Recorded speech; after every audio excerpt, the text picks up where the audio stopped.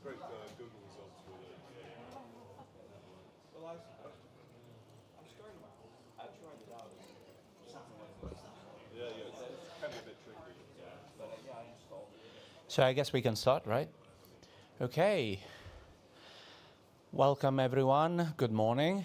Sorry, I'm just a little bit, nervous, let's say. It's my first presentation after so much. So welcome to State of Wikifunctions 2024.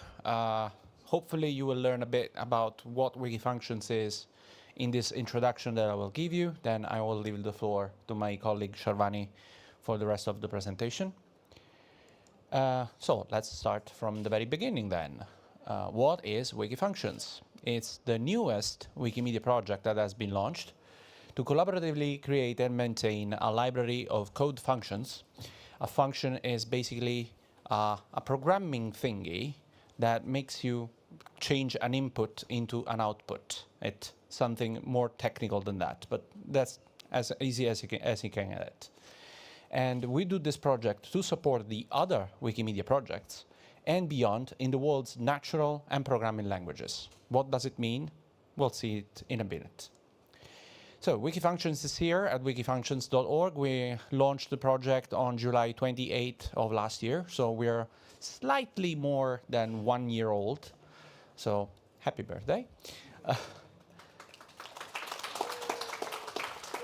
And now, for the fun part, here is a function. What is a function? So basically, what we have here is on the left column is something that resembles mostly Wikidata. It's a label, description, and aliases.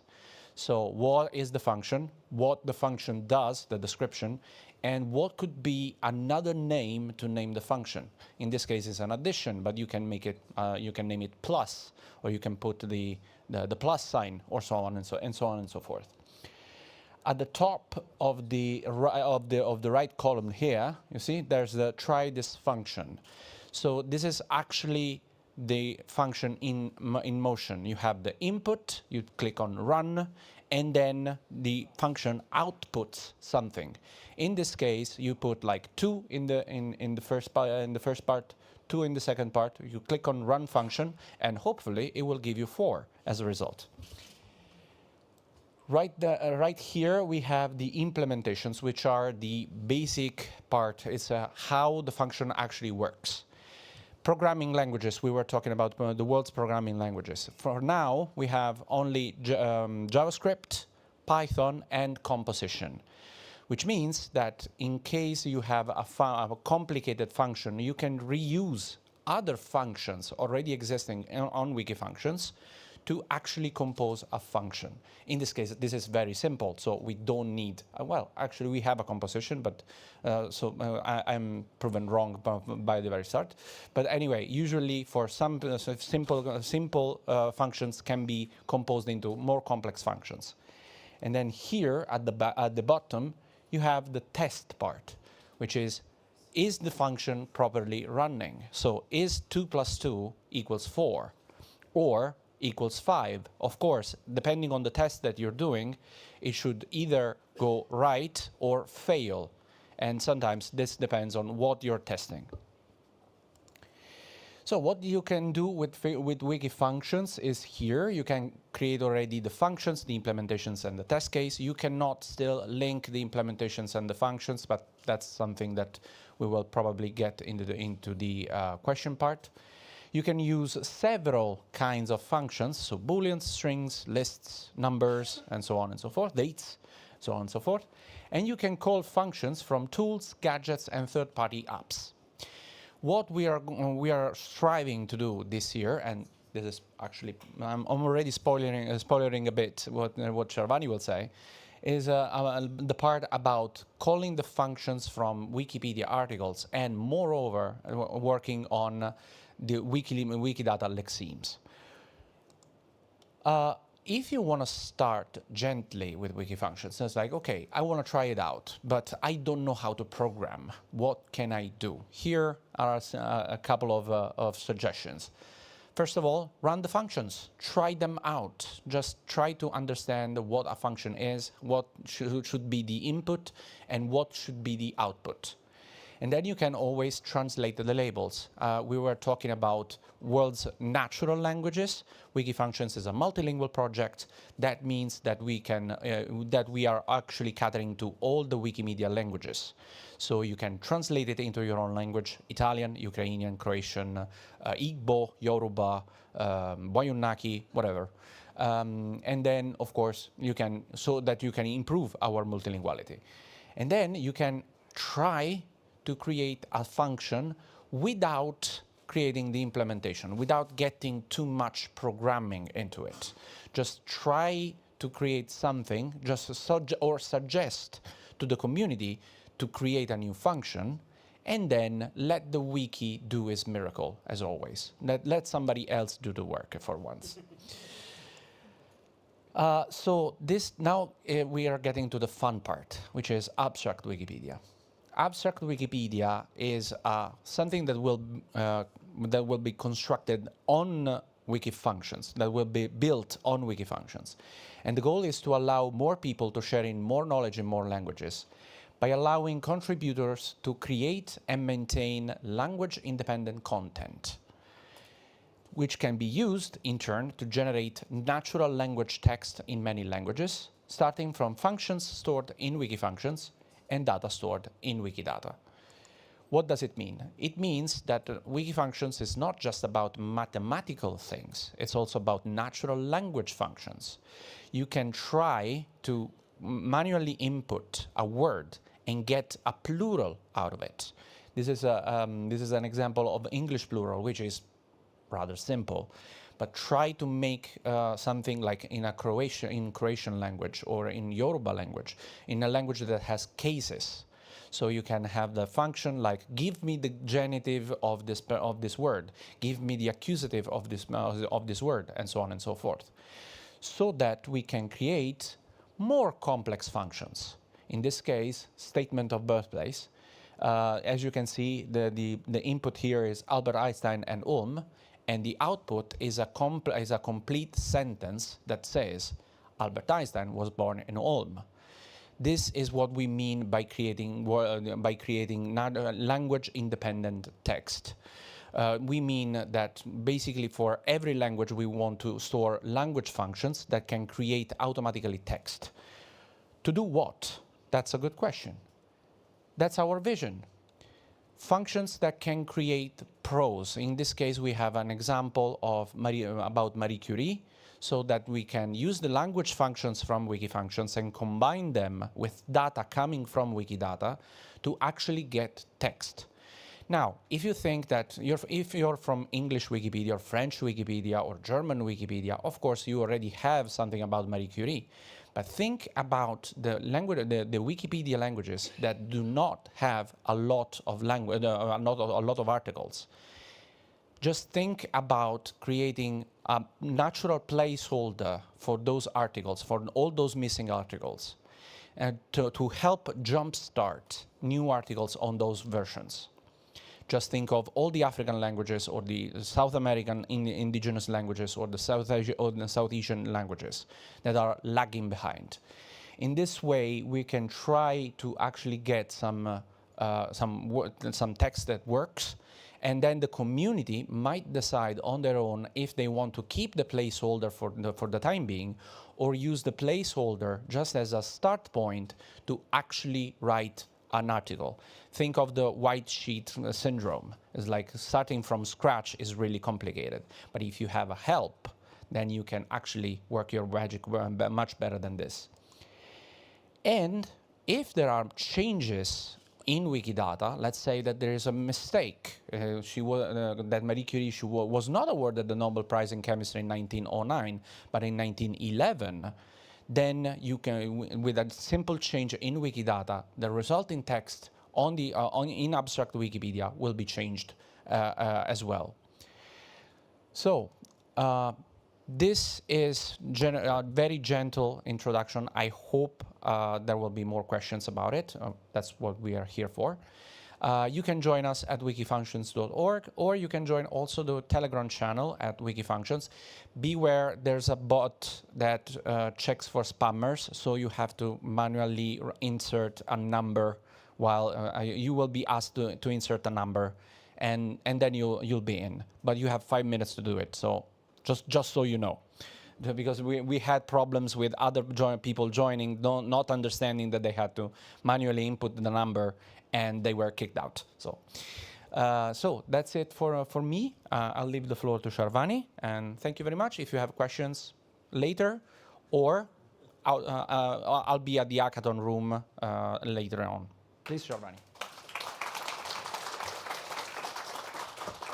Thank you, Luca. So with that introduction, I think we all have a little overview of what Wikifunctions is all about. It is a powerful code base of functions. More importantly, it's our central infrastructure to one day have really meaningful abstract content, and to one day have really useful abstract content and like automated translated content. We released Wikifunctions a year to this date, as we discussed. I just want to walk you through what we did in that year and how our numbers look after a year. And I also want to give a brief introduction of what we plan to do in the year to come. So since our deployment, we have had about more than 2.6 million page views. The way we count a page view is every time a web page is requested in the context of Wikifunctions here, of course. And our monthly numbers are at 249K. This is a particular month, and we have grown up to that. It could be more or less, depending on which month we are looking at. More importantly, I want to point you out to the daily data. Our daily data was around 2,000 page views when we started last year, and we are now at 10,000. That is about a 400% growth. And anytime there is such a huge growth, there's a nice story behind it. So I want to walk you through that story. What all did we do to get there? So when we released Wikifunctions, it was a limited release. It was read-only. Not everyone could edit and create Wikifunctions as today. But within a few quarters, we democratized it and opened up to all Wikipedians for editing. And we also opened up our API for third-party use of our functions. And we have some tools, wonderful tools generated because of that, which I'll come to in the slides forward. Just to create some security around what kinds of functions get created, what implementations get created, because it's a sensitive area, we created the role of functioneers. These are special rights given to certain users who can connect an implementation to a function. If you're more curious about how to get these rights or whom to contact, I've left a link over there. Please access it in our slides. Just to give you an overview of what the functioneer right looks like, the button over here, whether you can connect or disconnect an implementation or a test, comes with the functioneer rights. So do the checkboxes next to it. The second part we did is we closely listened to community, be it design or be it any kinds of useful suggestions. One such suggestion was when we first deployed Wikifunctions, we deployed it in two parts. The first part would be to gather the data, and the second part was where the code was actually getting executed, the more sensitive part. And we tried to do this within a virtual machine for security.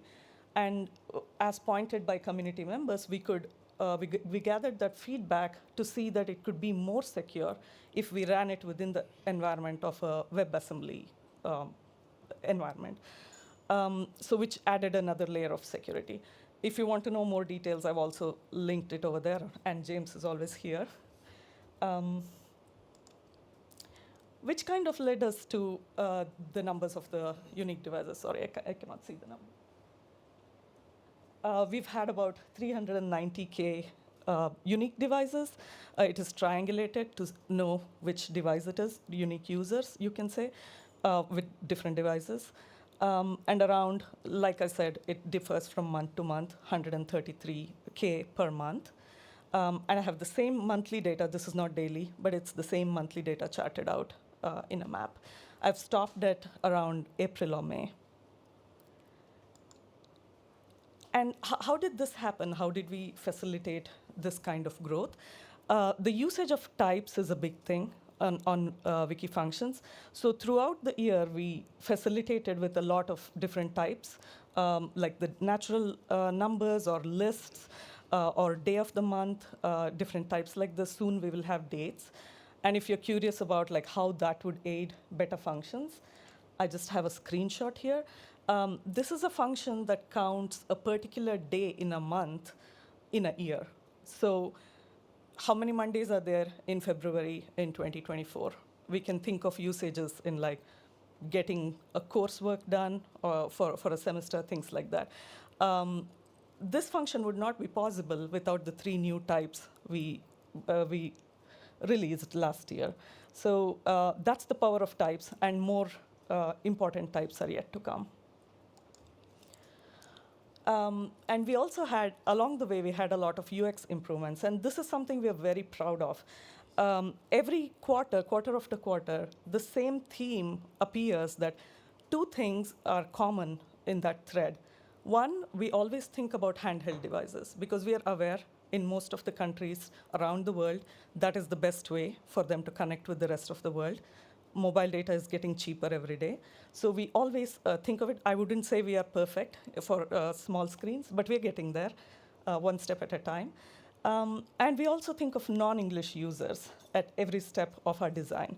And we are a very specially situated team in that way, because it's not so much as we are helping the multilingual users. It's almost as if we depend on them. We want functions to be created in your own language or non-dominant languages, underserved languages. So I feel in that way, it makes our team special. Other than this overarching idea of improving the UX of the product, we also have particular UI improvements which make it just easier to use Wikifunctions. I didn't want to get into details of too many, but I just wanted to take one example. Earlier, we had this design of splitting the function about, there's an about page, if you can see, and then a details page. The about tab would have details about the function, and you could run the function through there. But if you wanted to know anything about the function of the implementations or the tests or anything about the function, you'd have to go to the details page, which was a little not free-flowing. So our designer came up with this idea of, this was also consistent with the other designs we had within the product. But this was more understandable. Everything was in one place. Small improvements like this, I feel, help users feel more motivated to create functions or understand functions that are existing. This is the function statistics we have, and the best part is we crossed 1,500 this week in the Wikimania week. Yeah, yes. And we have more than 2,500 implementations and 4,400 and more tests to go with them. And functions are getting created everywhere. This is the part I said, like our third-party APIs are used to create tools. If you're curious about the Lexeme Forms tool that is on Wikidata, I've given the link of both what the tool is about in the Wikidata link, as well as directly to the tool, so you can use to generate word forms of new entries on Wikidata. We're also really proud that our community has created more than 33 different language functions. And just to show you how cool that is, I have picked 3 examples because we can't go through too many. I'm already running out of time. But these were some of the favorites. This is a Polish function. Yes. Is that right? It's natural number 1. Oh, awesome. Thank you. Thank you. And there is another thing I love about this function, not other than the fact that it's a natural language generation function, is that the label and the description is more prominent in Polish than its English equivalent. So it's a language, not the language, always to start with. It's unreadable anyway to me, but on the web page. Oh, OK, sorry. But I just took a screenshot just to show, but if you go on the website and access it, you'll be able to read it. This is a function in checking a Japanese character, Han Japanese character, whether it is a character or not, true or false. This is an Igbo function, which checks for vowels. So we have many great such functions in 33 languages. We have about 40 active users each month, spread across many different countries. I've just taken the top 10 countries. You can't see Taiwan and Ghana there, but overall, those are our top 10 countries. You see certain spikes when we have events like this. Wikimania would have created a spike for us. I thought it was just cool to look at this. We also have unique devices from more than 200 countries. I've only shown some of them, but our users are spread around the globe. So that was the year in review. What's ahead of us? We're building this really cool product within Wikifunctions with all its facilitation, but on its own, it could be more useful with an integration into some articles within Wikipedia. So that's the main goal we have for the year to come. And we have recognized a few target wikis based on different characteristics, their size, the availability of a working group for us to work with iteratively with them. Bengali, Malayalam, Hausa, Igbo, and Dagbani are our target languages for that. So if you are any of the community members in those languages, please reach out to us, or we will reach out to you. Please keep us in mind. So the way we are going about this is we didn't know where to start, so we conducted a research in the past quarters. You can see the research report. I've given a link to that. Out of those research outcomes, we'll choose one which is more feasible and what we can work with, and we'll prototype it in the coming quarters, and we'll build it locally and deploy it. And in each step, we want to iteratively design, build, test, and learn from it. And we'll have user groups helping us do that. That's the plan. The timelines are not strict, but we're going through them. We're learning new things as we go in each step. We also understand the gravity of using Wikidata inside Wikifunctions. It becomes more powerful, yes. So that is also one of our goals for this year. Just to show about the power of using Wikidata inside, this is a function for plurals in Spanish. And if there is no implementation, as there shouldn't be, but if you were to create an implementation, it would just be hard-coded and less useful than if you get data from Wikidata and actually see its form and singular and plural. More meaningful functions will come out of that integration. These are certain possibilities. We're not committing to this work, but these are the teams we have in mind. We want to work more with Wikidata team about the possibility of descriptions via Wikifunctions, or pair with the language and internationalization team for opportunities to see where Wikifunctions can be useful.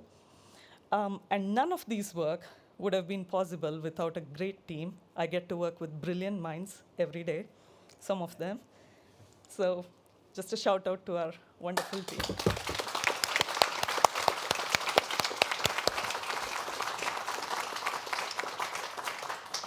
Thank you. If you have any questions, James, I would like you to field them. We need a mic. Yeah. Is there a microphone?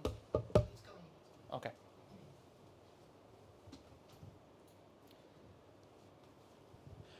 Just to be clear, these are all server-side functions. Even though JavaScript is involved, there are no client-side functions. Is that correct? Yeah. Okay.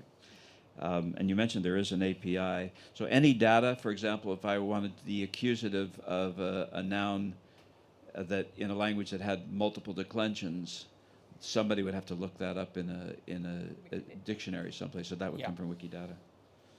Okay. Is the return always HTML or markup? That's for you. Hey, so the actual function call returns are custom JSON objects, but then the content within that is going to be a type, a Wikifunctions type. The ones that are going to get embedded in Wikipedia articles at first will just be plain text. Eventually that may be HTML fragments or something else. Eventually that could be a raw SVG file, like dynamically create a chart for you, or a sound file or whatever, right? Like it's not limited technologically, but we are gonna crawl before we walk, before we run, so plain text first, please. And sorry, I'm taking a bit, but one more. There are over 4,000 functions. How do I find the one I want? Yeah, so our search interface isn't brilliant yet. That's something we're kind of pushed off to later, but that's definitely, I mean, you type a word and see if it comes up. Hopefully it matches. There's a catalog that the community maintains which has a kind of listing of example functions. Okay. I give to you, you anoint. Okay. Those, yeah.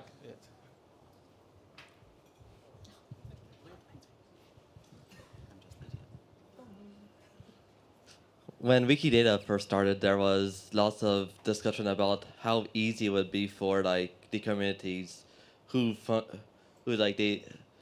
who is using data from Wikidata to like update that. Are we just adding an extra like layer of complexity to be able to edit Wikipedia and Wiki projects if like you have to like work on Wikifunction code?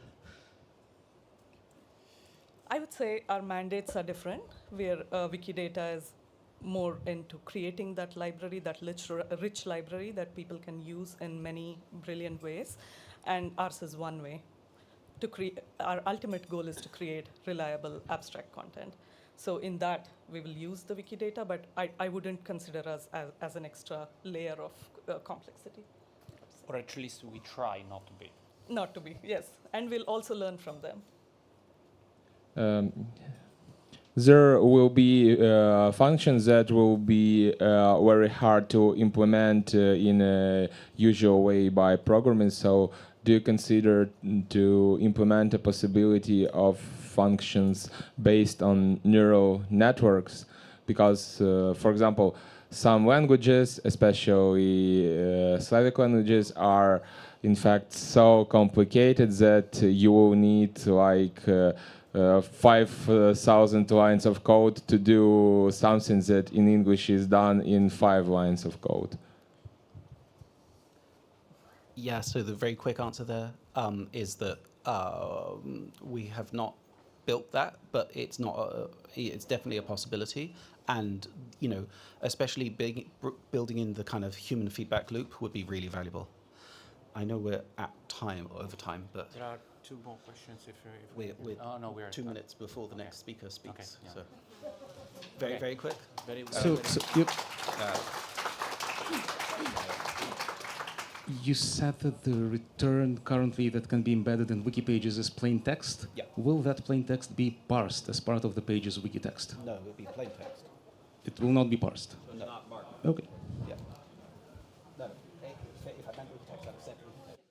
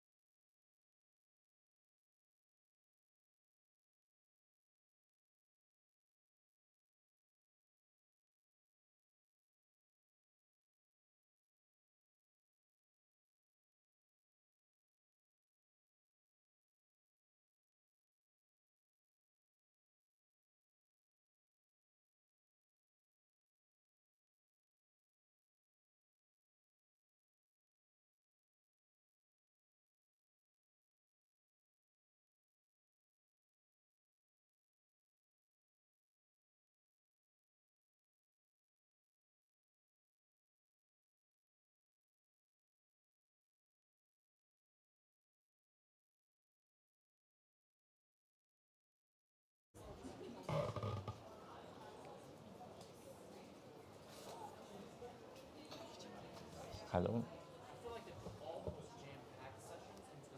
I know. That's how it works. Good. I am. We're just going to test it. Perfect. Okay. Thanks everyone for showing up.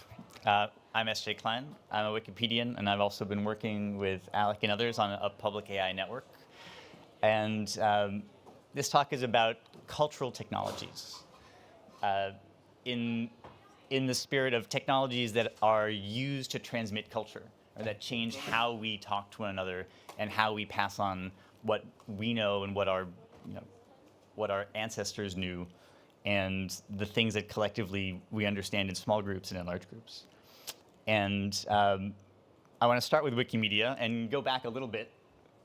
There'll be a little bit of a workshopping time in the end. I'm really curious what people here think we might want to design for upcoming cultural technologies.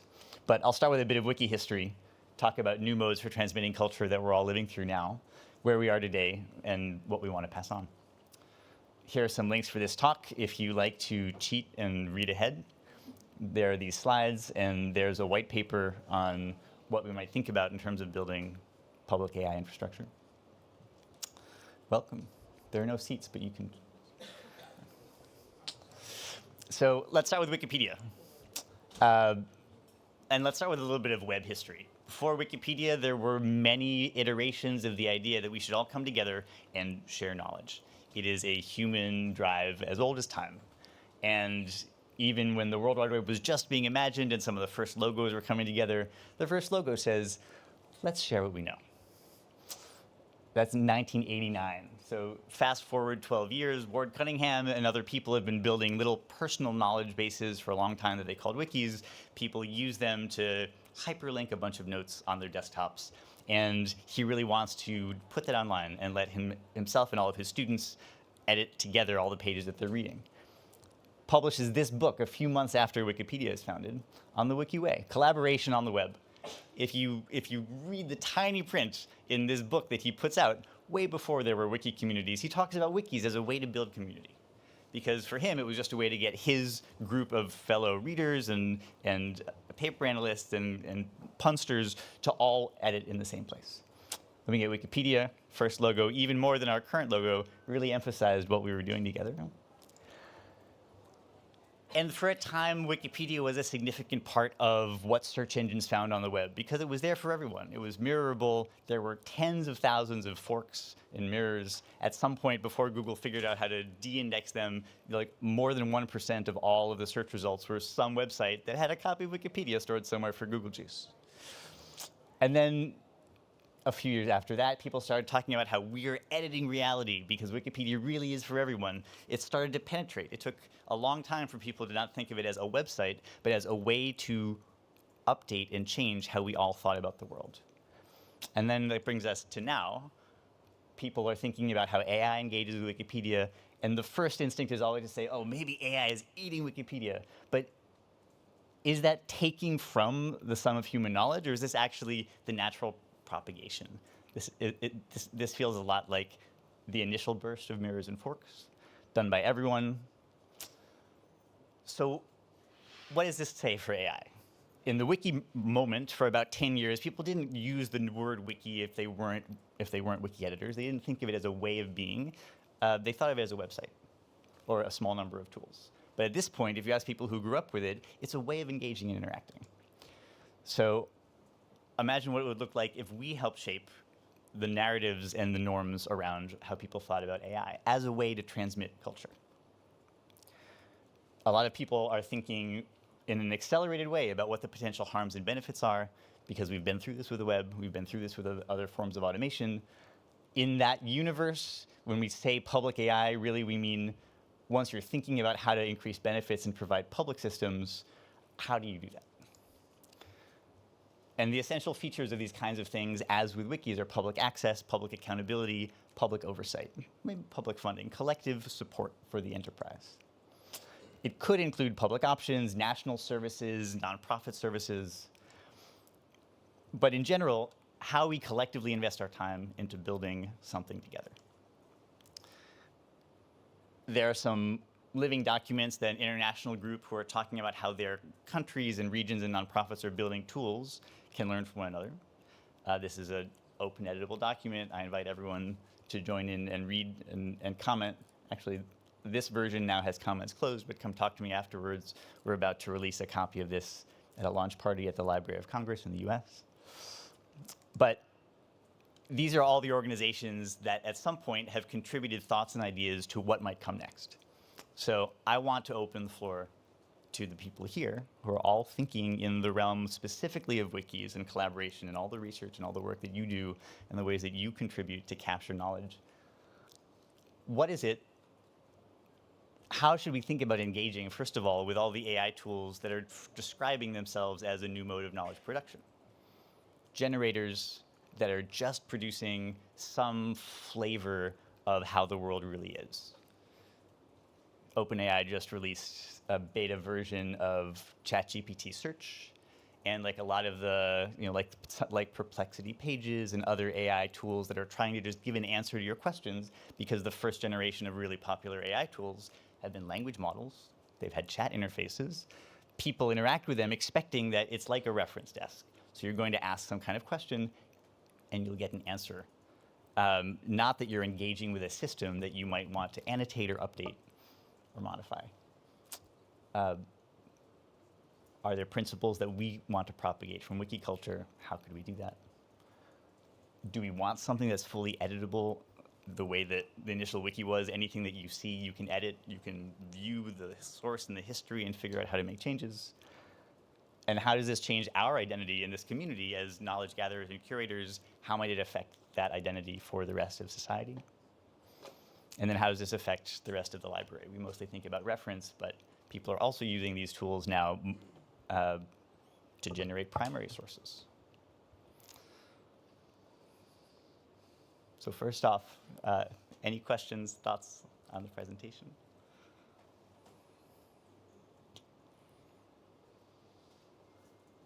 And secondly, if you have thoughts on some of these questions, I would love to hear them. How are you currently using generative tools in your own knowledge production or knowledge assessment?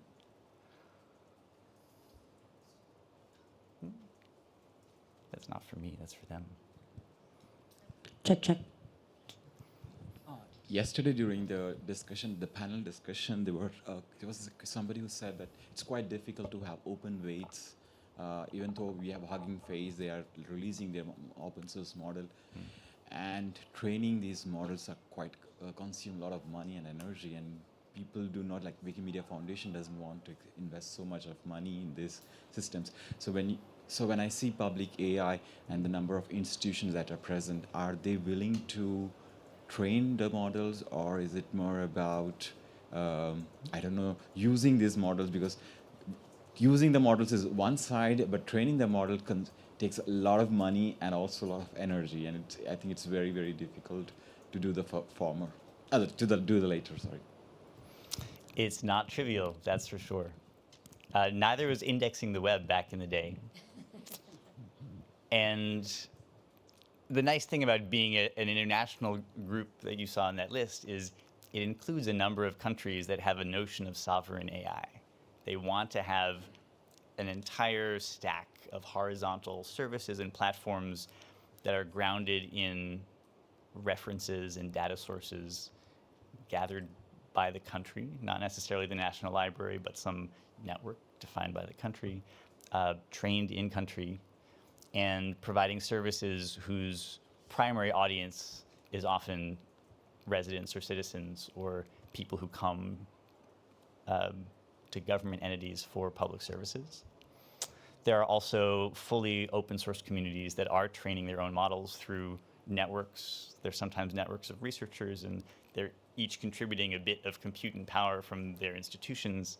But for a lot of uses, it's true that the cost to train the biggest, most interesting frontier model is that expands to fill the available funding. And so in the moment where there's a surge of funding going into a small number of orgs, the top of the envelope can be quite large.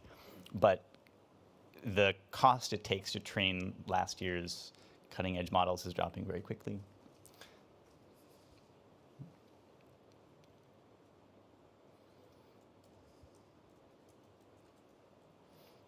Quiet audience. Let's try a different angle. Raise your hand if, when you think about the engagement of AI in knowledge production, you're primarily anxious rather than enthusiastic. Surely not just one person. So, thank you. So, in that sense, what are the ways that we can contribute to the community of knowledge production, which is growing up around those workflows that draw on the things that we've learned as a community that we think have been important in building real, lasting cultural knowledge?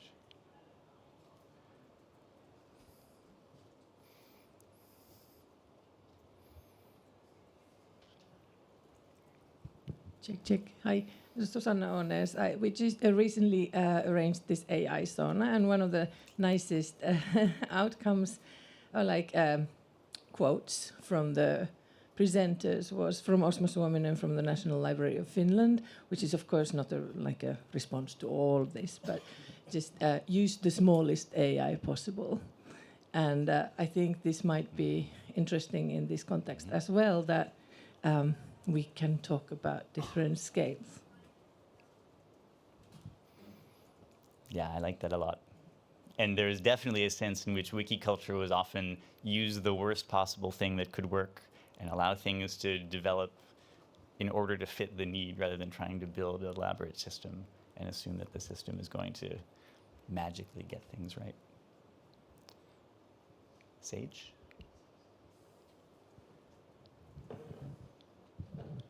From the perspective of transmitting and sharing cultural knowledge, I think one of the chief virtues that I see in wikis is the way that they let you dig deeper into the connections between things and dig into the sources and sort of figure out how the sausage was made, right? Most people don't do that, but the fact that you can means that you can interrogate what you're getting from a wiki in a much more robust way than you can with most other things, especially on the web, but even like books and other things. It's another level of being able to dig into it. And that's seems like what's almost entirely missing from most commercial AI technologies. So I would expect that to be kind of a central plank of what a public AI would do differently. I like that a lot. There's this nice project out of Stanford called Storm, which is a project that tries to generate densely referenced article-style overviews in response to queries. And they are explicitly thinking about matching some of the Wikipedia feel and style. And one of the nice features of their tool, if you search for oval-storm, you can find their GitHub repo. When you get an output rendered from their system, they have a little button that says, see the brainstorming. And they just show you how they broke down whatever you wrote into a step-by-step sequence of questions. And you can see the answers to a lot of those questions is actually, I don't know. So they've added some umbrella context that says, here's a threshold below which we don't want any answer, but then you can see the individual responses. And I don't think right now you can edit the components, but presumably the affordance is there. Hello, I'm Harald from German Wikipedia. My biggest concern about AI is the feedback loop.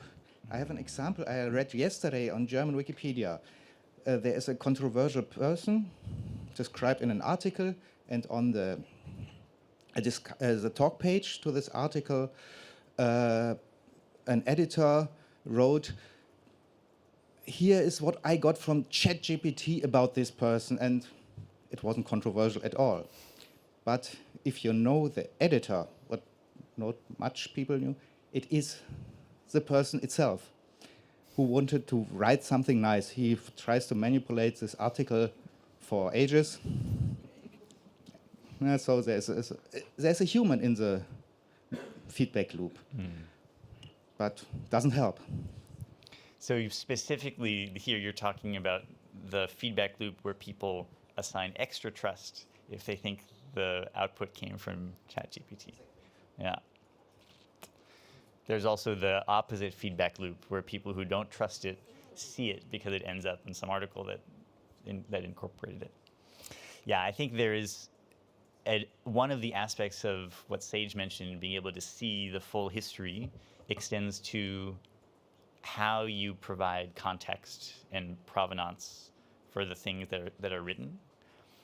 And one of the wiki norms that I wish we would find better ways to name is the way we do dense inline citations.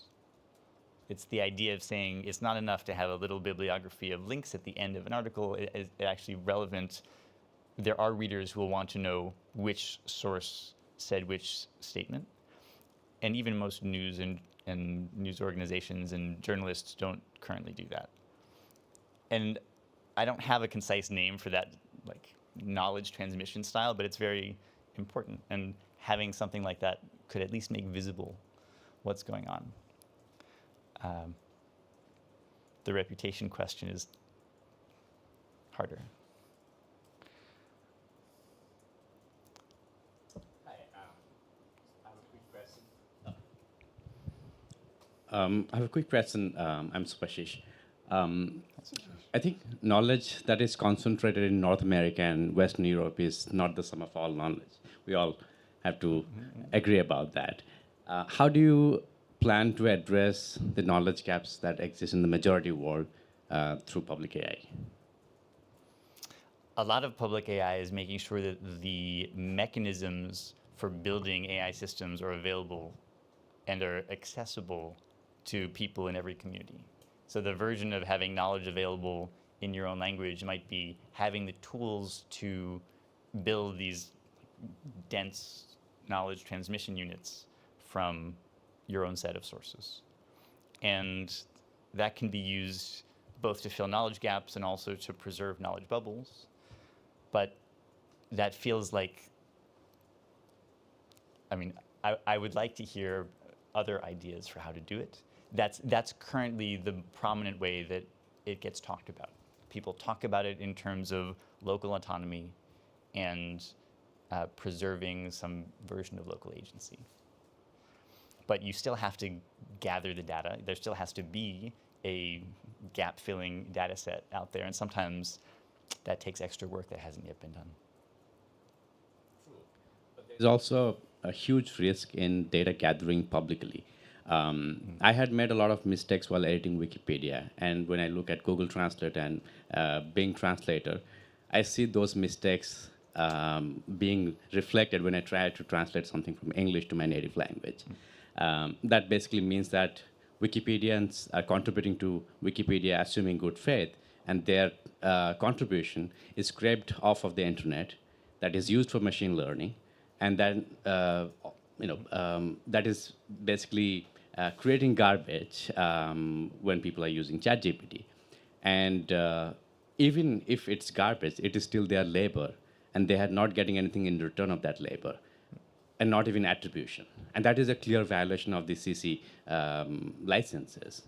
There has to be attribution. So yeah, I'm a little bit unclear how public AI would address these particular issues. As another colleague said, it's really expensive to build language models.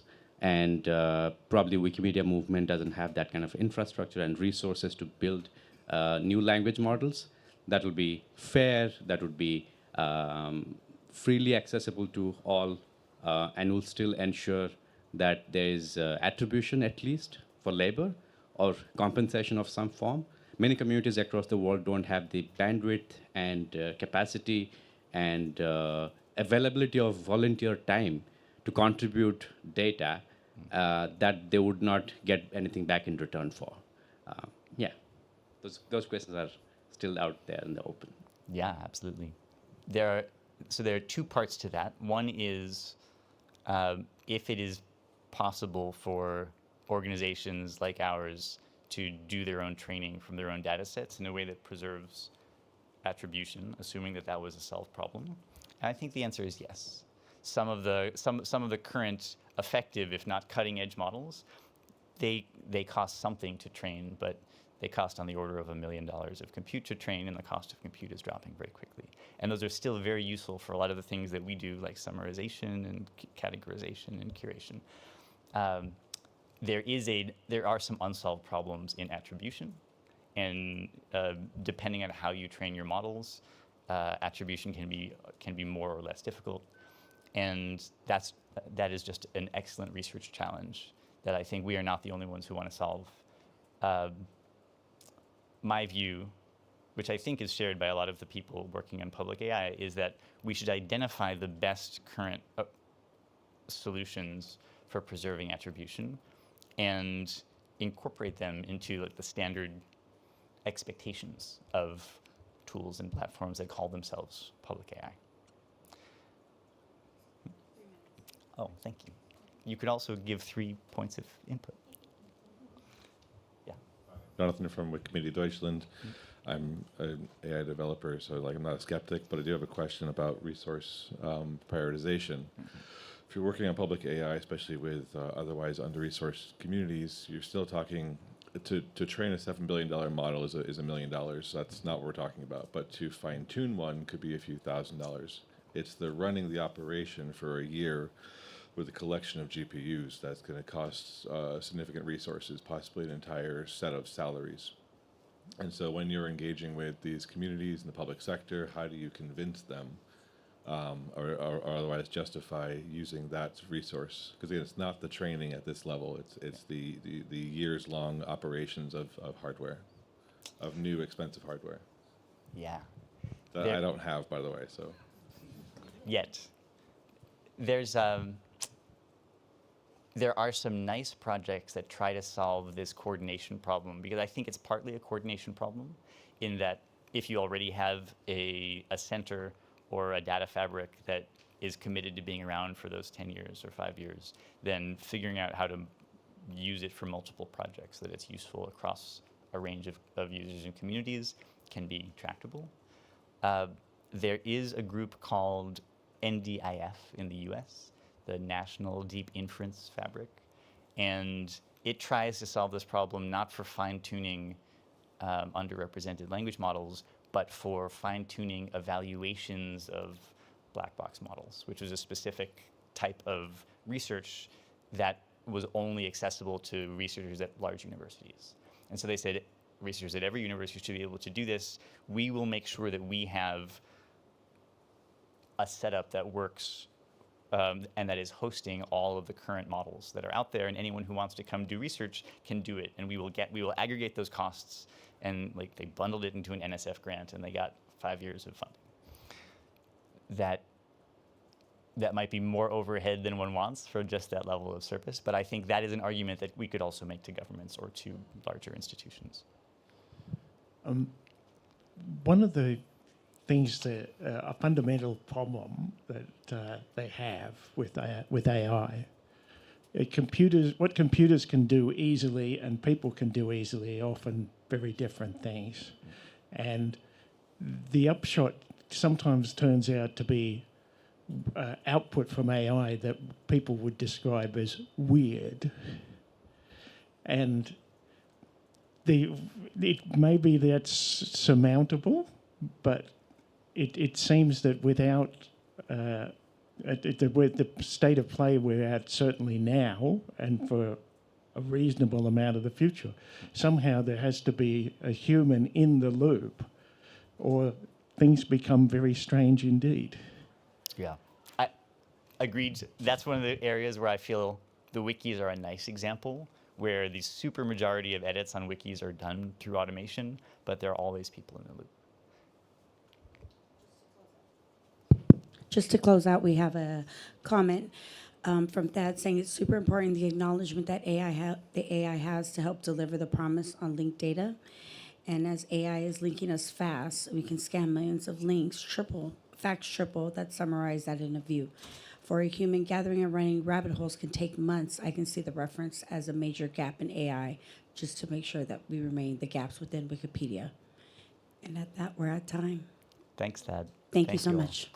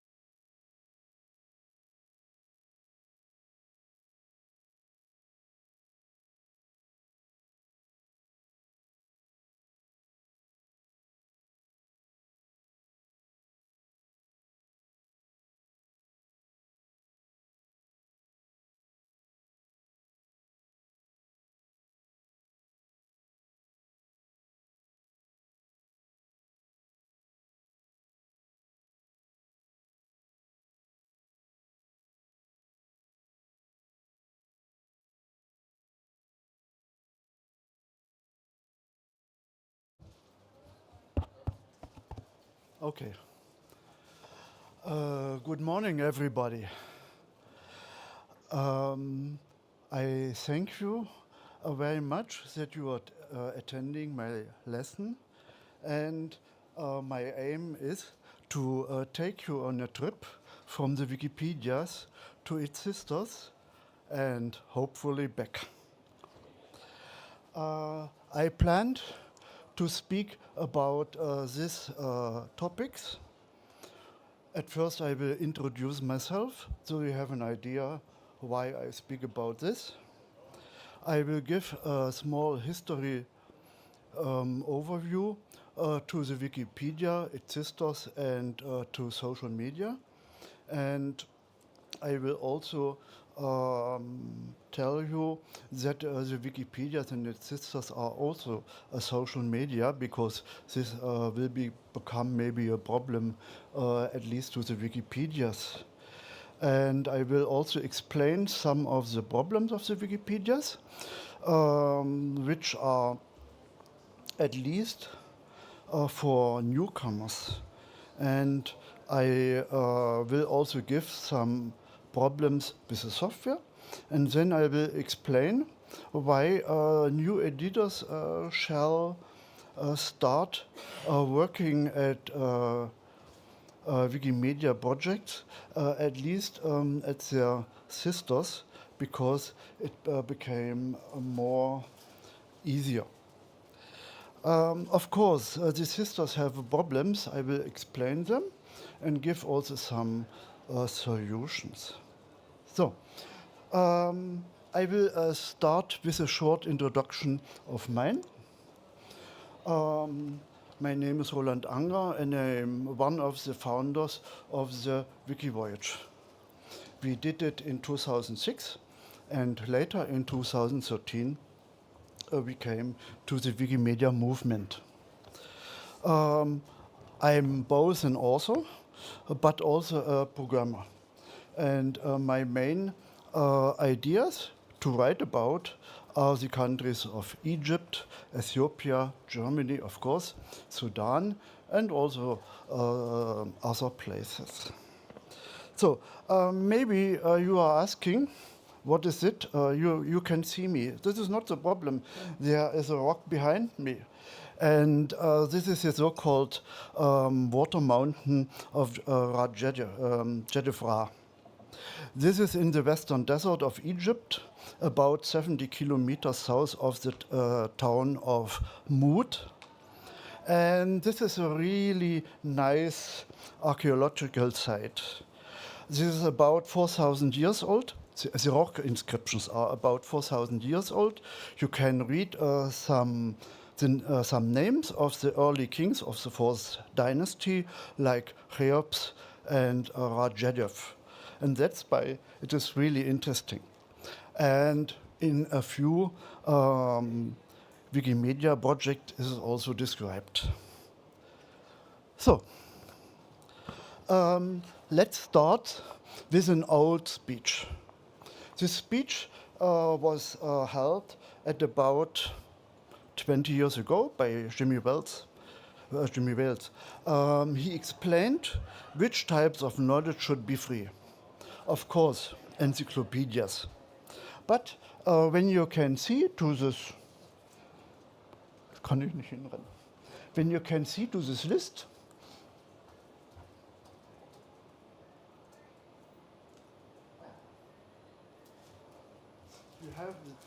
you have there a row, and there are written travel guides. Fortunately, now travel guides belong to the universe of Wikimedia. So at least Wikimedia movement does not consist only of Wikipedias, but of several sisters. I will give you some ideas later. I will give a short introduction about the history. Of course, there was a collaborative work since the beginning of the internet. I have an example of the Internet Movie Database, which started in about 1990, in the beginning of the 1990s. About 10 years later, Wikipedia started. this was really a good point in time, because the social media started somewhat later. I gave some dates. For instance, Facebook started 3 years later than the Wikipedia. And at least TikTok started only about 8 years ago. So, so you can see that the Wikipedia was one of the earliest encyclopedias on the web, but one of the earliest social media services. So, but now we should think about today. If any newcomer will come, which things he or she was about it are interested in. There are several things. Of course, there are some people who want to contribute some new knowledge. Of course, this is maybe the most interesting kind of people. But there is a small problem. They will do it now. And you know that it's not so easy to start now at the Wikipedias. Of course, there are other things they think about. For instance, they want to have only pass time, or to have fun, or at least also to make self-expression or to get recognition. All these are maybe types of interest of new authors. So, but what's now the current situation? We have a decline of the number of authors, and also the relative increase of articles is declining. Of course, it is because a lot of things are done. But we have also the problem that a lot of, or that some authors are leaving the project for several reasons, and we should replace them by newcomers.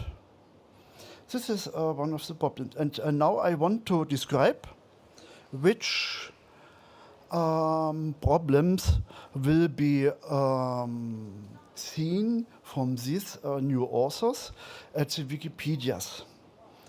The first thing, normally, it is the power of Wikipedias. It is the huge extent. There are so many articles already written. And on the other side, but this is not a problem, but this is, it is by definition. We have only a reduced scope of knowledge which is represented in the Wikipedias. So, the main question maybe would be, what else can I write about? Because in the English Wikipedia we have 6.5 million articles. Yeah, what to write? And also at the Wikipedias, in some cases, we have a really specific knowledge. For instance, from the sciences, and I gave a small example, for instance, the string theory in physics. I think there is nobody in this room who are able to contribute to this article. This is really complex, and also me as a physicist would have some problems. So, but the other problem is there are some topics of general interest which are not presented in the Wikipedias. And I have two things, I think, two examples to present. One is maybe cookbooks. Why not? And the other ones are guides and instructions, which are also important, but they did not they are not included in the Wikipedias by definition, of course. The next problem I have is that there are a lot of regulations. For instance, in the German Wiki Voyage, we have about 100 pages of regulations. But it's not few. It is few. Because when you see to the Wikipedias, you cannot count them. And so it's really difficult to know what is allowed, or how to write all this. Yes. The next one is, and this is one of the main questions I got from other people. Do you have citations? Yes, we have it. But it is not necessary to use them in an extensive way, like at the Wikipedias. And the next one, this is maybe not a problem of all the Wikipedias, but at least at the German Wikipedia, you have to flag articles. It means if an anonymous user is making a change or writing an article, it is not published. It would be published only in future after anybody has flagged this change. Maybe one of the next problems is that we have a web design which is a little bit out of the state of art. I have a photograph from the German Wikipedia, but we should think about these new authors have some experience with social media, and they know how to work with them. And then they are seeing the Wikipedias. And I have also a photograph of the timeless, beautiful web design of the German Wikipedia. I think it's maybe not really attractive to newcomers. But maybe one of the biggest problems I have, I will show you on the next slide. There is, of course, it's a little bit depending on the language of the Wikipedia branches. There is sometimes a toxic behavior. The newcomers get information on their talk pages, and often the authors of these discussions use sentences which are insulting the newcomers. There are a lot of ideas why should this happen. I have wrote some courses. Maybe also the authors insulting the newcomers, anonymous ones. Or at least they have a username, but this username is also anonymous. Maybe sometimes people like administrators also use their influence, their power on the wiki to insult the newcomers. Also, that people are not respecting at least the newcomers. And maybe one of the main reasons why we could not solve these problems is that there are not so many people who are arbitrating in this situation. And the result is, or would be, that the new that the newcomer will escape from the Wikipedias. The problem of this toxic behavior is now already a topic in scientific investigations by sociologists and so on. And I have an example of this. In this article, the authors are measuring the time between some toxic words given at the talk pages and the time when the new author or when the author is leaving the project. Okay, but there are also some problems in software. You know them all, I am really sure. So, of course, it is not easy to write or to create a software which can cover all the demands of the project. And the another one is that sometimes the time of programming these or new tools is long. It takes sometimes years to overcome some software problems. And at least the programmers in the project itself cannot compensate the lack of programming, at least at the MediaWiki team.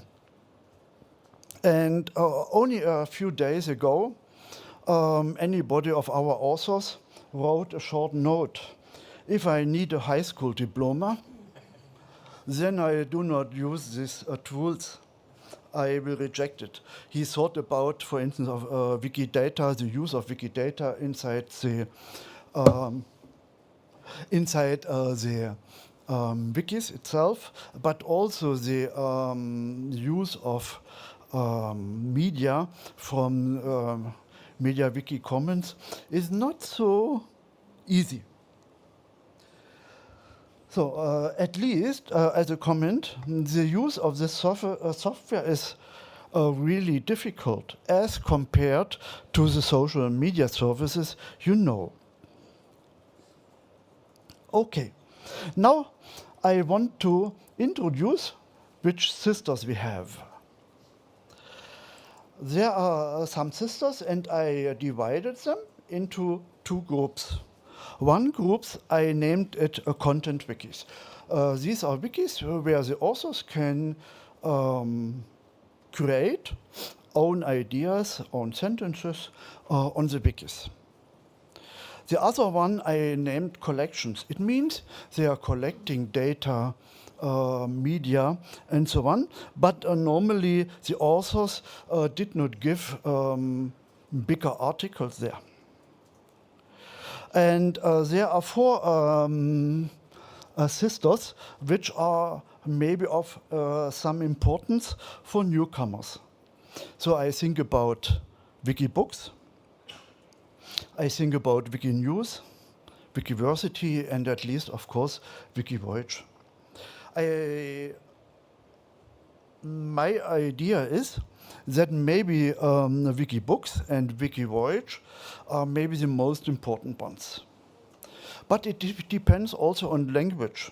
For instance, in the German community, they do not like Wikinews, but in the Russian movement, they like Wikinews. So it depends a little bit on the language. And at least up to now, we have not so many languages for Wikivoyage like Wikipedias. So maybe we cannot offer Wikivoyages in all languages you can think about. But the next slide I will show what we can offer when we are a sister project. The sister project have smaller numbers, have a smaller number of authors. And that is the reason that we can give all the newcomers welcoming and supporting help and support. Yes, we can be friendly, really, because we have not so many newcomers to deal with them. The number of our articles and rules are smaller than these of the Wikipedias. So the newcomers can find them faster. The creation of new articles is easier because when they are pressed on submit, it is submitted and all people can read it. Of course, we have also sometimes a problem with vandalism. But this is really seldom. Most of the authors will contribute in a really good manner. So the few cases of vandalism can be reverted by our admins. The next, I will also give you an example on the next slide. We have a well-defined structure of articles. Of course, we must not speak about that. It is impossible to do this on the Wikipedia because of its big scope. But at the Wikibooks or at the Wiki Voyages, it's easier because most articles should really have the same structure, the same successions of sections and so on. And that's why it makes also easier to the authors. They can fill up all these sections with information, and then the article is maybe, I hope it's nice. And we must not use an academic speech. We can speak like on the streets, like between each other, to have a more colorful speech, and we can do it also in the Wiki Voyages. So, next topic, and I will also give you examples, is that we have a broader scope of experiments. Everybody can think about new tools, and we can bring it to work for all the authors, which is maybe also interesting. So we can have new authors, new programmers to our project. But maybe which is interesting, because we should also think that the smaller sisters should be a place of training newcomers.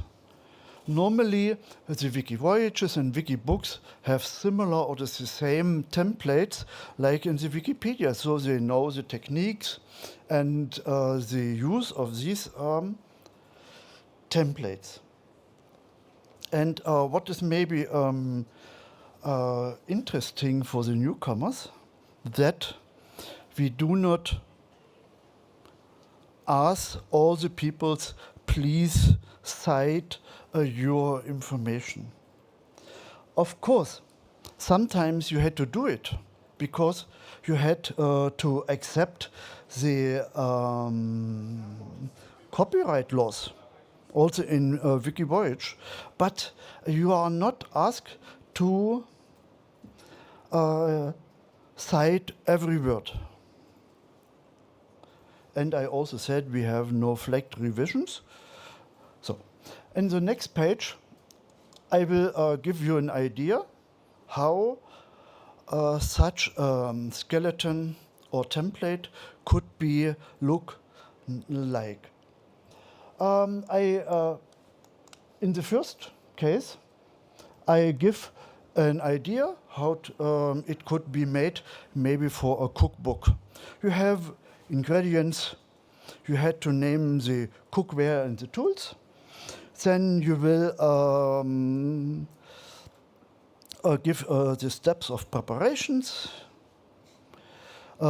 Maybe at end you can say how to garnish all these meals and how long it takes and the level of difficulty, maybe easy or really difficult.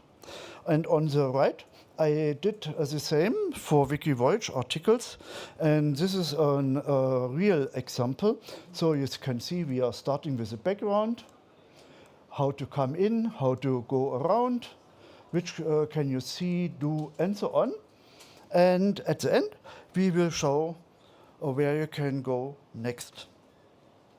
I also said we are more free in describing any additional information. We can speak more colorful. I give you an example of mine, what we can do, at least in WikiVoyage.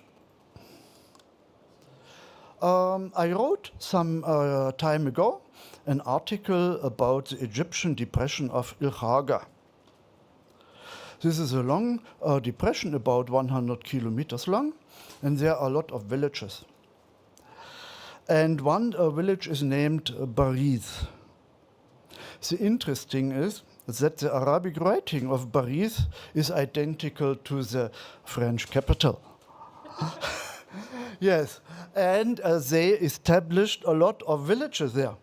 And the villages got the names of at least main cities in the Arabic world. So you can find there Baghdad, Sana'a, Khartoum, Kuwait, Palestine. Yes?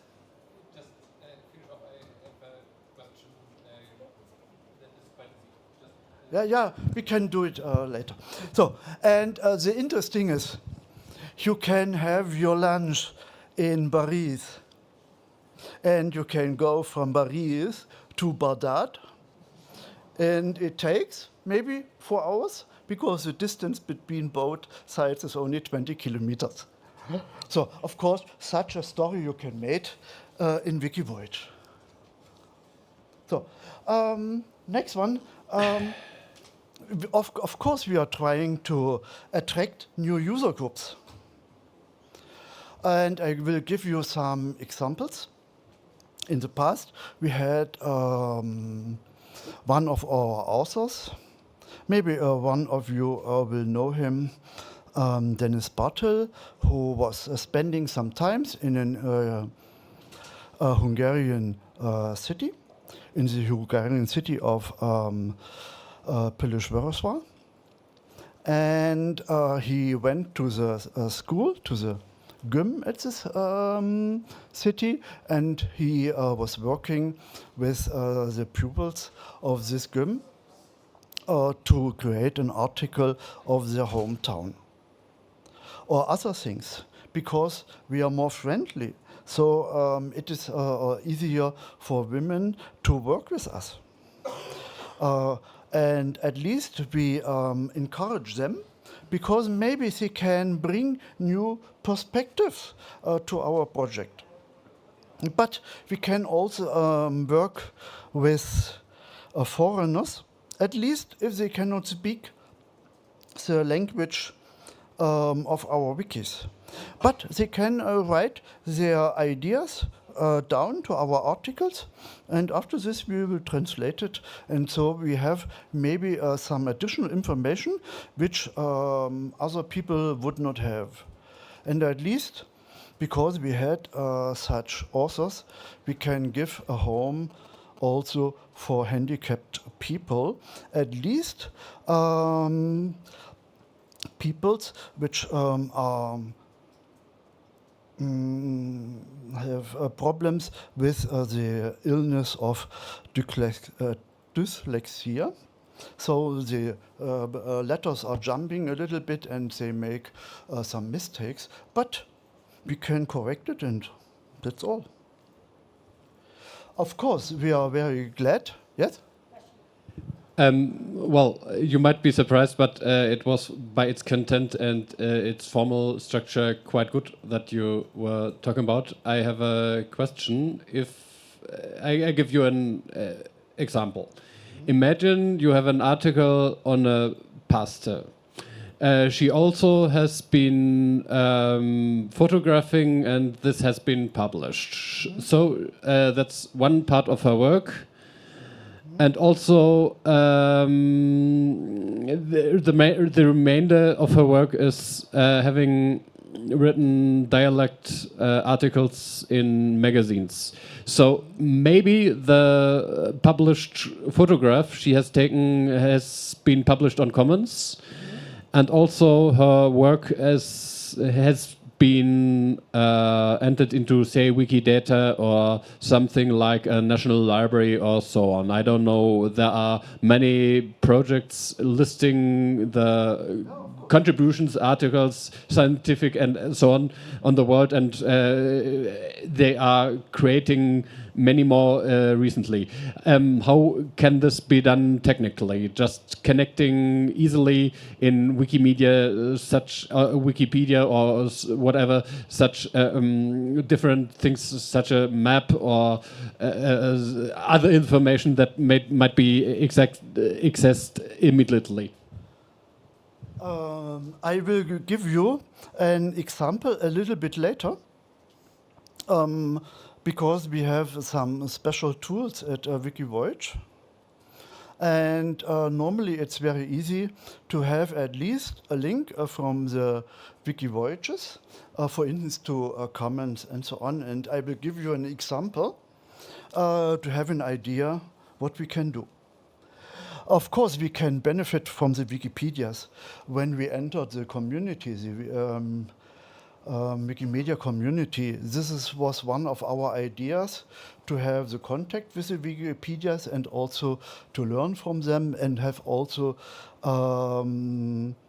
some bolstering from the Wikipedias.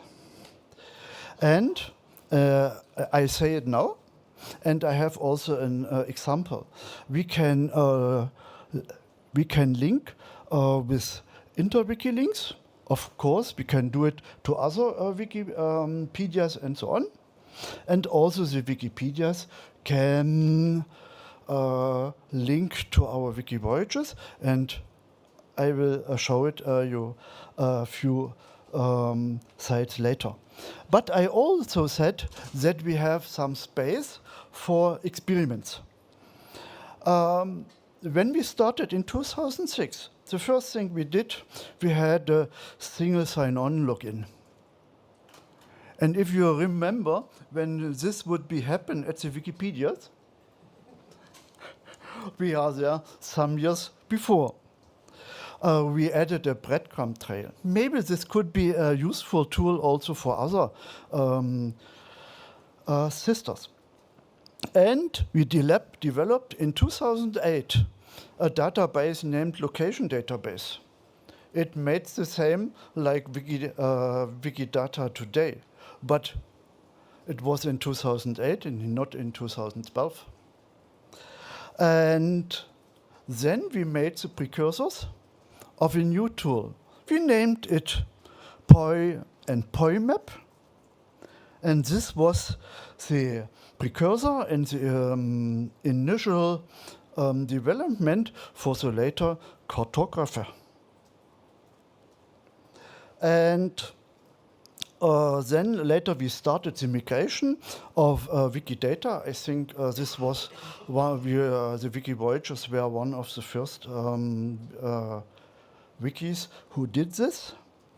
And now the Wikivoyages are that project who use this relatively seen by the article. At least every article, or maybe about 85% of our articles using Wikidata. Of course, in Commons, there are more Wikidata links. So, I have, I forgot to go to the next slide. By the way, this was our location database. And you can see it is in some points it is similar to the Wikidata now. But now I have an example what we can do with Wikidata. And then I hope I can answer your question. I give you an example of the State Museum of Prehistory in my hometown. It is well known because one of the pieces is now a UNESCO heritage monument document. So it is a sky disk of Nebra. So, and I show you the articles as it was written in German Wikivoyage and in Spanish Wikivoyage. And the only thing what the authors did is to write the short comment.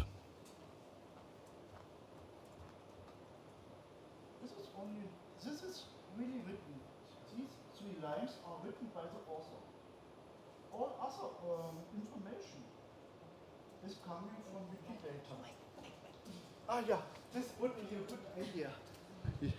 Yes, I said these 3 lines were written by the authors, and all other things, like the name, the street, telephone numbers, and so on, and also the opening hours, the entrance fees, and so on, came from Wikidata.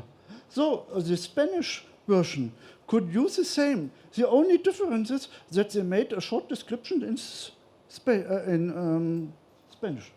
Yes. And what we do, we gave all the links you need to get additional information. You can jump to the Wikipedias, to comments, so you can see all the new photographs people made.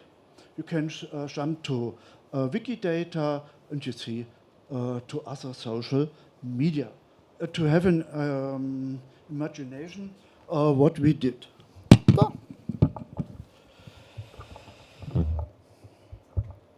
But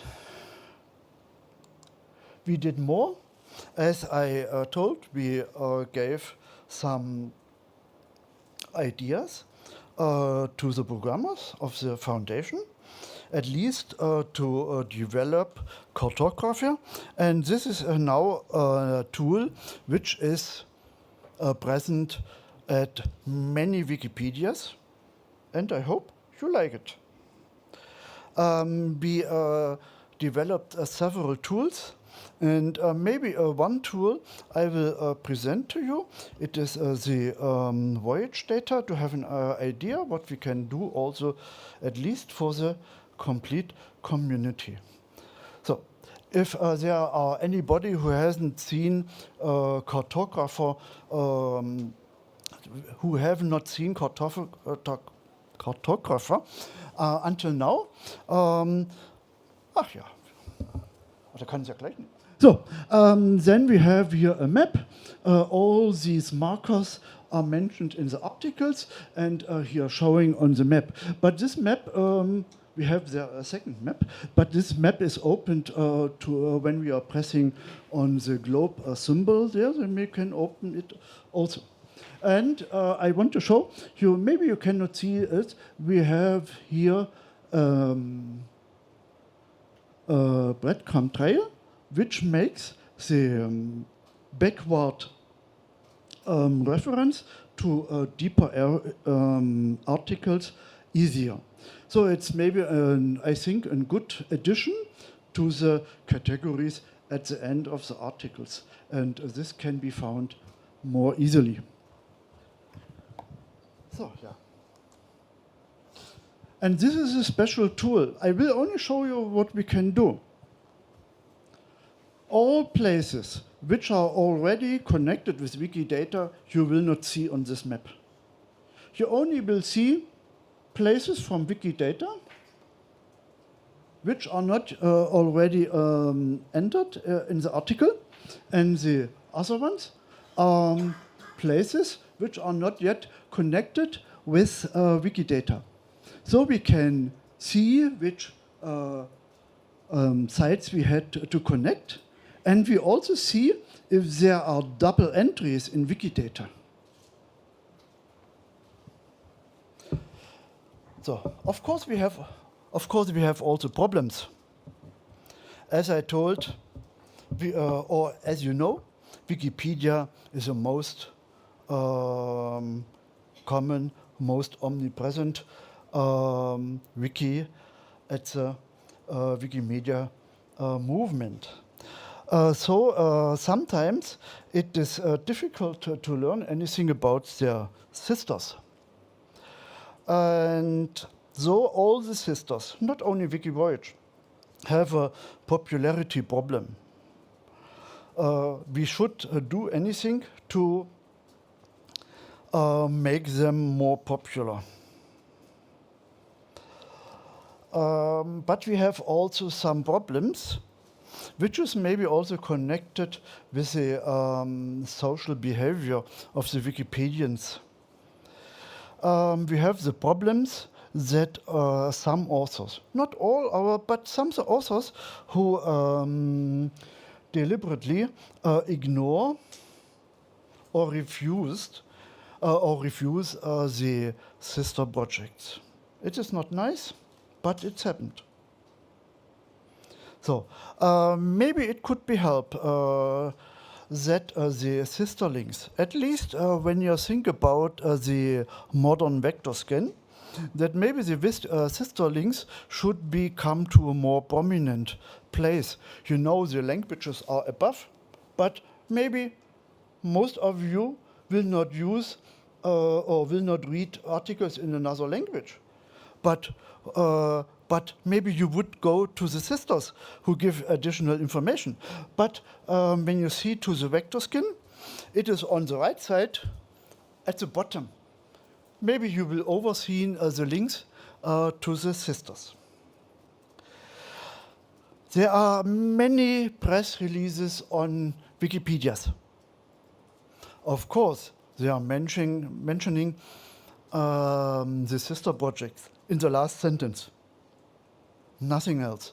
We should have more articles also on the sister projects. I hope so. And now we have the problem that most of the press reviews are done by the communities itself.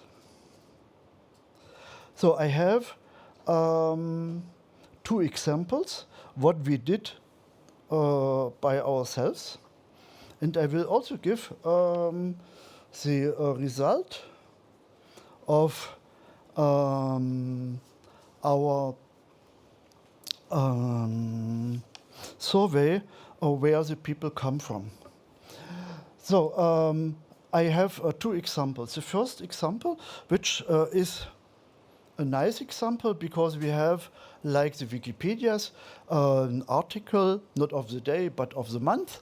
So the article is presented 1 month. Of course, we have not 6.5 million articles. We have only 20 or 30,000, so we can do it. And when we speak to the local press of these sites, often we get an article in the local press, in the local newspapers, and these people are usually really interested in doing this. But it depends a little bit on the size of the town. If the town is smaller, then the interest is bigger. If the town is really big, like Berlin or so, then they are not so interested in. But sometimes, we cannot use it every year. We can also use special anniversaries to have an article.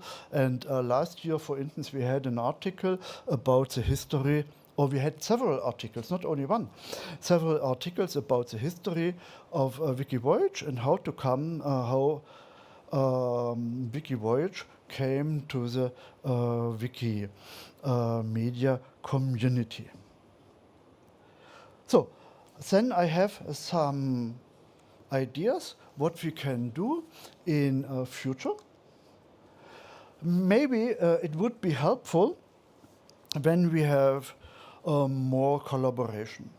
At least the collaboration between, for instance, authors of Wikibook or Wikivoyage within the several languages will already collaborate. But maybe we can initiate also some collaboration, maybe with the Wikipedias and Wikivoyage and Wikibooks, so we can have all the information we need, of course, in several projects, and they are interlinked, so we have no problem to get all this information, and maybe also to bring the interest of Wikipedia authors to the sisters, and maybe bring also the interest of sister authors to the Wikipedia back. Of course, you should have a genuine interest of both sides. So. But if you think Wikivoyage is an interesting tool, and what I can do, I wrote what you can do. So, of course, maybe you can write about your homeland or your hometown. Why not? You are the specialist. Or maybe last week you went to a nice place. Or this week you went to a nice Polish city. Maybe you can bring your experiences to these articles. For instance, within the last days, I was in several restaurants, and what we made, we brought it to Wikivoyage. So maybe any people will find this information useful. Of course, sometimes you can help collecting the opening hours for restaurants, for sites, and so on. The next one is, we have some phrase books. Maybe you can speak a special language and can help us to fill these phrase books, and so on. And of course, you can bring photographs to our project. That's. Now I want to conclude. We all knew that the numbers of authors is declining. The problem for newcomers who should replace at least these authors who are living is that they have maybe a completely different understanding of what we can do at the Wikipedias. And we should encourage them to work in the projects of the Wikimedia. And the problem is, maybe if they are working in these projects, maybe they could be frustrated because they are thinking it's all easy and similar like social media. But maybe with the smaller sisters, we can help them to become acquainted with these work on the sisters. So it would be helpful if the sisters will become more popular. Then maybe it is easier to find them. But if you are looking for some locations all over the world, maybe at the English Google or the German Google, you will find often the locations on the first page after search. So, at least I want to thank you. Thank you for your interest in my topic. And at least I want to wish you a healthy stay at Katowice. Have a safe trip, at least when you're going back to your home cities. And I hope that you will get a lot of new ideas and acquaintances. Yes, that was all. Of course, what's happened? Just to let you know, we have 4 more minutes. Ah, yeah. So, of course, there's also the photo credits. So, hello. I have a question. And when we have, for instance, we have some informations for site from Wikivoyage, and we can add this in your project. Yes. What is the best way we can do it? I think the best way is, if you're logged in, you have no problems. You can go to the pages, go to the sections where the information you have should be added, and you can do it. It's really simple. There is no flag revisions. You can see it easily. Of course, the best way would be, if you have maybe some opening hours, then you should bring it first to Wikidata. Then you must not make any addition at the Wikivoyage, because the data will be fetched automatically. Okay. And the next question that I have a lot of pictures from one city from my last visit there. And so have create categories of comments and so on. And now you have a lot of data for this town and it's lost in your project. Which people you or your community do this included? Automatically or for? It is automatically. Okay. Because if the site we have is connected with Wikidata, then we are collecting about 60 parameters of Wikidata to introduce this to our pages. For instance, we are also presenting the links to booking.com, agoda.com, and so on. About 60 parameters we are using from Wikidata. Yeah. Hello. And to close out, we have a comment here. Sister projects can also complement Wikipedia by having very different inclusion criteria and more relaxed notability standards. Yes, correct. That's the comment. Yeah, the comment. It's really, Awesome. it's really correct. Thank you so much. Have a good one. Bye. And we're at time.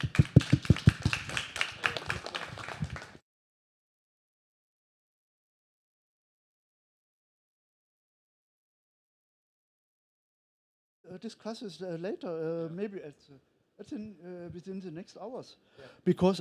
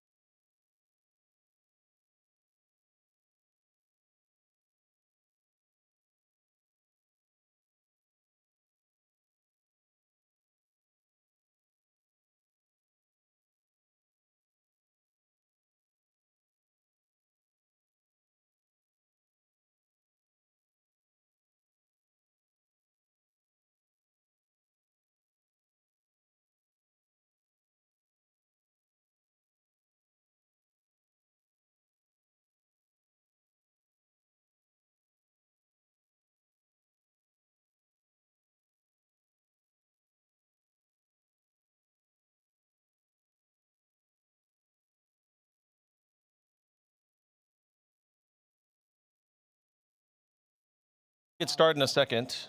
SJ, you want to come up and...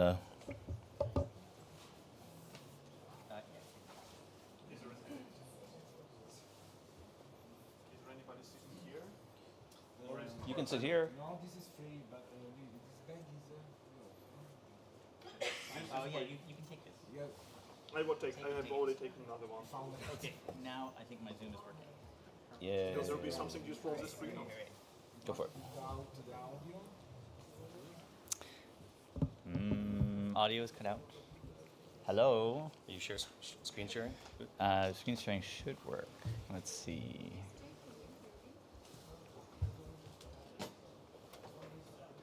I can hear you.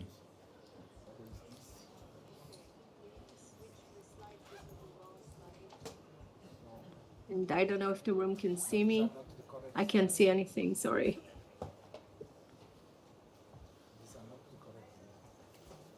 What does Shani want to give some opening remarks? Oh, I see. Who put up the AI-generated image slides? Not me. Aha. Do you want me to just share screen, SJ? Can you hear me when I just speak into the room, Shani? Very, very Faintly. like yeah, very, very low. I see. Awesome. I can share my screen, but we still have the images slides up there for now. Yeah, can you come closer to the mic maybe? How's this? Much better. Oh, good. Okay. Excellent. Awesome.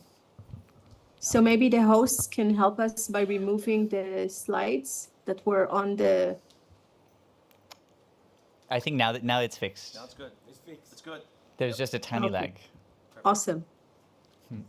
Perfect. Shall we Okay. begin? Let's begin. Welcome everyone to this hybrid session. Thanks, Shani, for bringing us all together. So do you want me to say a few words, SJ? Yes, please. Okay. Hi, everyone.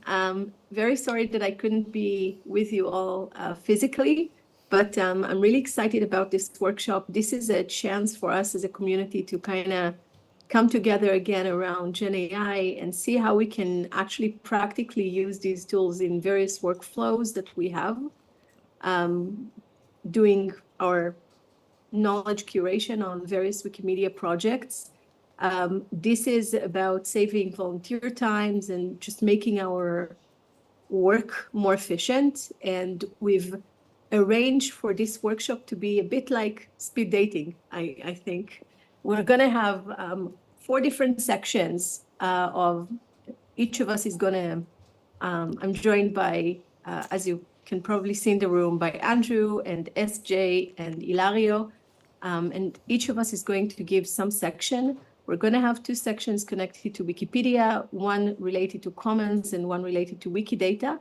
And this is about really picking your imagination and hopefully inspiring you to play around with these tools and see what you can do to improve your workflows and save really important volunteer time. So I hope you'll enjoy it. We're obviously not going to cover everything, and we have the constraints of the room.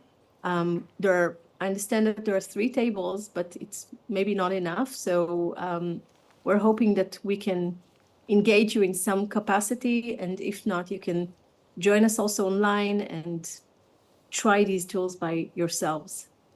SJ? Thanks, Shani. Some of these tools you can play with reasonably well on your phones if you only have a mobile device. But we're going to show you the workflows assuming that you have a little more screen real estate. And here are some channels where you can already engage.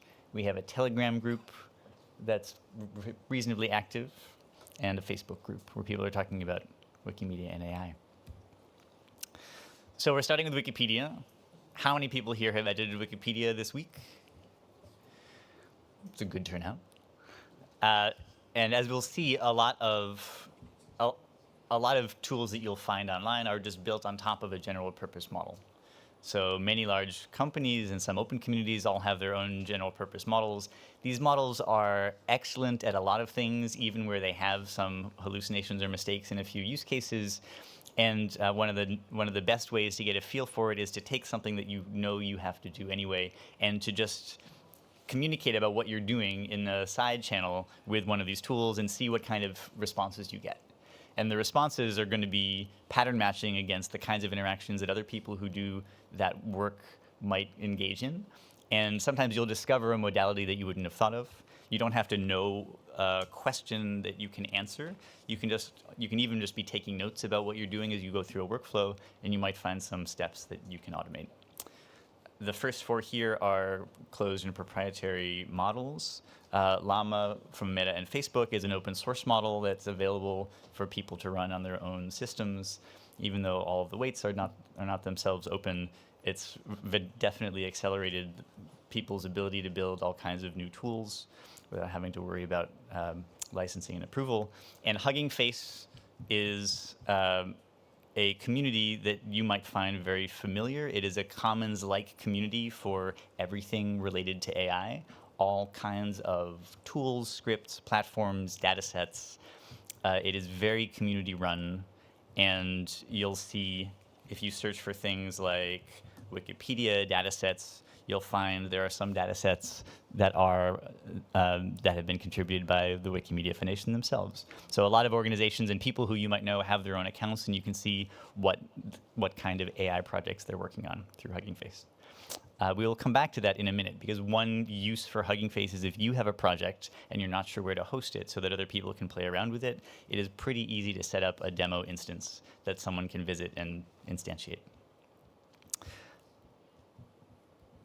So I am going to talk about a few modalities that I find very useful: summarization, proofreading, translation, style transfer, and drafting both edits and articles. For summarization and proofreading, the general models are just generally good at this. So here's ChatGPT, one of the recent models in the family. It keeps track of sessions that you've opened. So here is a session where I'm translating a novel by a friend of mine who wrote in Arabic into English. My Arabic is not particularly good, but it is good enough to do some proofreading to make sure the originals are at least typed properly, and asking for feedback as a translator gets some, modest English that I can then copy edit into something that is more reasonable. And this is not a model that's tuned for translation or anything. It's just a very general purpose model. For copy editing, I was working on this article about a particular. I was working on an article that had a notice that there was some copy editing needed. I was in a hurry. It was a section that didn't have any wiki markup, so I just asked for some copy editing help, and the result is perfectly fine. I was not trying to do excellent copy editing. I just wanted to clean up that extra part of the article I was working on. Even for style transfer, if you're working on texts that are written for too advanced an audience, or you're working on texts that don't include enough technical language, you can similarly add a prompt that invites writing it for a different audience, or gives a little more context about what kind of communication or teaching you're aiming for, and get very good style transfers of the text as it exists. For drafting edits and drafting articles, these are things that I find the most interesting and that are more delicate, and so general models don't always work the way you'd expect. There is a beautiful new extension called Artifact. I don't know if any of you have tried the citation needed tool that was out a few months ago. This is an updated version of that tool. I will include a link to the plugin on the slides. But if you go to, let's say, some local Katowice news, and I think this is going to run only on English. I'm sorry about that. Let's try, let's see if we can get English language news for a minute. If you're browsing a page and you want to see whether something that you're reading would be reasonable to fit into an article, and you use this, this is one entire toolchain. It's one small plugin that runs a number of different queries against the same model. So first it checks to see which articles in the encyclopedia seem the most relevant. It finds 2. Then it checks to see whether the claim implied in the text you highlighted is already mentioned in the article. And it allows you to click one of them and say, oh, this seems relevant, and it was not directly stated, so let's try to add a talk page comment. Right now, it will just add a talk page section. But this is the kind of tool that a scriptwriter could write in a couple of weeks. If you're used to doing it, if you've done some of them before, it could be much faster. The last thing that you might enjoy playing with, this is easier to play with, is called Storm, and it is a Stanford project to generate entire articles. And let's say you wanted, give me a topic to write an overview about. Okay, great. Oh, I see. All right. So Storm tries to generate an entire article with sections and references, and it does it through a sequence of prompts to the same model, saying break this down into a few steps, and then iteratively go through those steps and combine them into something that matches a style guide. I think I can show you one output while the one that you asked for was rendering. I asked about thanks for not smoking. Here it produced a whole table of contents with some goals and objectives about if you want to thank someone for not smoking, people who were involved with campaigns with that title. It's a very long article. It would not at all be appropriate on a Wikipedia, but a lot of the text is interesting, and all of these references have been checked for relevance to the text. So I think at this stage of the tool, it's interesting and useful for having small, like for updating sections or finding paragraphs and references you didn't know about that might be relevant. I think it looks through the 100 best matching search results from a search API, and then it crawls each of the resulting articles and evaluates them with the same model. But the one thing I like about it is you can ask to see the brainstorming process, because it feels a little bit awkward to be writing something that you don't know where it comes from. And if you ask, it will show you that first it asked the same general model to act as a basic fact writer and look at the goals and objectives of the campaign. It asks it a few questions. You'll see sometimes the model says, I don't have enough information. It asks it to act as a public health advocate, as a medical professional, as a tobacco control expert. So it has basically a 2-stage process where a non-AI script says, actually, an AI script categorizes the article and says, given the category, what kinds of roles do you think would be appropriate to ask for more feedback? It then asks the same model to adopt those roles and give focused feedback in those contexts, and then it pieces it together into the outline. Okay, those are the examples. Questions? Sorry, I want to follow up your presentation, but it's not available. I want to follow up to your presentation, but it's not available. You shared your slides. Ah. You uploaded the slides, but not shared with everybody. Thank you so much, Ilario. Can you upload them? We can fix it. Great. Yeah, okay. And I think we can also include a link to the slide deck in the description. Okay. Done. There you go. That's the end of this. Those are the tools that I wanted you to see and get to play with. Shani, do we want people to try experimenting after each session or after all of the tools? Whatever you feel like. Maybe they should try what you've been just showing. Great. So I invite you to make your way to Storm. That's storm.genie.stanford.edu. And here is the history of Katowice, designed for a potential meeting with the mayor. I can put it in the Etherpad too. Put Etherpad. And if anyone is trying this and has questions about the process or is not able to find it online, let me know.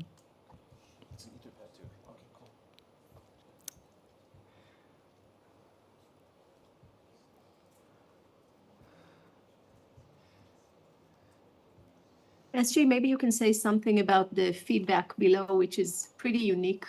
Most models don't allow users to like give feedback or give. Yeah, absolutely. Since this is a research project by Wikipedia enthusiasts, they're very keen on both working with community members and getting feedback from their users. So at the end of every generated article, they ask you for a quick 3-minute round of feedback, not just did you like this, but also what are the aspects you think was good? Did you like the fact that they use this hierarchical outline? And are there things that you would expect that weren't there? And some of this information, I think, might actually help inform our style guides.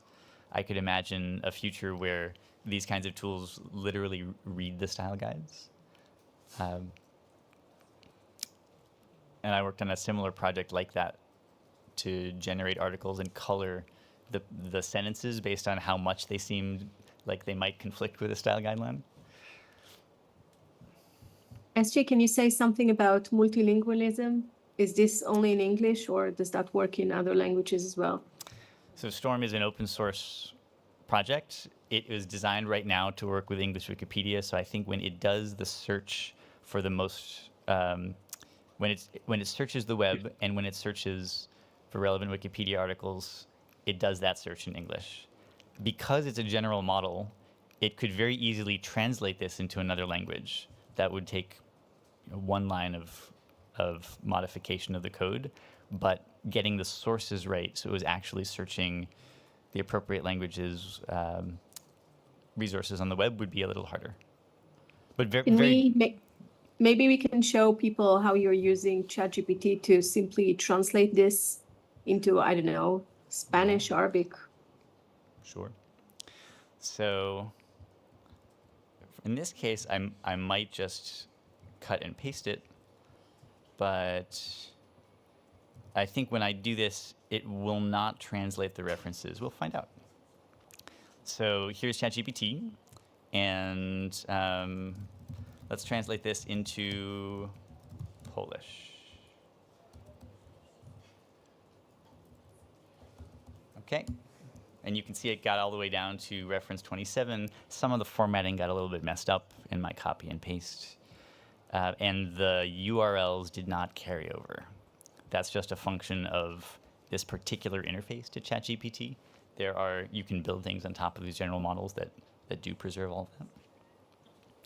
And I'll give maybe a tip from my playing around with this tool. When I'm using ChatGPT and I have a big chunk of text, it's usually better at processing smaller amounts. So I would actually translate section by section and making sure that everything looks proper before I move on to the next one.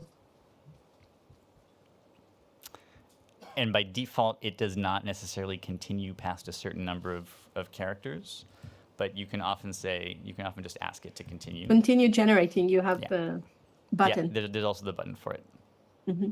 But even if you just ask it to continue, you can see it goes from cat straight to Ohrid.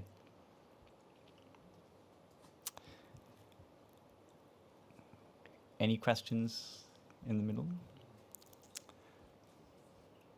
I think this also highlights for all the non-English speakers, me being one of them, this is really allowing you some flexibility and some strength, because one of the things that you can do is you can write something maybe in a language that is your second or third language, and you can throw it into GPT or similar, one of the 5 that we've shown at the beginning, and you can ask it to proofread it or to improve the text and making it more encyclopedic in tone. And it's all just a prompt. You can ask to summarize, you can ask all sorts of things that can help you with your generation of an article in a language that is your second language, second or third. And because there's truly multimodal, you can ask it to do a bunch of strange things all at the same time. You can ask to include jokes if you're feeling bored. You can ask it to take on a particular voice. You can give it a format. You can describe a table. You can just include the first few rows of a table and say, please finish populating the table with the details from the text. All of those things could be interleaved in the prompt And if the first pass is not what you were expecting, you can follow up with a little bit of context to say, please correct this part. Yeah. I still mean ChatGPT.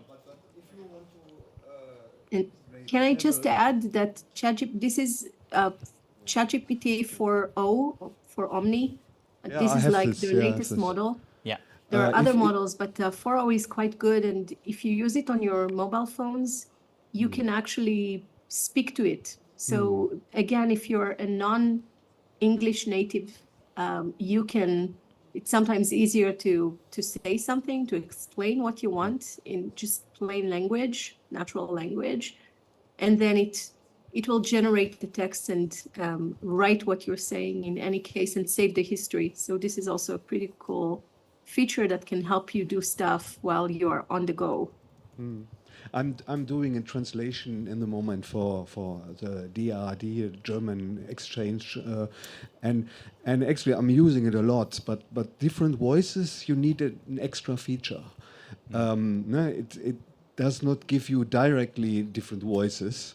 You have to integrate something different. Then I tried to convince it to do, and then it said you have to do this and this in several steps, and then you have different voices. You have voices, of course, but I wanted to a female and a male voice, and that was not easily done. So I continued with the translation, and of course it can read it to me, but for this you need another feature.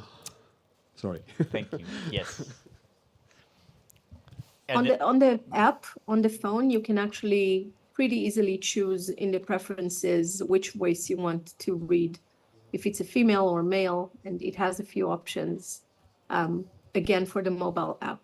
But for the computer, I'm not sure. I haven't tried this for... By the way, can someone ask the hosts in the room to enhance the mic so that online users and listeners can actually hear you in the room better, because you sound very, very far away. Thanks. Me and the audience members? I'm working on it. Now I'm closer. Other questions? Yes. Yeah. Do you think that GPT is better translator than DeepL, which is specifically designed for translation? Certainly not better in all contexts. I think most of the specialist trained models are good at publishing benchmarks against which they are measuring themselves, and they tend to do well in benchmarks.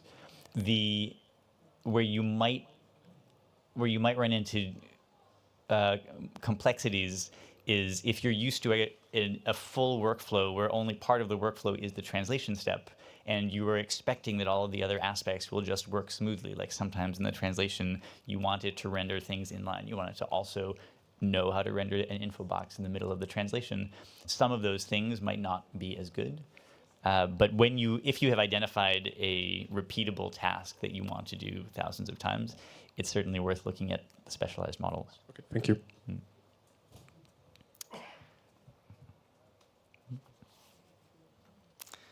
Shani, I think we can move on to your examples. Sounds good. So I'll try to share my screen if you... Yeah. Possible. I cannot start screen share while others. Let's see. Okay, let's see again. Okay. Let me see if that works.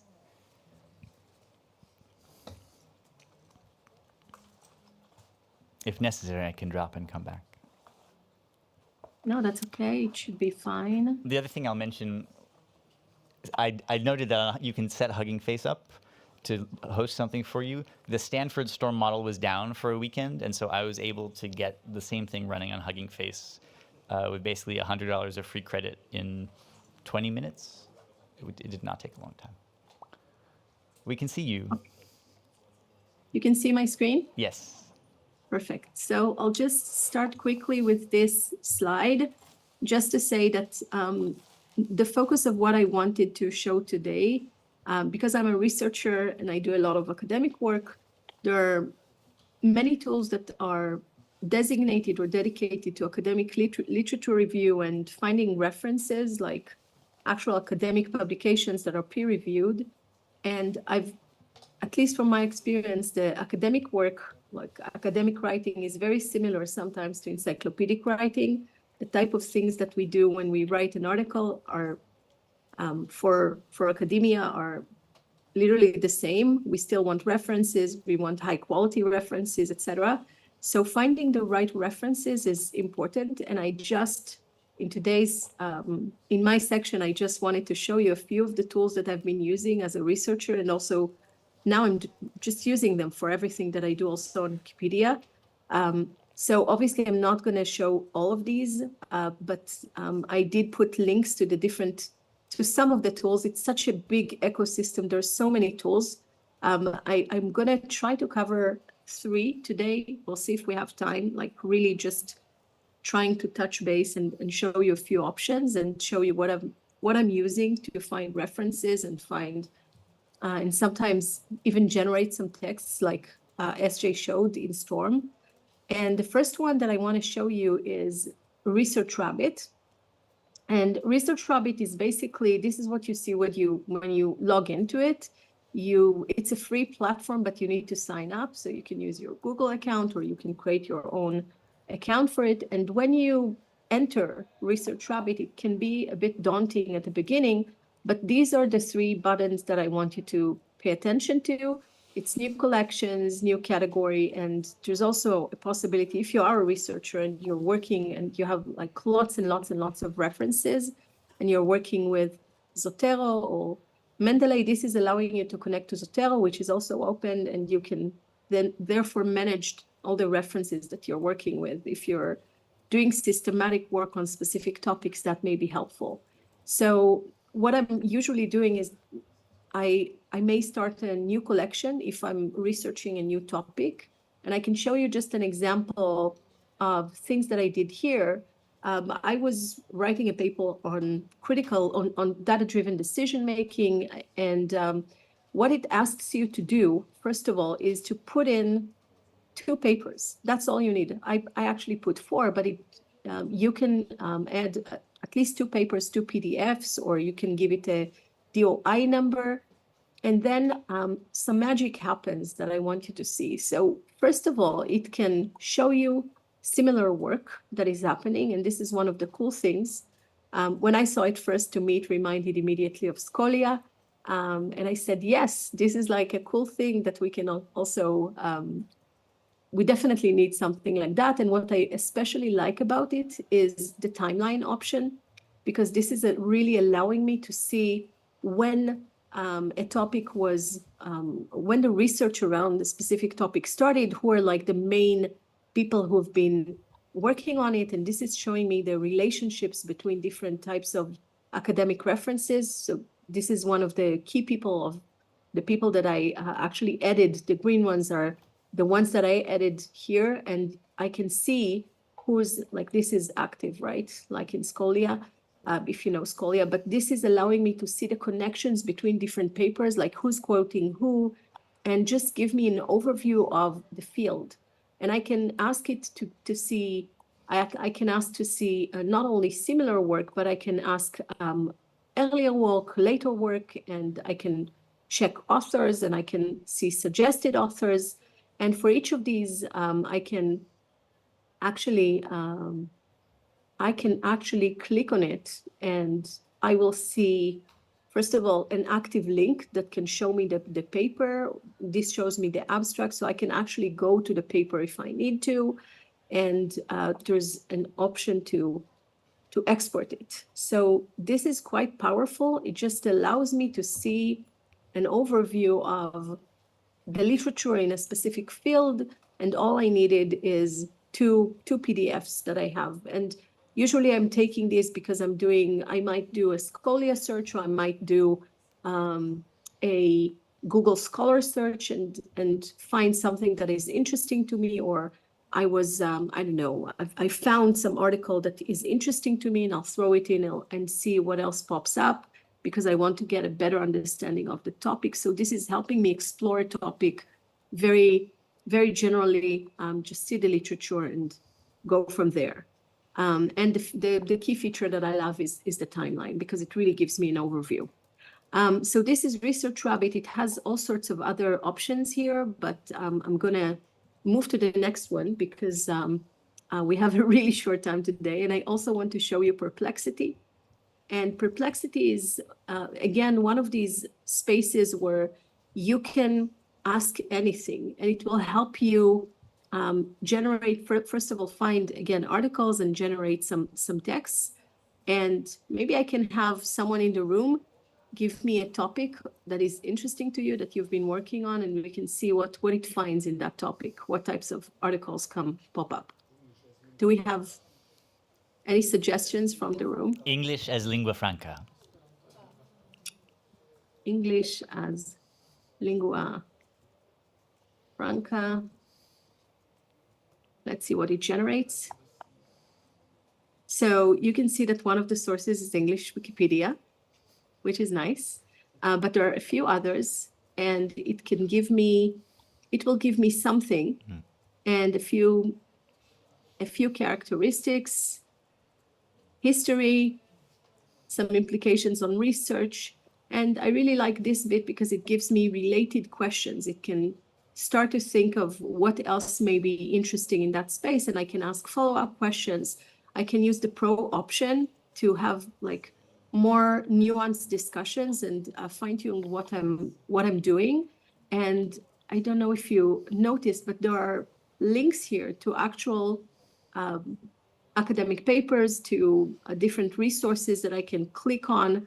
Here it's quoting the English Wikipedia article, but I can find some other stuff. Let's take a look at this one. It will open ResearchGate, and this is the actual article, and I can scroll and see and check.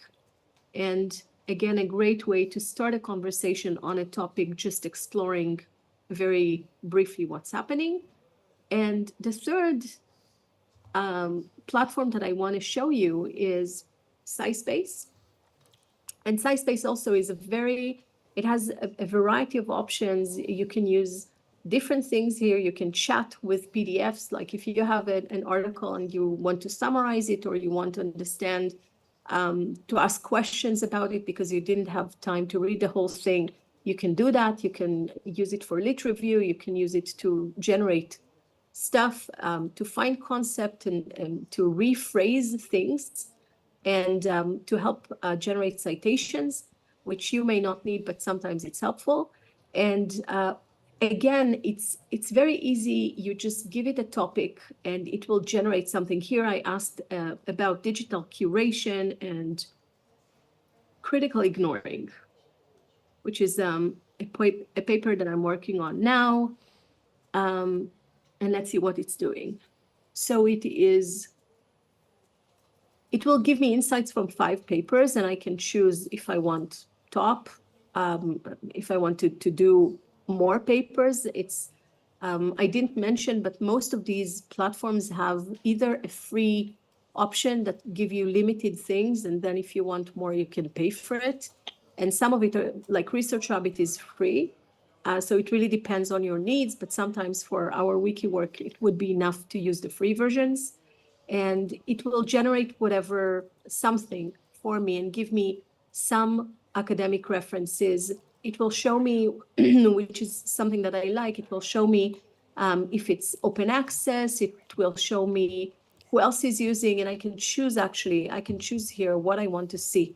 It will have insights, I can use different filters to sort what I'm doing, and I can decide here, sorry, the Zoom is blocking it, but I can decide what to show me, what I want to see. If I want a summary, if I want the methodology, if I want limitations, whatever I want, I can ask it, and it will add a column to this table, and I can sort it by relevance, by year, by newer first, older first, etc., etc.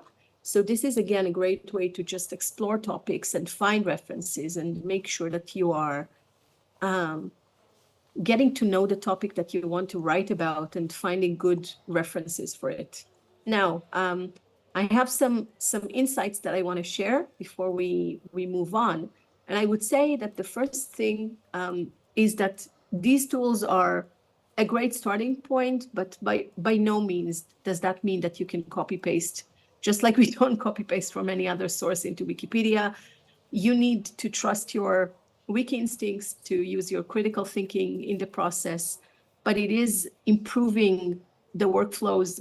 It's shortening the time dramatically for some things. And I will also add that I'm usually never using just one tool. To me, the best results came when I'm cross-referencing from different tools, and then I can get a good picture. To date, there is no one.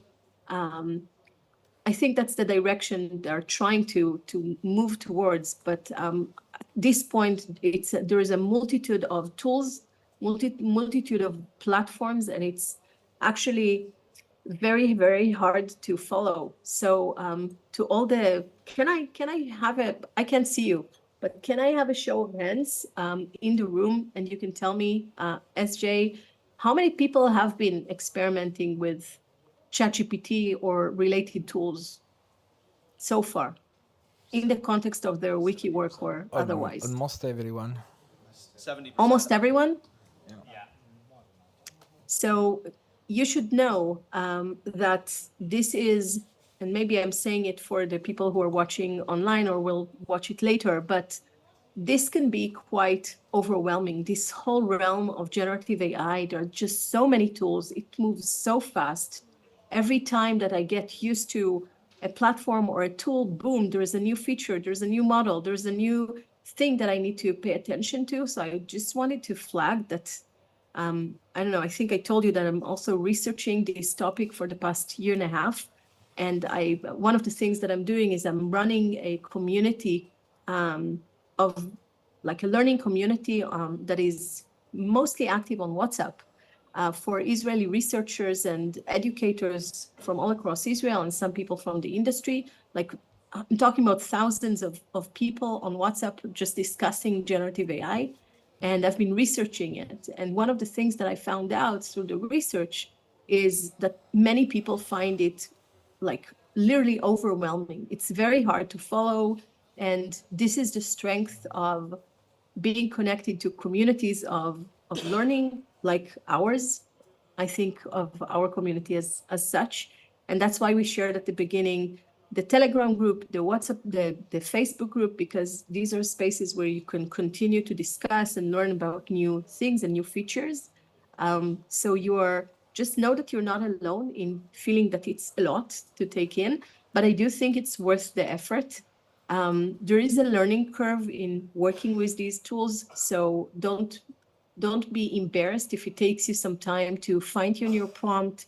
If you don't get the results that you want at the first go, then fine-tune your prompt and just experiment and share and try to enjoy the process, because I think GenAI is really here to stay. To finish off, I want to show you another tool. This is a paid tool, but I'm using it all the time because what it's doing is it's helping really generate content, but also sometimes in my academic writing, you know, you read a lot of articles and you know that you've read something somewhere and you're looking for a reference to it. So GenAI it's a different Jenny than Jenny that does the storm that SJ showed. It's a bit confusing. There are two Jennys with J and with a G. So this Jenny is really helping generate text, and I can write something myself and I can tell it, bring me a reference to it. Like find me a good academic article that actually tells me that. And I find it really useful for wiki work and for academic work as well, because it's one of the things is just adding a reference. And yeah, so I'll pause here because there are, again, many, many tools, many options, and we'll see if you have any questions that I can answer. Or if you want to do an experiment together.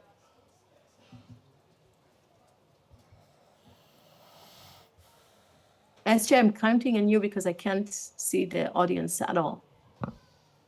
Yes, we're looking in the room. Any question? And I also can't hear you. Question? Excuse me. Will those slides Microphone. Okay. I didn't quickly find the slides you're presenting. Are they in the Eventia page?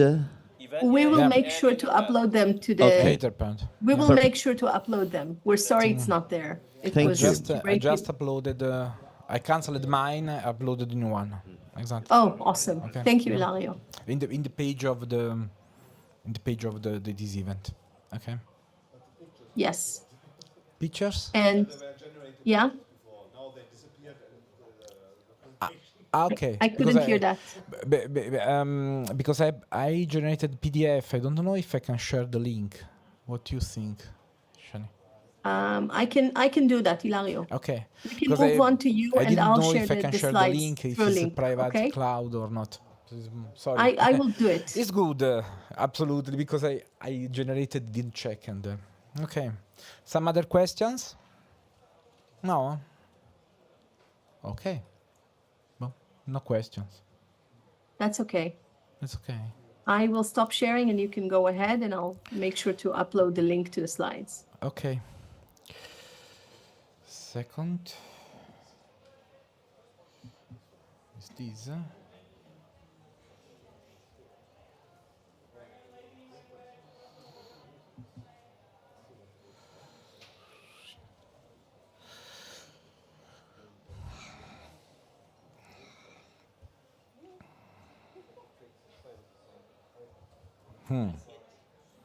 I don't know if I want to zoom a bit, but honestly,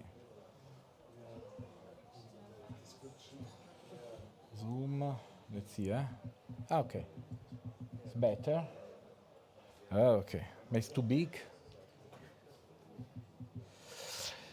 Okay, so second, because this.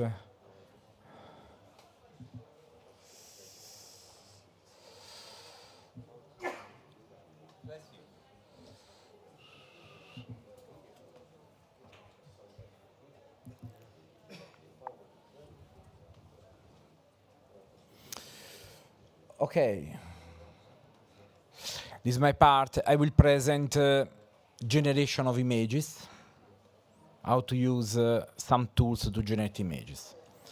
I want to go more in detail about the question of Shani.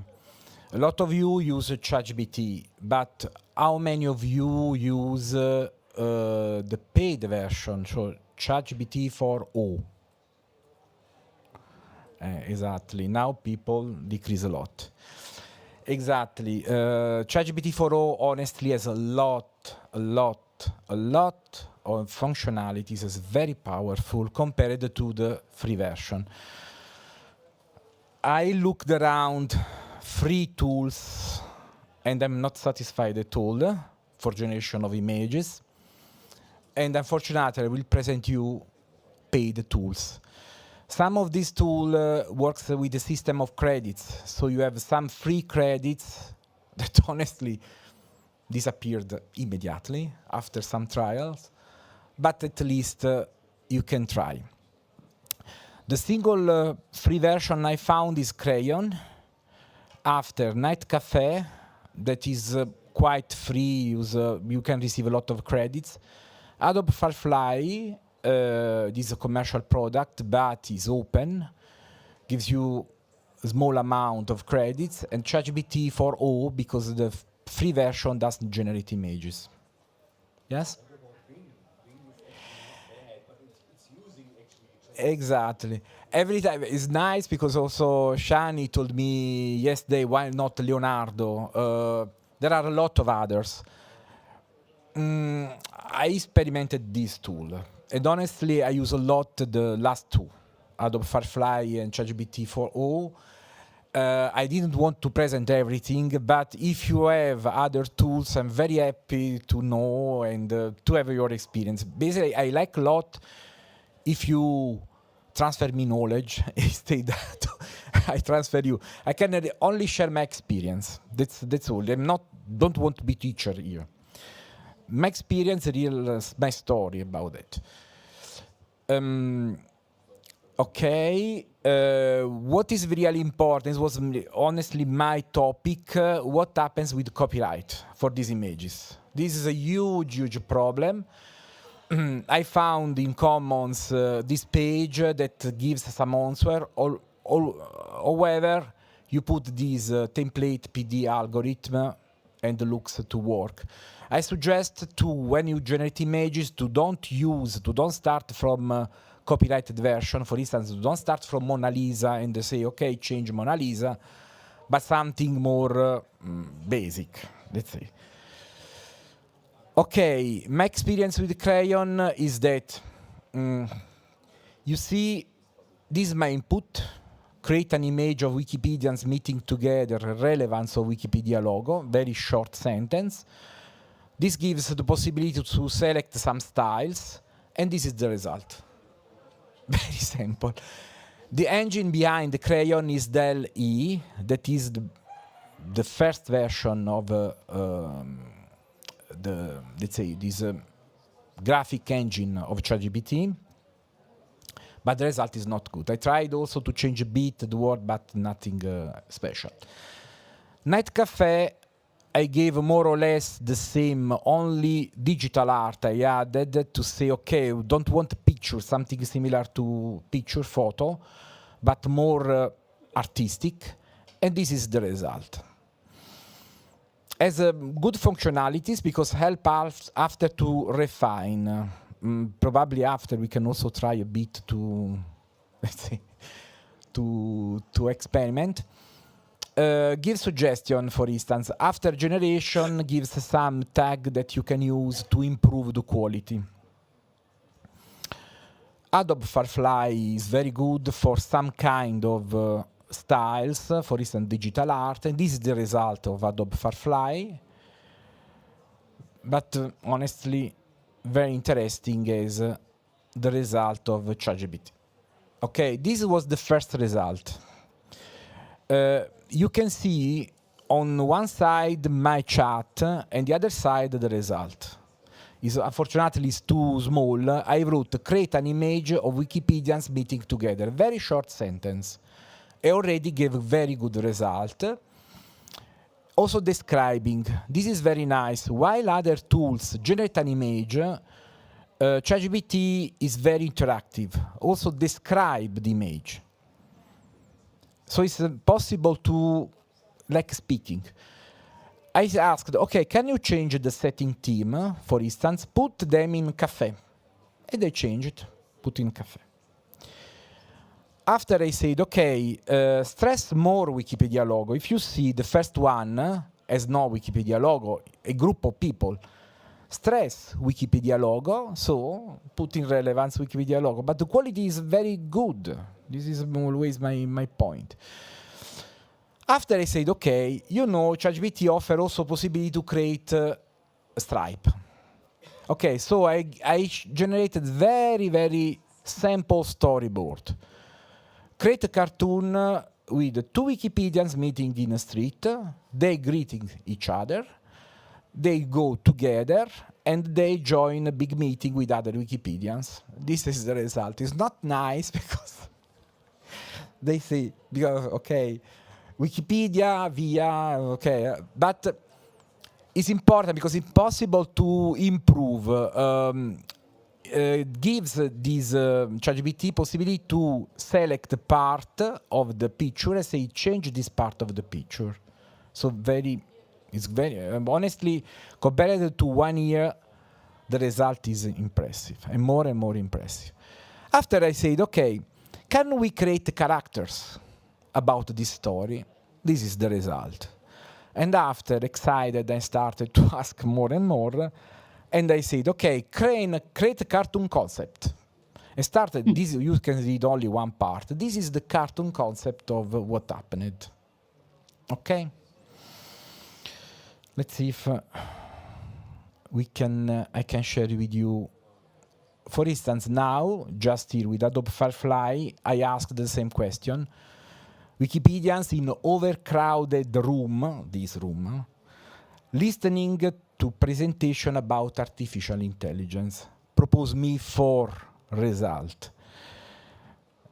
Adobe Firefly gives you also possibility to look. This is the best aspect of Adobe Firefly, to select the style. Okay, let's see. It's not so quick, eh? It's not so quick. This is why doing demo with images is not easy. Ecco qua. As you see, but the result is good. It's possible to work. Don't expect, it's my problem. Don't expect to have immediately good result. There is a lot to work to improve the text. I share with you, at the opposite, my chat, previous chat. So I only extracted partially what happened with them. No? For instance, you see that this is image. After I asked to not cafe, I see the outside. Oops, generated the outside. Sorry. Oops. Outside.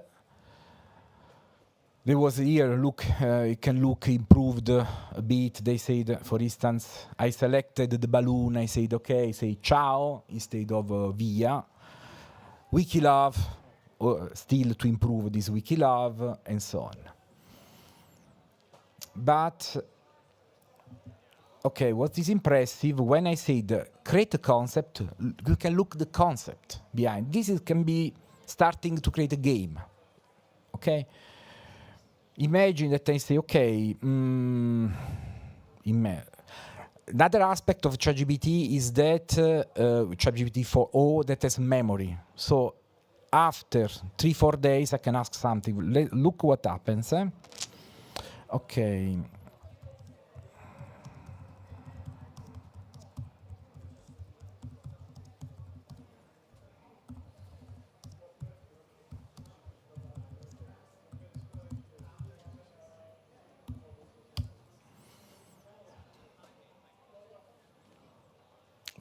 So created me the concept. I said, okay, create an image about the 7th panel. So the epilogue, no? Okay. Done. So imagine that I want to change something. So no, until to go. You want to change something with this tool. For instance, you select, I don't know, this image. Ta-da. Start on there. Okay. And edit selection, modify the face with using a frog.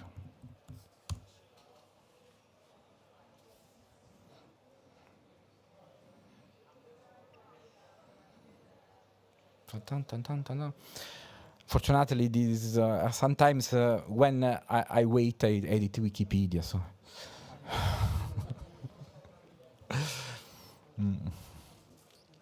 Let's see.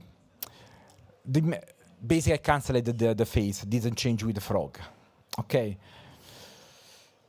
What else to say? I don't know. If you want to experiment something else, I don't know, Shani, until where to go to try something else or not.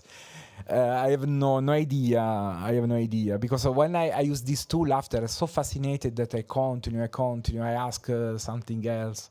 I don't know if we want to try with something interactive with them, so they yes, insert. we can definitely do that, and we can also maybe you can say something about the need for it in the wiki context.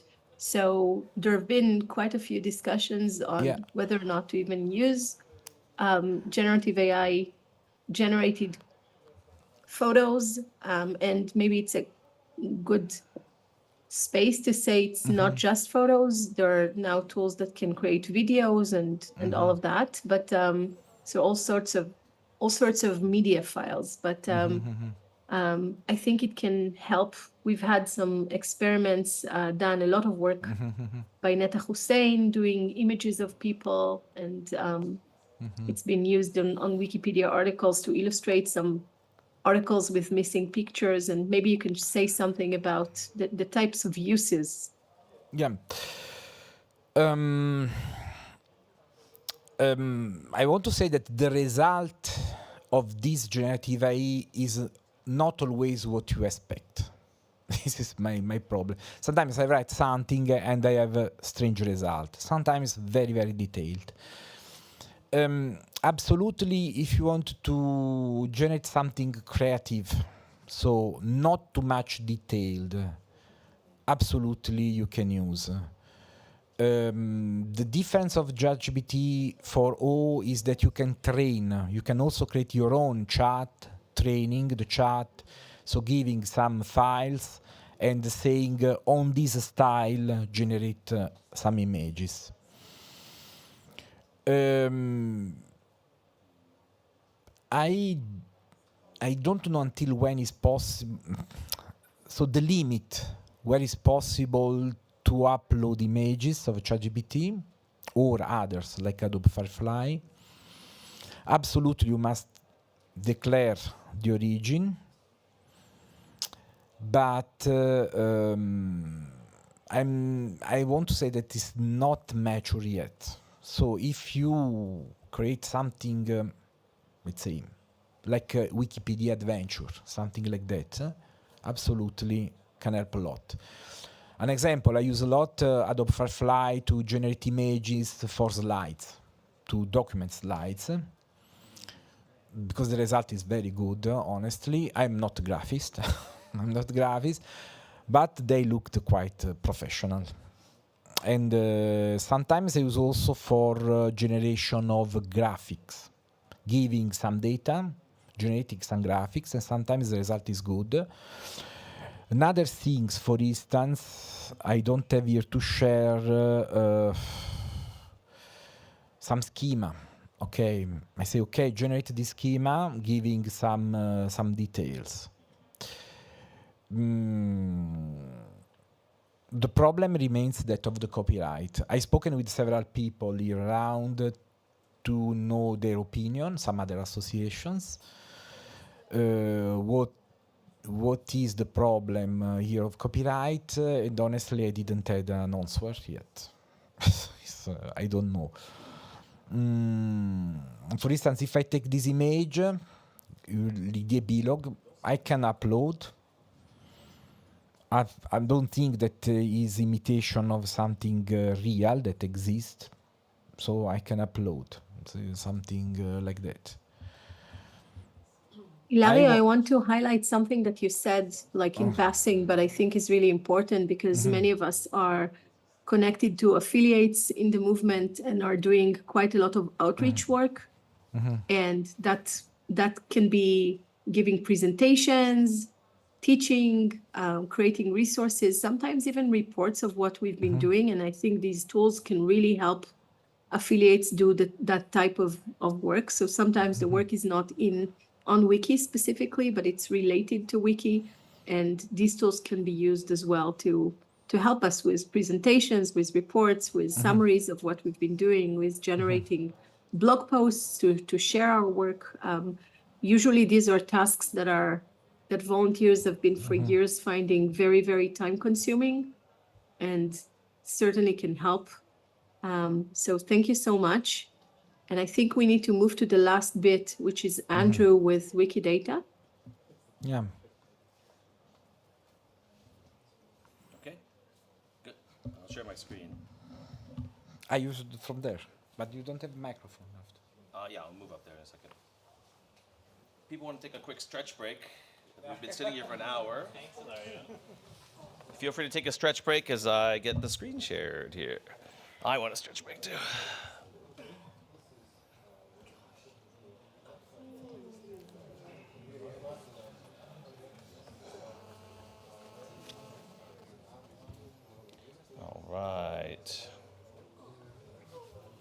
All right, I'm gonna, since it's late in the day, I'm just gonna share one exact use case, and hopefully you find it interesting. And you can, I'm giving you the training data I've used, and you can try it out and see what kinds of interesting things you can do. There's many different ways you could maybe improve what I've done already. But I have a very simple problem. Well, actually, I need to reload this. I have a very simple problem that we are trying to solve in the GLAM space. how might we use AI transformers to help map date descriptions from free-form text to structured data? Very simple task. I see Larissa back there. We do this all the time in the museum world.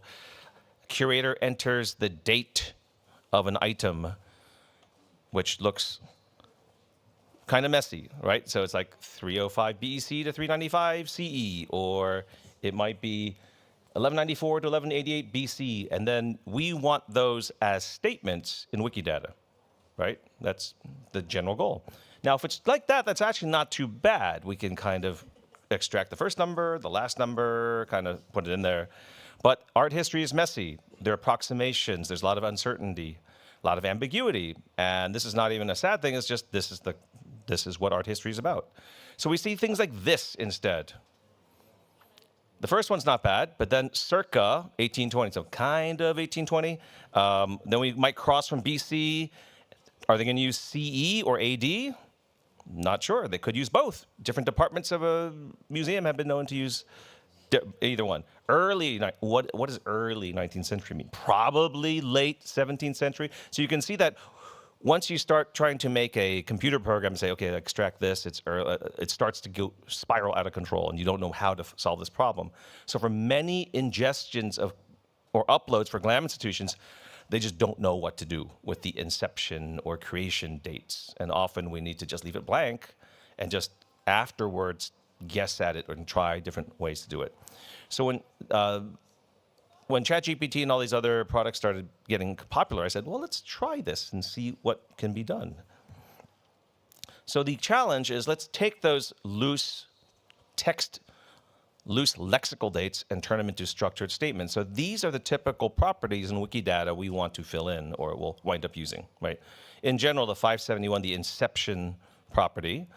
And then we could use 1326, it's like the latest date. We actually have a property that says the latest this would be is this.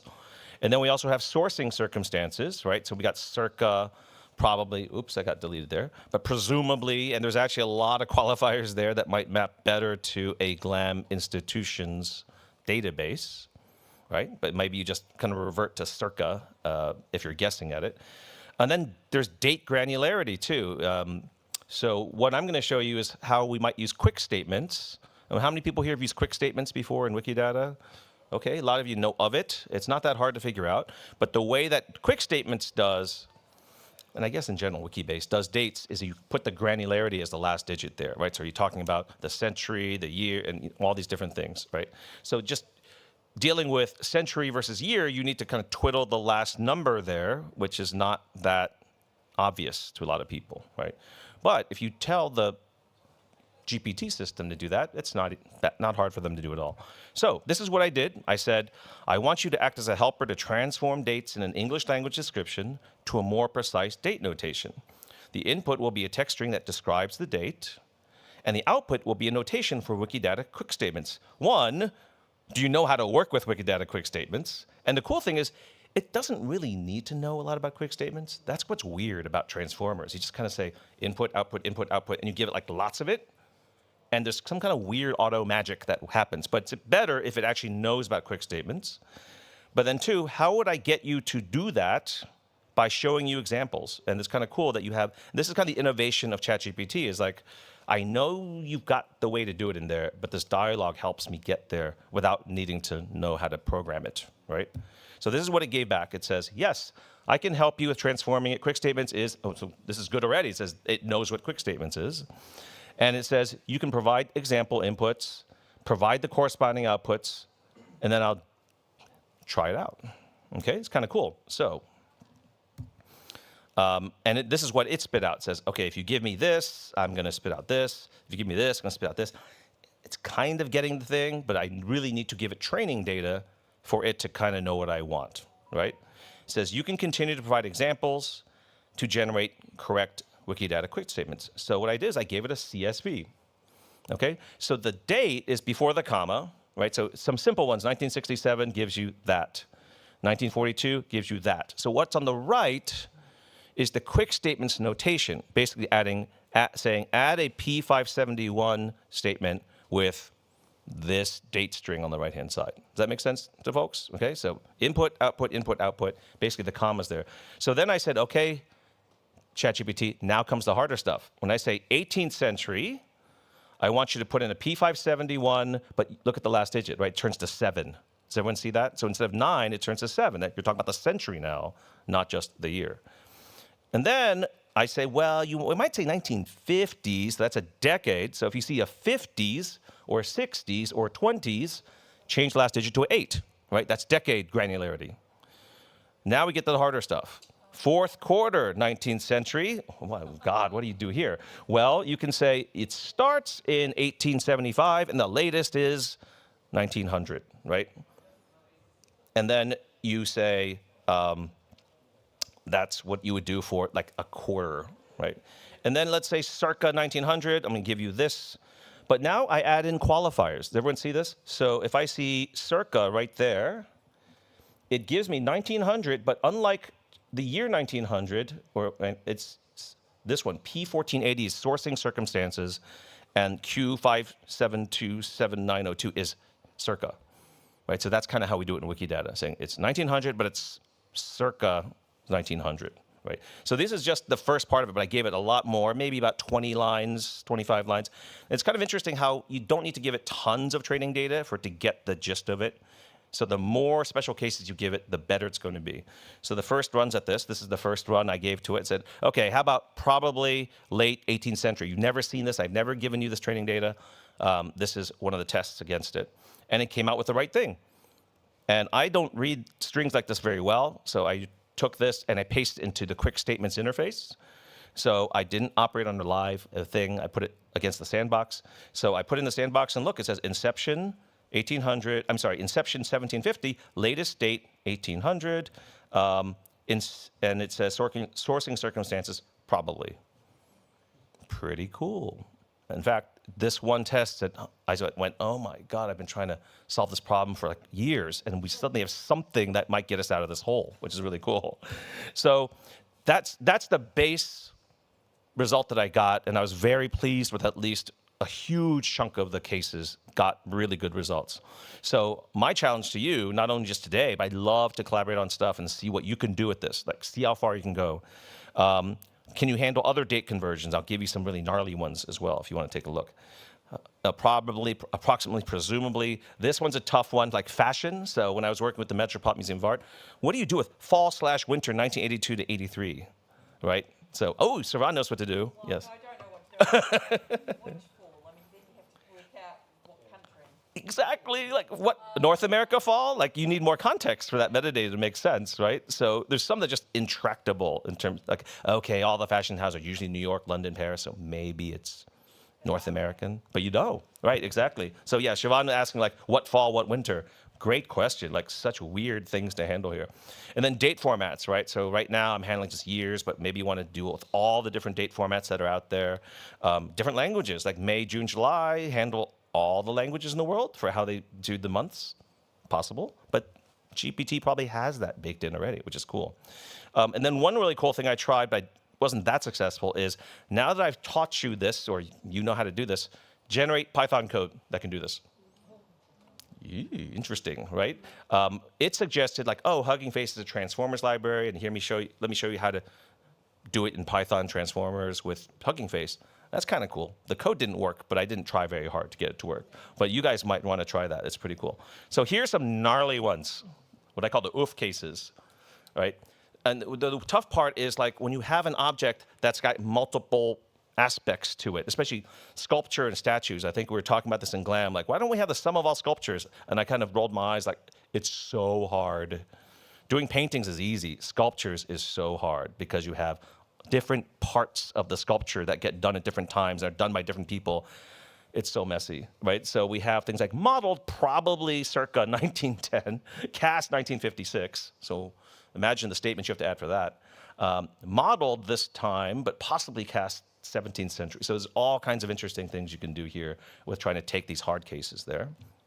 And then, yeah, and then the content, did I put it here? Yes. All this, the prompts and the training data are in the Etherpad.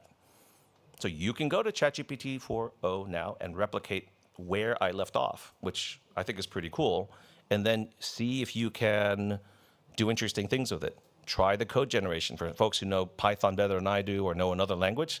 Have it go, okay, you now know what to do, generate some code for me that I can run independently of using ChatGPT, cycles. I think that'd be kind of cool. See what other dates you could do out there. Try it for your own languages and see if you can customize it there. But I'm happy to take any questions, although we'll give you some time to work on it, or I'm happy to talk later on. But any things that spark any ideas or questions? Yes, Michaela. Yeah. Microphone, please. Yes. Go for it. Does it work also well, for example, if you have like multiple values in the same cell? Like you said with the sculptures, if you say like, it was made between like late Paleolith and 3rd millennium BC.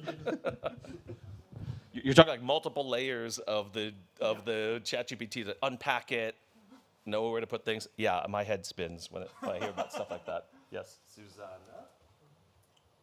Oh yes. Even though you said that one can take off from where you left, what would be your preferred way of doing those? For example, I'm giving an example of sheets, like a data set, on a data set, for example, in a table. Yeah, that's a great question. I mean, we've talked about some of this in our GLAM Wiki Global Telegram group. So since this is kind of a major GLAM undertaking, I think people in the GLAM group would be interested in seeing this. We also have an AI group, I should notice that, right? I think Shani put up resources. We do have a Telegram AI group that's not very high traffic, but really great conversations when people try out things.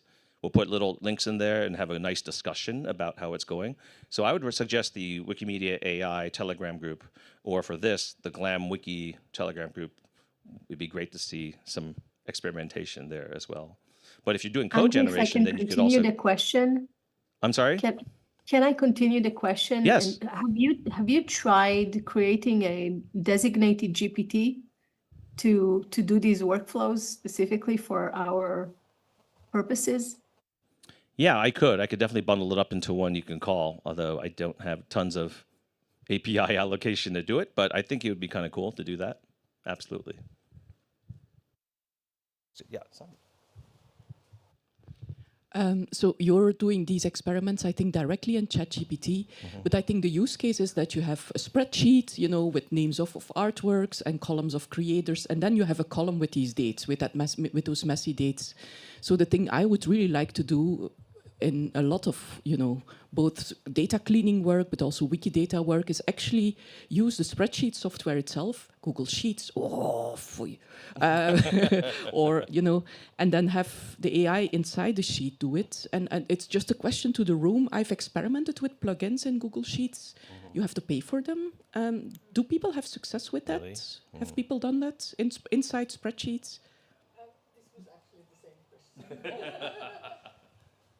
Sandra, from what I know, recently they added the option to actually edit directly the spreadsheets directly in the chat. So when you are uploading a document to ChatGPT, you can actually work on the data inside. It doesn't have to even generate it again and again.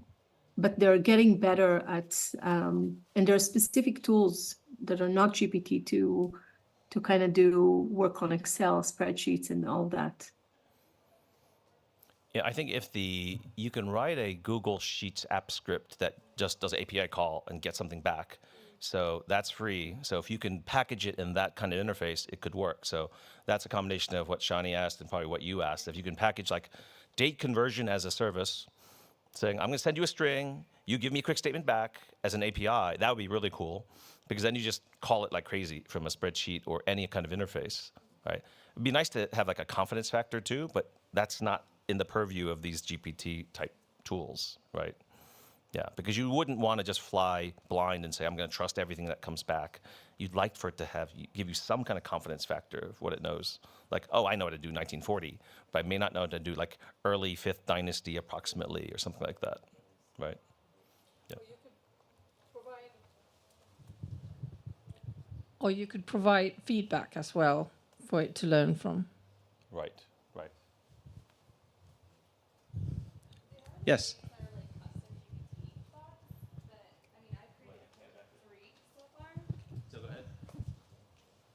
There's custom GPT bots that you can now create. If you have a ChatGPT Pro account, they give you access to create your own like custom GPT bots. They're pretty easy and straightforward. It has like 20 allotted files as their knowledge base, and then you can give it like a framing of how you want it to be output. In my work, I created one to be a narrative change strategist, and I give it my information, our theory, and the point of the bot is to train organizers on how to use narratives within their work politically, but you could train them to always give you the same outputs in the same format that you want it. Yeah, that's what I was talking about Yep. as well. That's Yeah. right. So this just since you folks are interested in the code generation or the how do we make this a service question. So this is an example of what I said to the dialogue after I was like, this is cool, but I don't have enough credits for people to chew up my ChatGPT account. So how can I dump out what we just did into a, let's say, a Hugging Face transformer system that I can run on my own or cheaper, or let's say, let's deploy it on Liftwing with the Wikimedia Foundation. I don't know how to do that, but maybe some AI out there does. That would be cool. So, you know, it started to give me the code to do this, you know, and most people who've ever done code generation out of ChatGPT knows that if you copy paste, there's like a 95, 98% chance it don't work, but pretty close. I mean, it's impressively close, but it don't work. So you got to know Python pretty well to debug it, and that's not the easiest thing to do, right? Any other questions or comments or insights? Otherwise, I'm happy to hand it back to SJ or anyone for feedback or insights. If anyone's been playing with this so far in the room, and I encourage you to, we still have 8 or 10 minutes for anyone to tell us what they might have tried out or what they might have seen along the way. But I also want to make sure to show this slide because it's not just about ChatGPT. I know it's the easiest, lowest hanging fruit. They're giving away the product to make you addicted to it. I know, we all know this. The first 100 hits are free with ChatGPT. But as SJ said, we've had really great conversations with Hugging Face, and we should broaden our horizons to make sure we're engaging a wide swath of AI approaches and partners. Yep. SJ? I just have a question for the room, for anyone who has been training your own models or developing some of your own experiments. Where do you post them? Where do you store them? Right now, we have it private just to our organization, but the goal is to eventually deploy it to all these different organizations so they can have it. We're building prompt recipe books, and we're building training models, and we're trying to really get people more comfortable with the idea of using AI. But even within our own team, people are a little bit hesitant to use it. But they have like a custom ChatGPT store that you can go and access those bots, but I have it private right now because I don't want to reveal my secret sauce. That's understandable. Is anyone working with students or collaborators that are also developing some of these kinds of tools?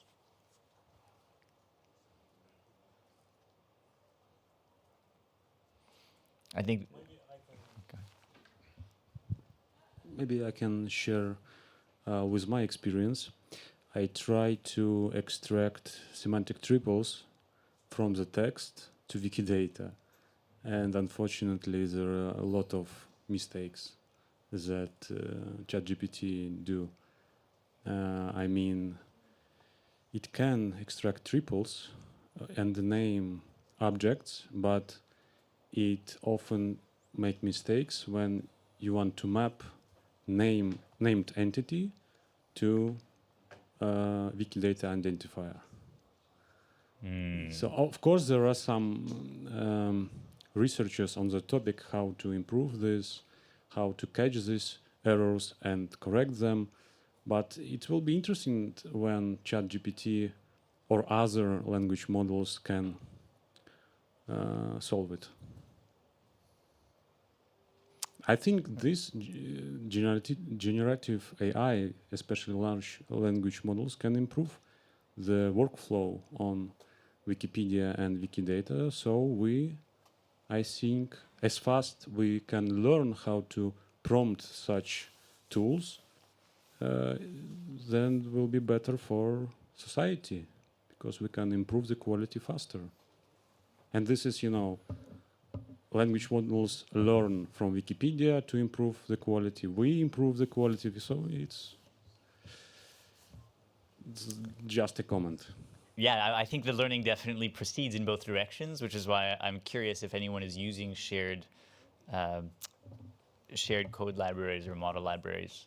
Something that we have talked about but haven't done is to have a joint community space for publishing models, for instance, on Hugging Face or on alternate platforms with people. Start to we can show how to do some simple model, and maybe society can learn how to create own models and will also share with us. Why not? Maybe some competitions. Recently, our department participate in competition on quality assessment, credibility assessment of information. Mm-hmm. So maybe Wikipedia can also create some, organize some competition on that. That makes a lot of sense, since we do have internal teams building quality assessment models. I think the foundation staff have worked mostly on language-independent quality assessments, but there's also a lot of good work across the research community in assessments that look at the content. If we have a minute, Shani, can I share my screen for? Yeah, I just shared mine because let's see it. I just wanted to show folks GenAI and how it really easily shows references to a statement that I've written. So let's say I have this is an article about data-driven decision-making that I've been working on. And let's say that I have a really simple sentence that I've written, but I want an academic reference for it. So all I have to do is like mark the sentence and click on this button called Cite, and it will give me a bunch of articles that are peer-reviewed, high quality, and I can choose which one I want, and I can explore them, etc., and add them to my library. And so this is how easy it is now to find references. So just wanted to show that, like the interface, because I didn't before. I'll stop sharing and you can share. There's a question in the room. Can you ask Jenny to verify that a citation is absolutely just present? by adding a citation is not enough. It's just like, oh, I added a citation, but if the phrase is not present. I never add a citation without checking the article, but it like curates. It just gives me, instead of going outside and start exploring Google Scholar and all of that and going one by one, it just shows me the brief, and it will show you the exact space in the text where it's relevant. So it kind of, again, saves time in the process that I found very useful. Yeah, that's why I wanted to show it to you. SJ, go ahead. That's great. No, that was everything. Thank you. Thanks everyone for coming.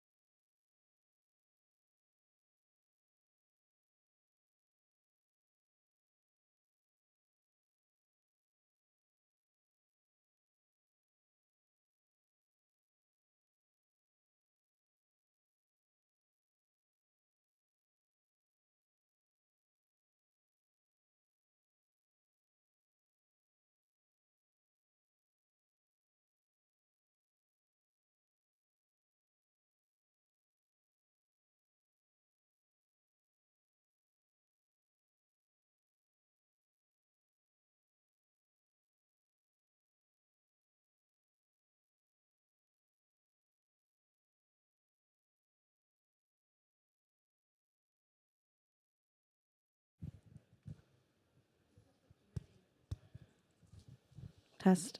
Hello, everybody. Hello. Welcome to our session. So we're going to do a session today that's partway more of like a typical, we tell you what we're working on, but we also have an interactive part, which is why you see all of these Post-its and papers up here. So we're going to start with first talking about a little bit about this session today, and then we'll get into the activities. So first, welcome to Organize Better, Tools for Events, Wiki Projects, and Collaborative Activities. So agenda, we'll do the intro, then we'll do some interactive group activities. Then we're going to present some of the work that we've done, talk about some future plans, and then take questions. So first, who are we? I'll let Alex introduce himself. Hi, I'm Alex Stenson. I'm a lead program strategist, and my focus is on the socio-technical side of campaigns and organizing. So how do the humans organize themselves to use the tools? And hi, I'm Alana. I'm the product manager for the campaigns team at the Wikimedia Foundation, and we focus on building and improving tools for organizers. Okay. So the campaigns team we're really focused on how people create community and come together for Wikimedia projects. Both Alex and I work on campaigns. We might do kind of different things, but this is what brings us together, is we're really focused on creating community on the projects. So now we're going to start an interactive activity. So for virtual attendees, we do have a Miro board.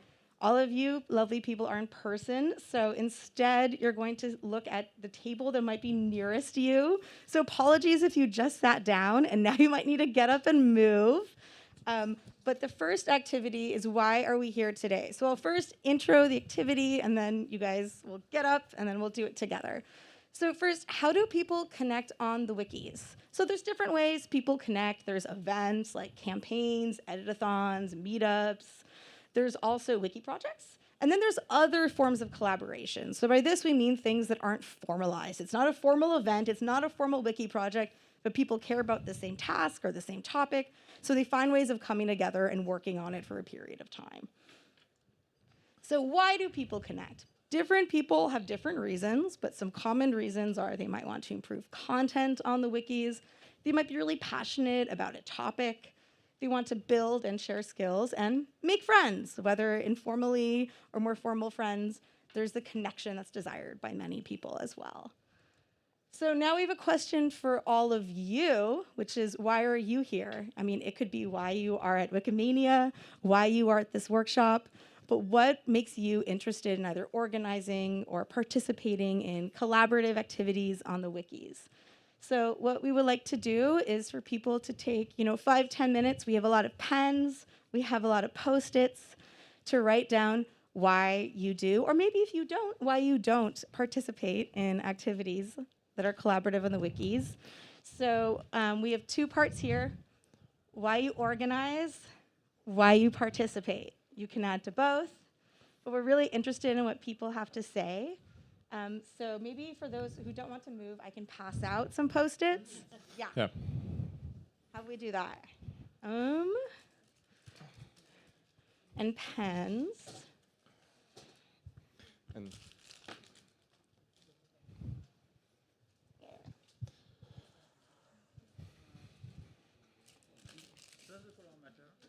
color doesn't matter for this activity. The next activity, color does matter, but doesn't matter for this one. And you can write multiple reasons.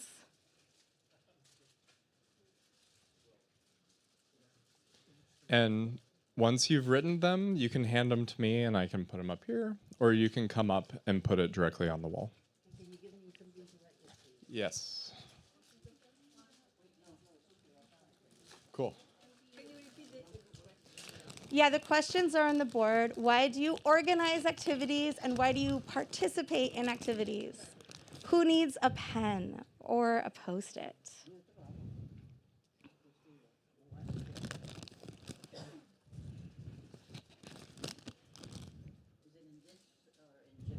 In the Wikimedia movement, or like as an activist? Let's see. And by activities, again, we need events. It can be wiki projects or other forms of collaboration. Like, why do you collaborate or organize collaboration?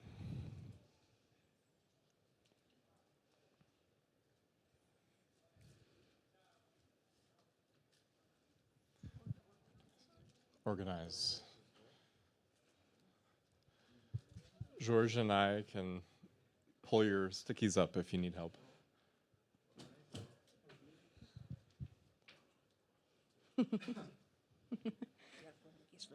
Nice. So we're starting to get some answers. Folks have their own projects they want to create. You want to promote awareness about the Wikimedia movement and kind of counter bias outside the community. To make things move quicker, speed things up. Collaboration, more hands makes everything easier. And folks like to participate because they like to learn from others.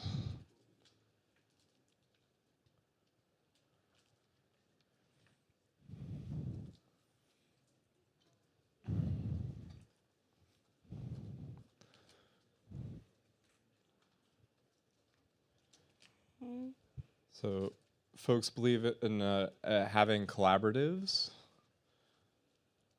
They organize to bring other people together and write on specific topics, make sure that the gaps that we see get filled. So why do you participate and why do you organize? I know I identify with this. I'm an advocate and a teacher, and so someone said they like to teach and advocate. That's why they organize. It's part of being part of a community. And folks like to participate in activities to learn how others organize.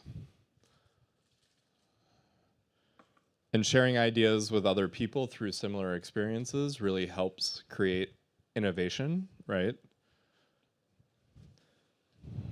For anyone also who just joined, we're sharing our answers to these two questions. Why do you organize activities? Why do you participate in activities? If you like to add your ideas to this first part, you can raise your hands and we can bring you some Post-its and some pens so you can write down your responses. Oh, I read most of them, so we're good. My handwriting is worse than all of yours, so you're in good company. So there's a lot about like finding space with others, learning, filling gaps, being part of activism or collectives, making sure that the Wikimedia projects are understood or the gaps on them are understood. Fun's good. I love fun.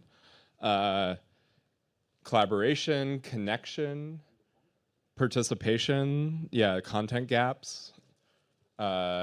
Exploration and learning. I know I just show up to events because I don't know much about something, right? It's an opportunity to be part of a community. Anyone else want to highlight something that I haven't mentioned that you had in your own sticky? Meeting other nerds. Amen.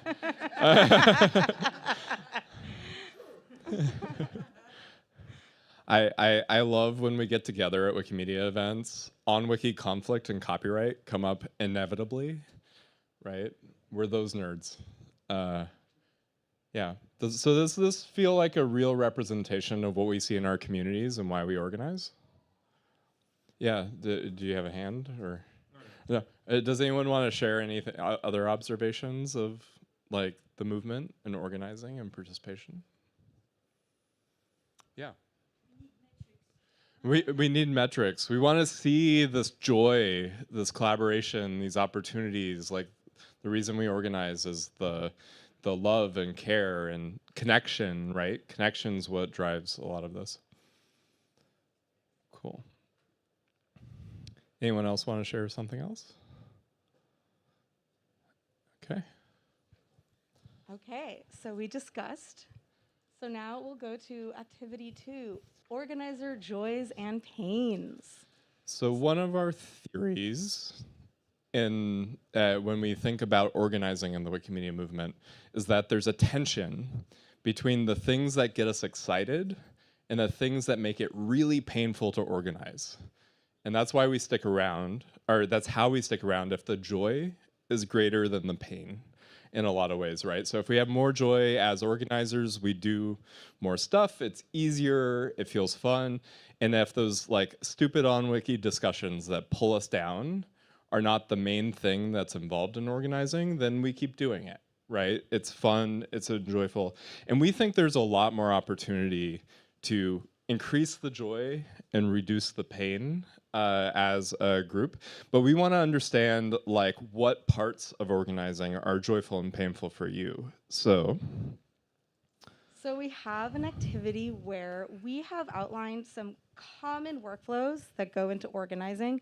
They might not be everything you do. There might be something missing, and if that's okay, you can just write your own card. But I'm just going to outline what these are. And the reason I wrote them in advance is so it's easy for us to compare and contrast how we feel. Some people might think some things are kind of easy. Some people might think they're really hard. So it's a way for us to see the differences. So the first category is Wiki page, which I believe is the orange sticky. So that's really about creating and maintaining the Wiki page for your activity. So that could be the event page, that could be the Wiki project page, everything that goes into the Wiki page management. Then there's work lists for activities that are around, that have a backlog of things to do, which are many activities. This is everything involved with creating the work list, managing and curating the work list, sharing the work list. Then we have finding participants. So once you've created your event page or your Wiki project page, once you have a work list, how do you get people to actually join? How do you find them? That's what finding participants is. Finding activities is actually more about knowing what's going on outside of your event. Do you know what's going on with other organizers and what they're working on? Maybe around similar topics, similar time frame. What's your visibility around stuff beyond your organizing? Then there's communication. So throughout the course of your organizing, you probably want to communicate before, after events, in the middle of an event, or if it's a continual engagement or activity, you want continual streams of communication ideally. Is this something you're able to do with ease? Supporting newcomers. If you focus on activities, then any way support newcomers. How do you feel about that? How difficult or joyful is that for you? Then we have participant data. So this is everything related to statistics on maybe who's coming, demographics around them, what they need. Is that something that you're finding joyful or painful?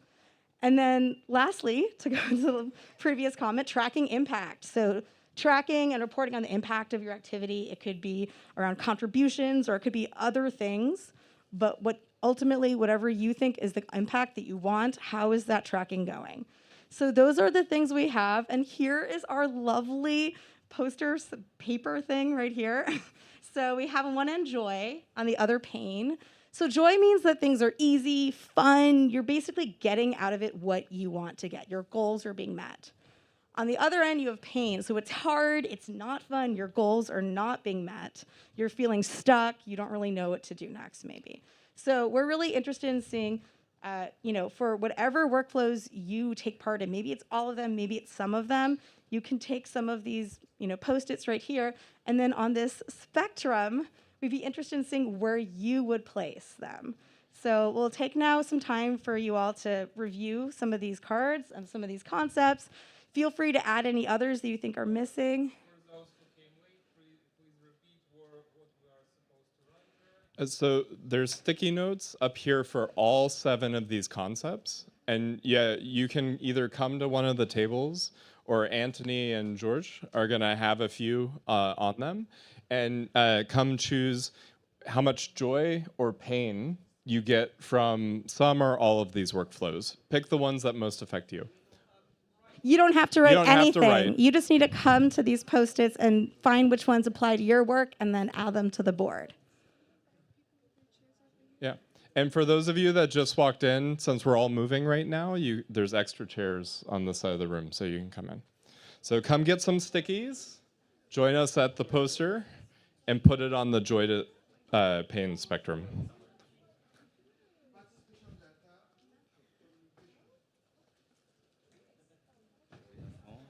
You can add more. You can do it on one that doesn't already have one. Yeah.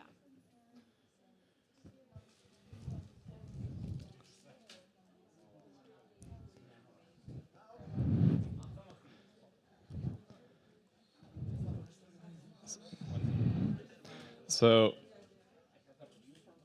I personally see a lot of pain when folks have trouble building work lists. So I'm going to put it on the pain end of the spectrum.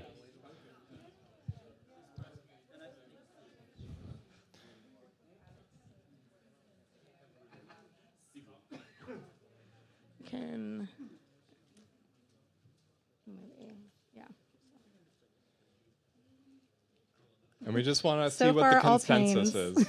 Yeah. A joy, one joy. Yay. So a few people get joy from supporting newcomers, creating wiki pages. Okay.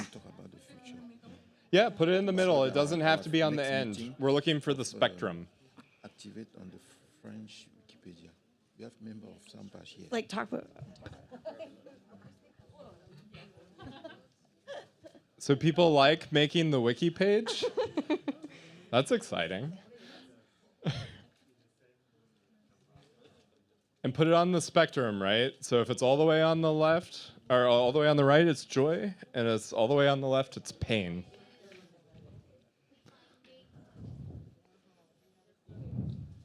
Does anyone over here want us to pass out some of the stickies to them? To all of you, anyone sitting here? Right. Oh no, I mean we can help pass stuff out. Do any of you want some stickies passed out? No, it's that we just participate. Oh, yeah. That's totally fine. We're glad you're here. Yeah. Does anyone else want stickies in this group? Okay. So I'm noticing a lot of joy for the wiki page, which surprises me a bit. I don't like wiki pages personally, but finding participants. There's overwhelming pain on finding the participants. That is good to know. Work lists, mixed. Yeah. Bit of mixed bag. And tracking and participant data, mixed bag. Some people like it, some people hate it. Any other joys or pains? Does anyone want to observe why they put something on the joy or pain spectrum? Does anyone want to describe why they put their sticky up? Yeah. I mean, for me, I put like finding participant and the pain part because I have a student club in Turkey, and finding a new team member as a student is so hard because they don't have that motivation, or they already have an idea about Wikipedia that, or professor says that it's not a good thing to do. So yeah. I actually didn't mention, I'm Pavel from Czech Republic, I actually didn't mention one thing which is, I would say, inaccurate. It's not finding participants, but it's more of like participants submitting themselves or applying and not showing up. That's what happens usually for the events we organize. Even it could be like a course for seniors, and there's like 12 people in the list, and you say, okay, that's almost the limit for this course, and then 4 of them show up. So it's like 60% of unsuccess of this. Yeah, so the rate is really huge, and this is a problem. So it's not about finding the participants. I'm happy with having 2 of them, but just I want 2 people on the list and 2 people showing up. If it could happen, but this is voluntary work, right? So you hardly can punish them for that. Do you think that part of that problem is related to other things like communication or the wiki page, or there's something that makes it hard to fully motivate everyone? Well, yeah, I think for seniors, for example, it's a problem to find information. That's they get a link and they forget they got it in the email, so they can find it. So they're a bit confused and so on. And the communication, yeah, I think you obviously have to be smart about how to remind them that the event they applied for is coming closer, that it starts in a week, that it starts tomorrow, and so on. So I think this is quite important part, and you hardly can spend more hours on this, or we can, but you still have to think of the capacity you have for doing this. But yeah, but communication is an important part of it. Yeah.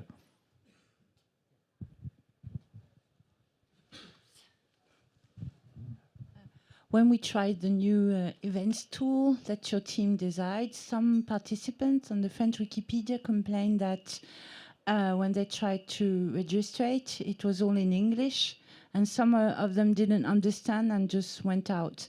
And then afterwards they came to the event because it was advertised as being opened, and we could not add them.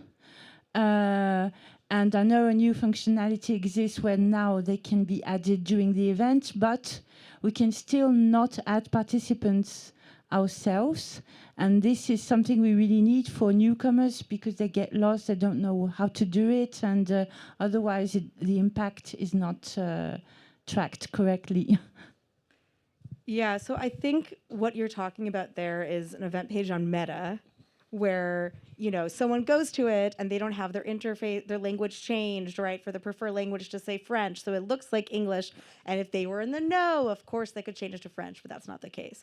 So yes, Meta is helpful when someone wants to do global organizing, but it has its problems, and if an event is really just targeting French speakers, ideally it would just be on, say, French Wikipedia or whatever the French project is. So we want to roll out the extension to more wikis.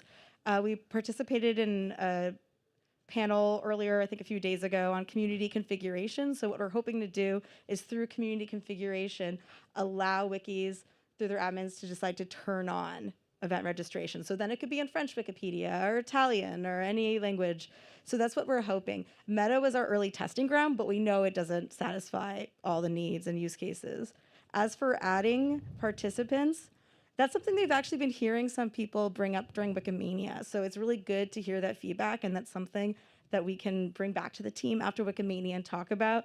One of the things that has been traditionally nice about event registration is we know that everyone who joins, they chose to join, right? They registered. But there's use cases where maybe that's not the case. So we've talked about, well, maybe after someone, you know, is registered as the participant by the organizer, they can get some notification that lets them know that the organizer added them. So there's still some safety checks in place. So we can explore that. I think I'm really glad you're bringing it up. Yeah, and what we love about the joy-pain spectrum actually is the diversity, right? So all of us in the movement are experiencing some of these same steps over and over again when we organize, but the more you kind of look at the diversity of who's doing what, where, the more you realize that some people really enjoy what they're doing now, and some of them really hate it, and there's a lot of tension. And so what I love is there's a lot of diversity, but at the same time, it makes it very hard to figure out what the best solutions are. Does anyone else want to highlight a joy or pain, why they highlighted something? I put the pain of communication on the tip of the arrow. And it's because it's partly from geotechnical issues, and also because I am on the aesthetic spectrum. So, and I still try to organize things. And it's very, very difficult for me to use irregular images because the user interface usually of those mailboxes are not very good or easy for the eye, or usually very cluttered. Sometimes the text is very long and very tiny. So I really would like a better way to design rich and illustrated posts when I publish updates, and where I publish some summary about what's going to be needed for the event. Like, for example, bring your laptop, or bring a book, or take a few pictures of the places you like. So I show you how to use commands and things like that. Yeah, persuasive communication is often one of those challenging things to do in the Wikimedia movement, because we don't always have the tools to do something rich or precise or tested. So yeah. And accessible as well, yeah.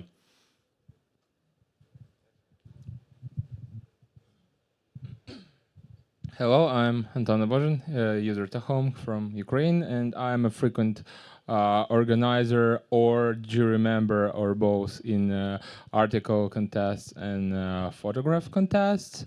And that is quite an interesting process, but we have a bottleneck which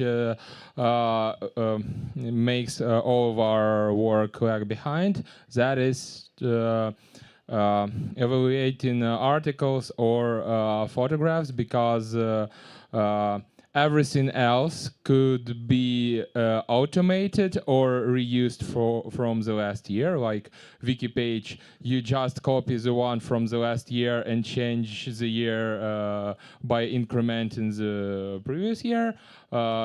You address all the participants from the last year.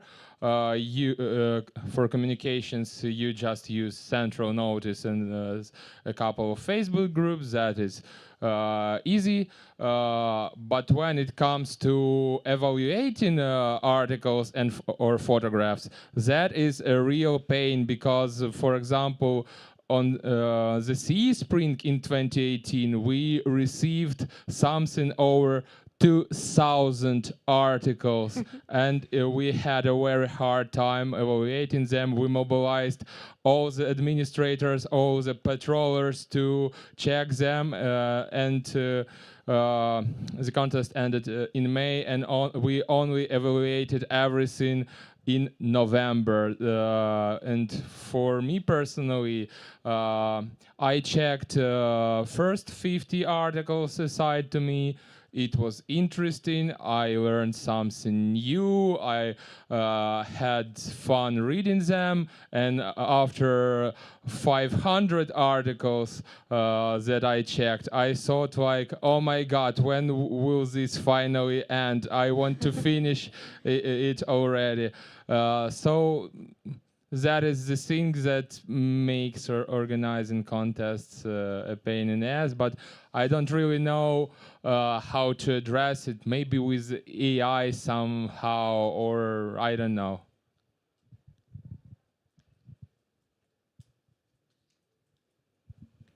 Yeah, quality is always a challenging part, especially when you have a lot of newcomers. So one of the things we're kind of beginning to look at is how do we get better at recruiting experienced editors where you don't have to worry as much about the quality. Any other highlights folks want to bring up? The only question I have is we usually hear about the difficulties in tracking impact, but I see that there's 2 that listed it as a joy, which surprised me. Do any of the joy and impact people want to bravely speak up? Or metrics? Or joy metrics? and impact or metrics? Everyone complains about it. So. Okay, well, we can just continue. Maybe it'll come up later. So we just did this activity to share pain and joy. This was really illuminating, so thanks everyone who shared their pains and joys. The last activity that we're going to do before we share more information about the tooling is visions for the future. So communities can provide a sense of belonging, they can mentor newcomers, create high quality content, and address knowledge gaps. But we also know that there's a lot that can be done, a lot of pains that are experienced today that make it harder for us to live up to the potential of the communities that we want to take part in or the things we want to organize. So this last activity is more future thinking. It's a little harder in some ways because it's not about what is in front of us immediately, but what we would like to see further along. So the questions we have are, what do you want to get out of collaborative activities on the wikis? And what would you need to be able to get there? So we have 2 parts here. What do you need and how will we get there? So for some of you, there might be more specific things you have in mind. It's like, oh, I really wish this tool or this feature existed. Other people may have larger or more conceptual ideas they have in place. But if there's something that you really have wanted that you're not seeing today, this is really useful for us to know because we're thinking about this stuff now and we're thinking about what we can do to improve the situation. So we'll take a few more minutes for people to write down their ideas and then add it to this last paper here. So in a dream world, what are the things you need to have even more joy from the organizing you're doing? So there's stickies. Yep. So who wants a sticky?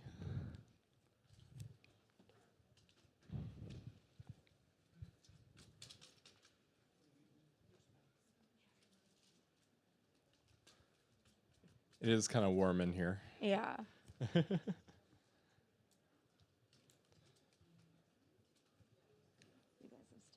Somebody back here needs stickies. Yeah.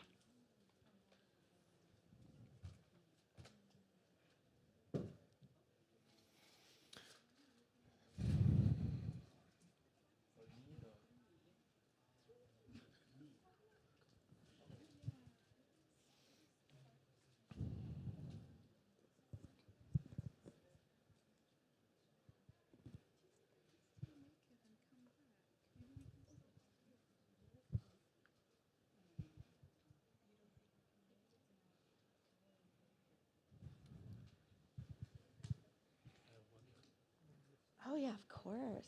Let's see. There's a bunch here. Does anyone want me to take something up for you? Anybody else need stickies? Sorry. Okay.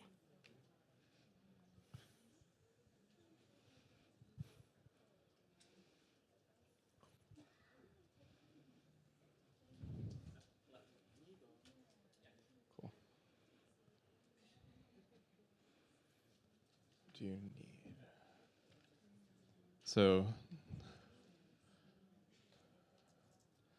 So the what do you needs are looking a lot at user friendliness and retention. So how do we retain newcomers? How do we make it easier for people to stay around? How do we follow up after events? Going from the event to the online community. Anyone else want to describe a need?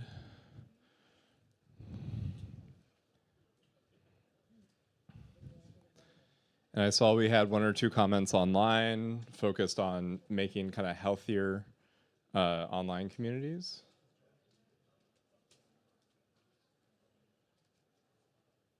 Okay, so we had some more focus on languages other than English. Amen. Sending email to participants recommending several events. Generated automatic calculation of retention data.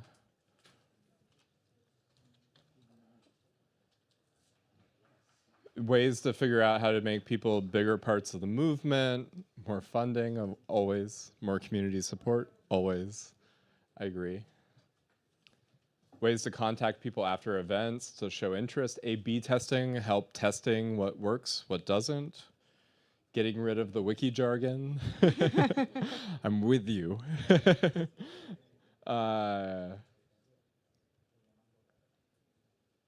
More friendly and specific structures for newcomers, ways for the newcomers to stay active. There's themes here, right? We all put all this energy, joy, and pain into organizing events, and then we realize the newcomers are having a hard time staying around. It's heartbreaking, right? Every time I look at newcomer events, it's always like less than 1 in 20 people are really sticking around, right? It's that 1, 2, 3 people in the 20-person event, or it's the experienced editors. It's a lot of work. Many of you spend 10, 20 hours running an event and you don't retain people.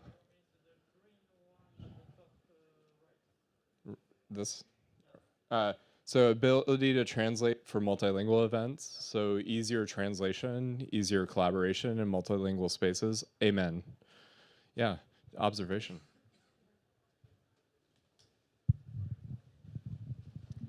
I think also we are very focused on events, especially on the foundation side, because we need metrics and everything. But as a founder of Les 100 Pages on the French Wikipedia, I'm also interested in having the impact and metric for the project, and there's no tool that does that.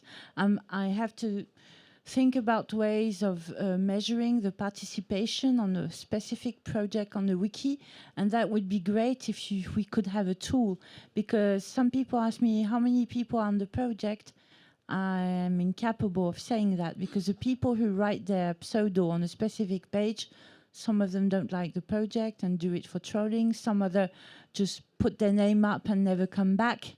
So, you know, it's a bit difficult, like having an idea of a participant that add an article to the project would be very useful, and knowing when they do so, when they drop down, to be able to reach out to them, that would be very useful. I think the foundation is much too event-oriented, when what we need is more, for example, we need more women on the project, not only in the events and organizing events. Well, this is really helpful for us to hear. And that's one of the reasons when we've sort of been framing the questions, we've been trying to say events and wiki projects and other online collaborations. So the campaigns team, we've historically focused more on events, but we're starting to try to find ways that the work we do can cater to more to events. Because if you think about it, a wiki project or other online collaborations, they're also having people join. They're also tracking work. They also want to understand the impact. So there's these common needs. So what can we generalize? What can we learn about common pains and joys and what people need so we can build more general solutions? And just one observation to that, though, the event is historically where we do the front door to the movement, and we haven't looked at the rest of the process of bringing people on. And that's where all your pain was, all your hopes and joys and needs, right, was the retention of people. How do they find community on the wikis if they're not those of us who are super technical, right? And so that's part of the reason we want this workshop, is that's a place that we need to really investigate and explore. Yes, and this has to do with languages yet again, because what you can't do is somebody says, well, I don't understand English. Oh, look it up on the translation page. Get it translated by the machine. Okay, machine translation has its limits, and it's not the same as interpreting. Just because you know 2 languages, it doesn't mean you know how to interpret. Okay, and it's easy to be trained, and but you have to do it. And it exists and acknowledge it exists. We aren't against machine translations.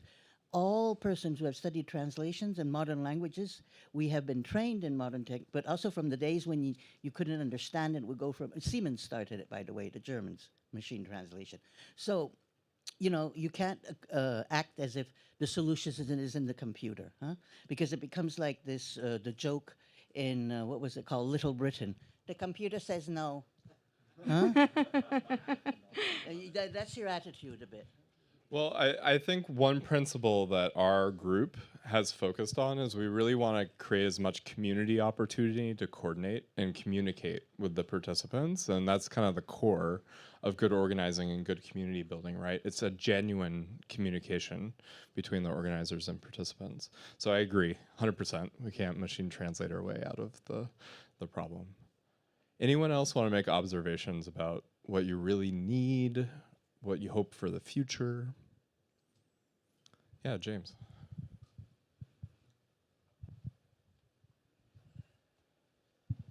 I think the single biggest pain point for event organizers who focus on editing events is when you end up with conflict online between you, the organizer, and the event, people at the event, and people online who you may or may not know, who may interpret the edits that are being made in a certain way. Either the edits just aren't particularly high quality, or they think that there's some conspiracy going on. You know, but basically what it feels like is that some person appears out of nowhere to mess with you, and it feels very frustrating. It's even frustrating to me as someone who is one of those longtime Wikipedia editors who knows how everything works. It can often feel very isolating and challenging, and being able to provide social support in those situations is really valuable.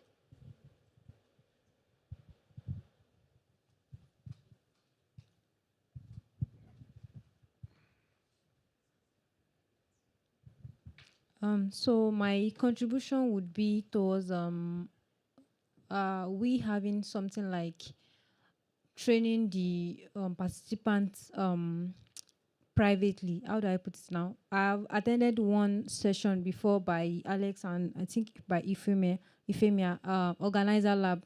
So that's a kind of program whereby organizers are trained how to, we undergo like 6 months or I can't remember exact month, like 3 months sessions. So I'm suggesting that if we can have something like that for participants too. Though we have people that have been contributing to translations, they get trained, but for someone like me or other people that contribute to English Wikipedia, that's kind of a bit technical, and a lot of people get blocked. So when they are contributing to projects, so I would appreciate if there is a kind of training. Aside we training them during the duration we used to train, these participants are not very much. Like a month project, you train for just 2 weeks, and that's not enough to actually contribute meaningfully to a project. So you're talking about it as more of like a course than a, yeah, a day like a or course. two Yeah, training. I've been seeing some courses online like WikiLearn that they can, but not many people do actually use all these courses. So like a continuous training, like one-on-one training for participants will actually go a long way. Yeah, the training is always very complicated, right? Because sometimes it works and sometimes it doesn't, and we haven't quite teased apart why as a collective, and it's very challenging with the languages and the context and cultures and differences. We have another observation back there. Oh. Oh, here we go. No, the battery is on. This one works, yes. Maybe it will be useful to have some kind of tips, templates, and tools to like regroup articles or from a theme or a category easily to launch an event like, for example, oh yeah, I met this guy at this organization. It will be like very nice to do something about this theme, and what can I find about this theme for this project, so I can make some kind of easy event to kickstart the thing, and maybe go more in depth after for other events. Or also, where can I find a few nice templates to make the post and the email or the landing page of the event sexy and well illustrated. So there's a lot about design and communication and making sure people have the right ways of contributing.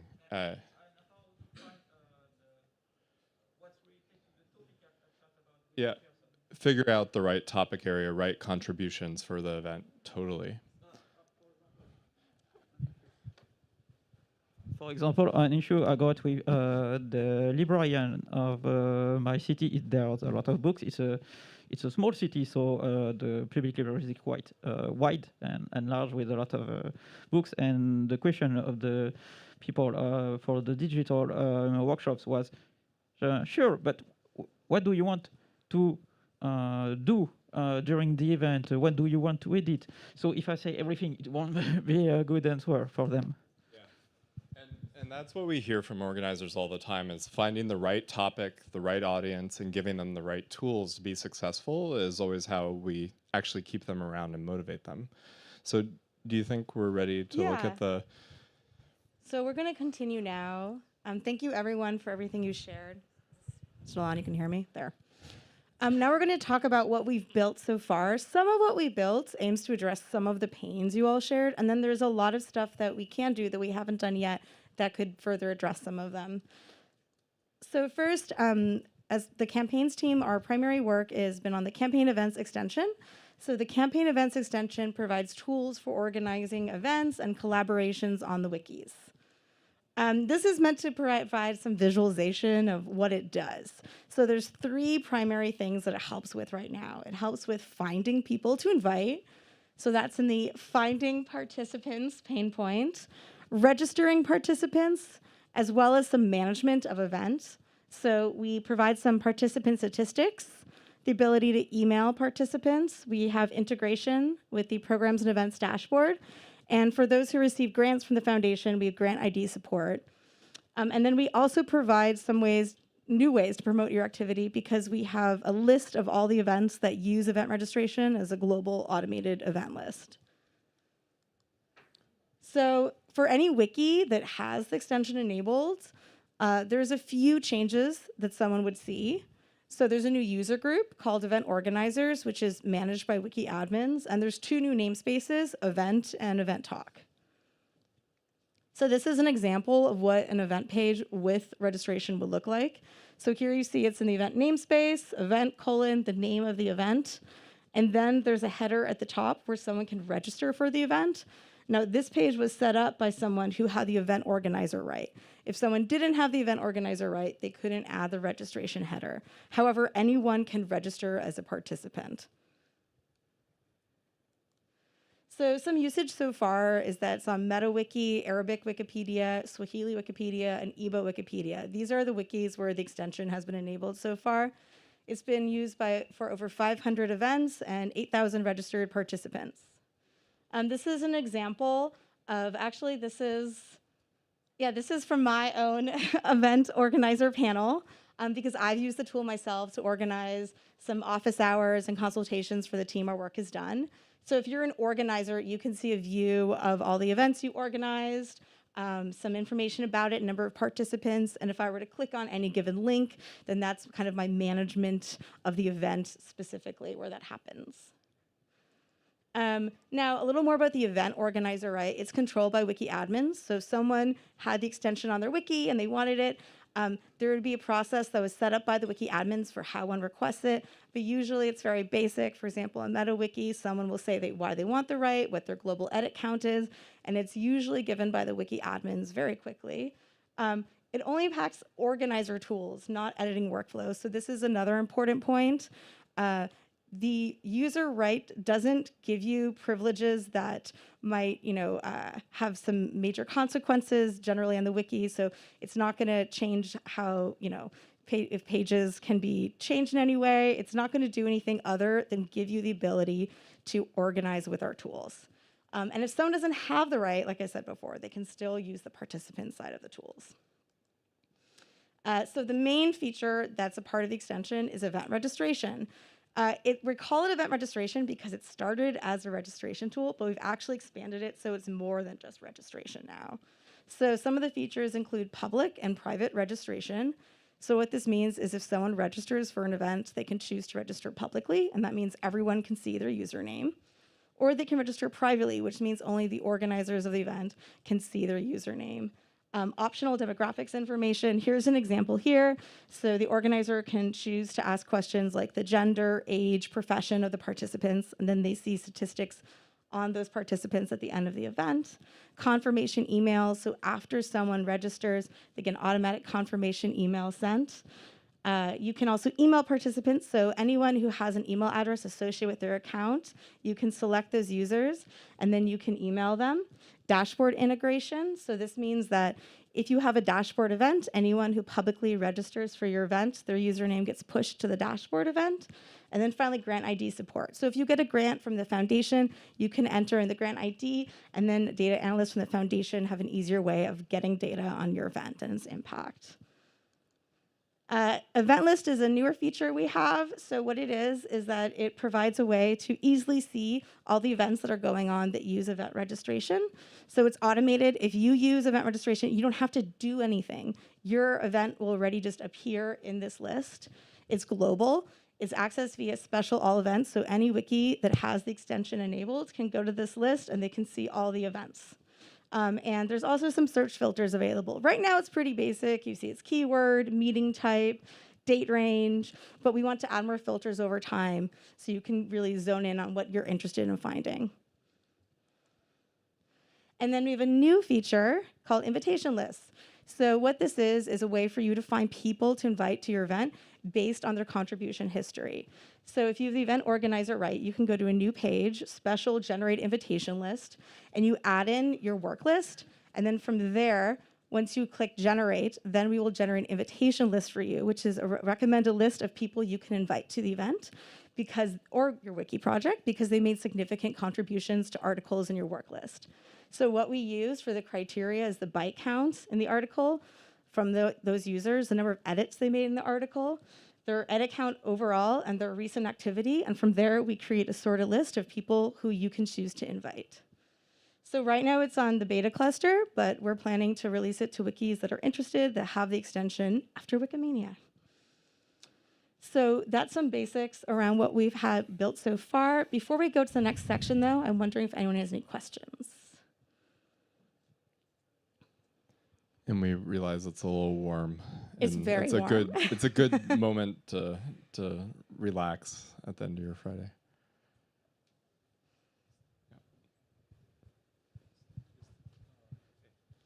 Is there an easy way to find those links? Like, will they be on the other pad or? It's in the slide deck. So the slide deck is attached to today's event, and you should be able to open it, right? Yeah, so all the links, everything is there. Maybe some tool to evaluate, to run article contests, which will track which article were nominated for the contest, automatically check if they do not violate rules, if they are eligible for this, having an interface for jury to evaluate them, then calculating the scores, determining the winners, the special nominations. Well, now there are some, but there are frequent problems that first they may be very specific, they can be written for one contest specifically, and for another they should be adapted or rewritten. Or another problem is that even if there are broader tools which can work for more article contests, they are usually written by one user who should then maintain them, and they maintain them for a year or two, and then they abandon it, and people cannot use it anymore. So it must be developed by some institution which would commit to support this tool for years or even decades. So one of the things, and why we've started with event registration and we're kind of moving out from it, is exactly this problem that a lot of tools have been created over the years, a lot of workflows exist out there for stuff, and we needed to find the one with the most pain to start with. And so getting newcomers on the wikis at events was the thing that, especially with grantees, we've been hearing a lot of pain. But this coordinating experienced editor editing activities is the thing we're hearing the most other pain about, right? And so we're starting to think, like, what's possible? What can we do to make registering for an event useful for coordinating experienced editors where our existing tools don't like to manage them, right? They like to manage newcomers and not experienced editors. And so that's something we're exploring right now. Anyone else have any questions about the tool itself? Maybe we go to the next slide. Yeah, and so the next steps right now is we're really prioritizing getting the campaign's event registration on more wikis where people are running newcomer events. So if you're interested in this, we have 3 of our ambassadors here, George, Anthony, and Isa. All of them can help you figure out how to turn it on your wiki and advocate for it. We think you, the organizers, are the ones that are gonna kind of help get it turned on your wiki.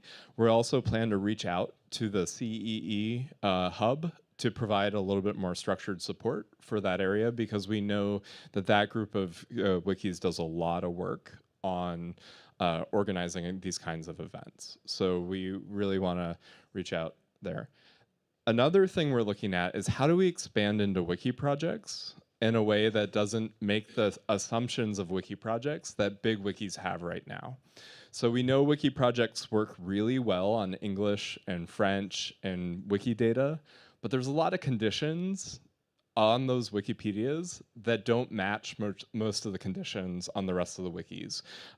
So they have a lot of editors, they have a lot of tools, they have a lot of technical capacity, they have extra time because they have a lot of editors, and they have a lot of topical expertise. What we're hearing is, like, writing contests and other forms of collaboration are the way that smaller communities make editing interventions. And so we want to see like what can we do to work in the direction of wiki projects or into topical collaborations to fill gaps, to solve the problem. Wikisfera, I forget her name. The colleague that was back there. Oh, she just left. No, sorry, Sans Pages. She was mentioning of like, it's hard to coordinate these on-wiki activities as well that are bigger. And then folks were talking about how data and impact is really important. We're going to begin piloting a data visualization for what we can get as the foundation analyzing these events, rather than what's kind of easy to produce in things like the programs and events dashboard or other external tools. So we want to see if we can offer like a different perspective on impact that's not just about new editors and edits, but actually like how does your event lead to retention? How does it lead to other events? How does it lead to persistent content, which is what's involved in joy as an organizer, right? Like bringing people into your community and making it persistent. So those are the things we're looking at. And we need your help getting the event campaign extension on your wiki. We need your help asking for the right. And like I said, we have the ambassadors in the room. We're doing a wiki project consultation and we have some flyers here on the page. We're looking, one of these consultations is focused on examples of wiki projects or other collaborations that work on your wikis. So when we go and query Wikidata and we ask like, give us all the examples of wiki projects on the wikis, there's 10,000 of them. None of them operate the same way. And those examples, many of them are stale or broken, not working. There's no community there. I click on the Vietnamese Wikipedia and there's one about a pop musician that has like 90 articles in it and clearly active editors. I click on the next wiki that has it and there's no one there. And so it's impossible for us to do good analysis on that. We need examples. We need like good examples that help us understand this. And last, like we're here for you today to collect ideas. So that great idea, writing contests and challenges. How do we like support that? So yeah, share your thoughts. We have about 20 minutes that we can hang out here. Let's get some more stickies if you want to talk about joys and pains, if you have future ideas, if you're why you're here, and we want to open the room to you. Like, what other things have we not covered while we're here? It's not a new idea, it's a classic idea, but I think we need more pictures and more images, and that people can use them. And then also I think we should make photographs of our activities and show them around and in libraries or wherever on the walls and all that. Because what we have to show is that we're doing something human, not that we're machines, machines working for the machines. Yeah. Yeah, that's going on that board. Well, and for us, Commons and Wikidata seem like really good places to deploy this because that's where a lot of good kind of movement activity is happening around events. And so we're actively in discussions with the Wikidata team. And if you want to help us advocate for Commons, yeah, come find us. I think Masana. Yeah, I just want to pick up on the point that Tess made. Hi, I'm Masana. I work with Lana, Alex, and Runa very closely, and all of the PAs as well. So maybe, Alex, you want to speak about the Organizer Lab and its transition, because I think we're also curious in learning how organizers learn together and support one another. We're really trying to solve, I think the tooling part is really clear. We have our wonderful product ambassadors who've been a really big part of popularizing tool adoption, and a lot of folks know Wikimania, but we recognize that there's something else, which is how do you learn the hacks for on-wiki organizing? How do you learn about the human or the messaging, which we've heard a lot, and Alex and I are trying to figure out, is it thematic? You know, do we cluster the work around thematic or regions or topics, or do we just have an organizer learning space where we can, you know, maybe work with Let's Connect to have something, or do we do something on Wiki? So just to seed that out there is something that we're interested in supporting the community of organizers with as well. Yeah, and something I want to highlight on that too. So we ran this program called the Organizer Lab, and I did a lightning talk yesterday about this. So if you want to go back, you can go see it. But it was really important. It was a big training, and Taslima was part of it. It was big, right? It was a lot of work. It took us about 3 months to go through the training, and we focused on 3 major themes. First, what is the topics, gaps we want to solve? Who's involved in filling those gaps, and how do we recruit them? And then what does the Wikimedia movement provide to support it? Something we learned, teaching all of those tools in like one pass is a lot, right? And we're actually fixing a lot of the things that we have to teach right now with these organizing tools. We're adding features all the time that's kind of solving some of this complexity. But like you still need to learn from humans what worked and what didn't, right? That's like how the movement. So if you have ideas about training, how should we support you? What kinds of kind of either tools or not tools do you need? That would be great to hear. Masana, you were also asking if thematic or other types of ways of framing collaboration have been the most successful for people. Yeah. So have any of you felt that certain types of activities or collaborations have had a bigger impact that you want to return to again and again because that's where you're seeing your goals met?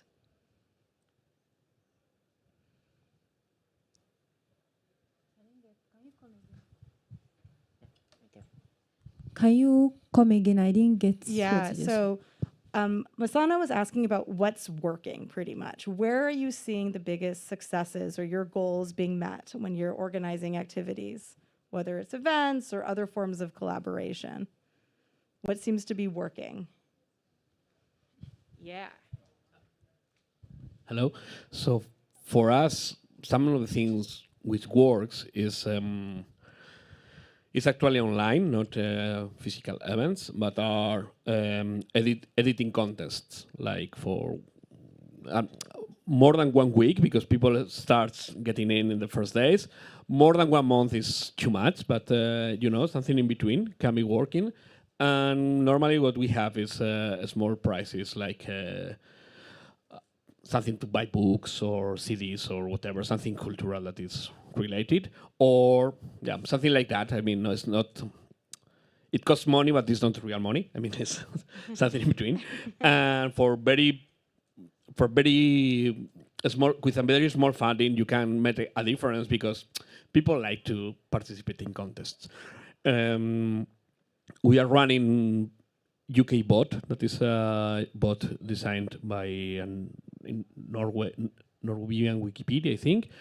It would be great if this wouldn't be the effort of one guy who has it, and you have to ask him to validate, but something wild, because it's really great. It has stats.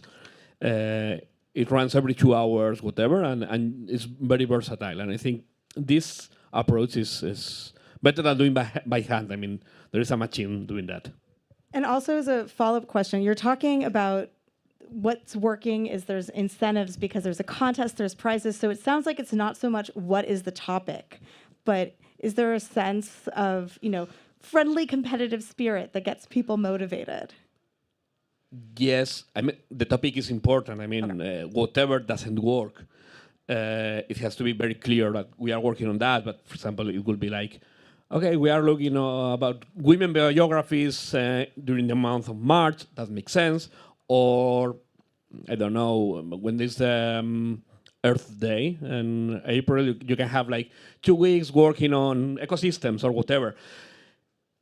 It's easier if you define a narrow topic, but not too narrow to be excessively niche for only 2-3 people who wants to participate in that.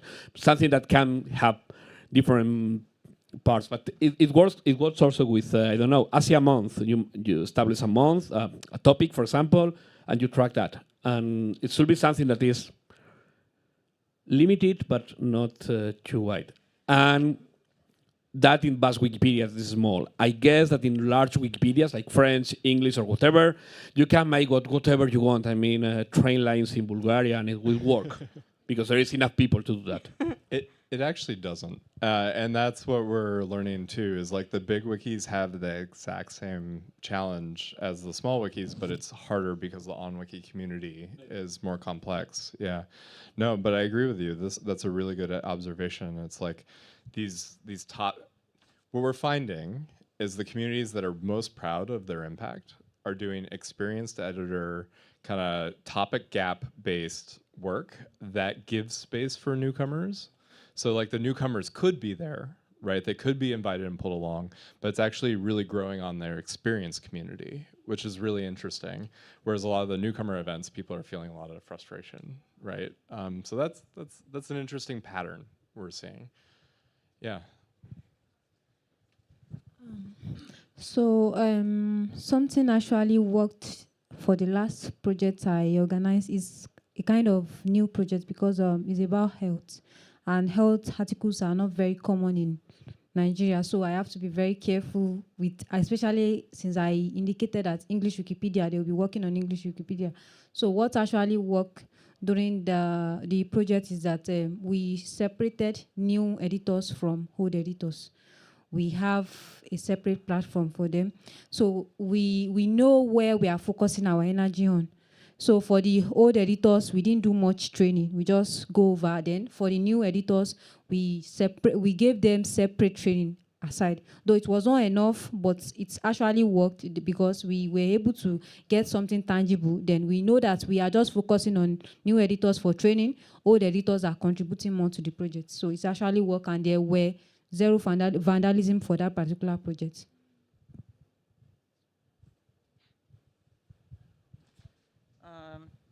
I got a comment of question is how is it possible currently to integrate some kind of prompt to organize events with this tool inside WikiProject? So integrate forms? Integrate into WikiProjects like some kind of a special button or something to create events or to go to some kind of not really an help page, but some kind of pretty page presenting the project with how it's useful and a pretty page, not just an help page. So you're asking generally how and if we could integrate the tools that we've built generally for events, but for Wiki projects? For example, I'm on the Wiki project astronomy on the Wikipedia in French. So how can I make people aware that it's possible without just spamming, but also making it pretty? And when I can put the button so people can try to create events for this Wiki project. So one of the things we're exploring is like advertising wiki projects with the events and then figuring out how we can advertise this one central page for collaborations to say new editors or experienced editors. So you joined an event and then maybe you want to join a wiki project or the next event. How do we like show this to people? And the other thing we're looking at with this invitation list is asking like, who's already made edits in this space? How can we invite them in? Maybe what we could think about, and something we've talked about a couple times, is like events are kind of related to wiki projects in some way. Maybe we could make them more integrated. A lot of wikis, like Macedonian Wikipedia, doesn't have wiki projects, but they have a lot of events on different topics that there are wiki projects on other wikis, right? And so maybe you learn something from the wiki project on English about the gap on Macedonian Wikipedia, and they're associated somehow. How does that like same topic or same theme get seen in the movement? So there's a lot of like possibility here when like we don't have to think about one big infrastructure like a wiki project, but how do we get people express interest in a topic and then travel through the movement, all these different collaborations we want them to do? What does that look like? I hope I'm not repeating myself, but how about videos? Like a French video in French saying, you want to do this, let's go here. Okay, it's in English, ignore it. Do good, press this button or this link or whatever like that with humor and in French. And then another thing with the subjects is if you could get a book cover. I don't know, now that we're getting into the Wiki Commons thing again, no? A book cover or a painting or something that is related to the subject that will attract people to it. Take it out of the computers first. Because after all, they are tools. They aren't us. Yeah, I mean, I think one thing that you're bringing up that we've also heard is how can we make whatever activity we organize more engaging and interactive and exciting for people and with that human touch so people really have a reason to stick around and do work that at times can be hard or there's a learning curve.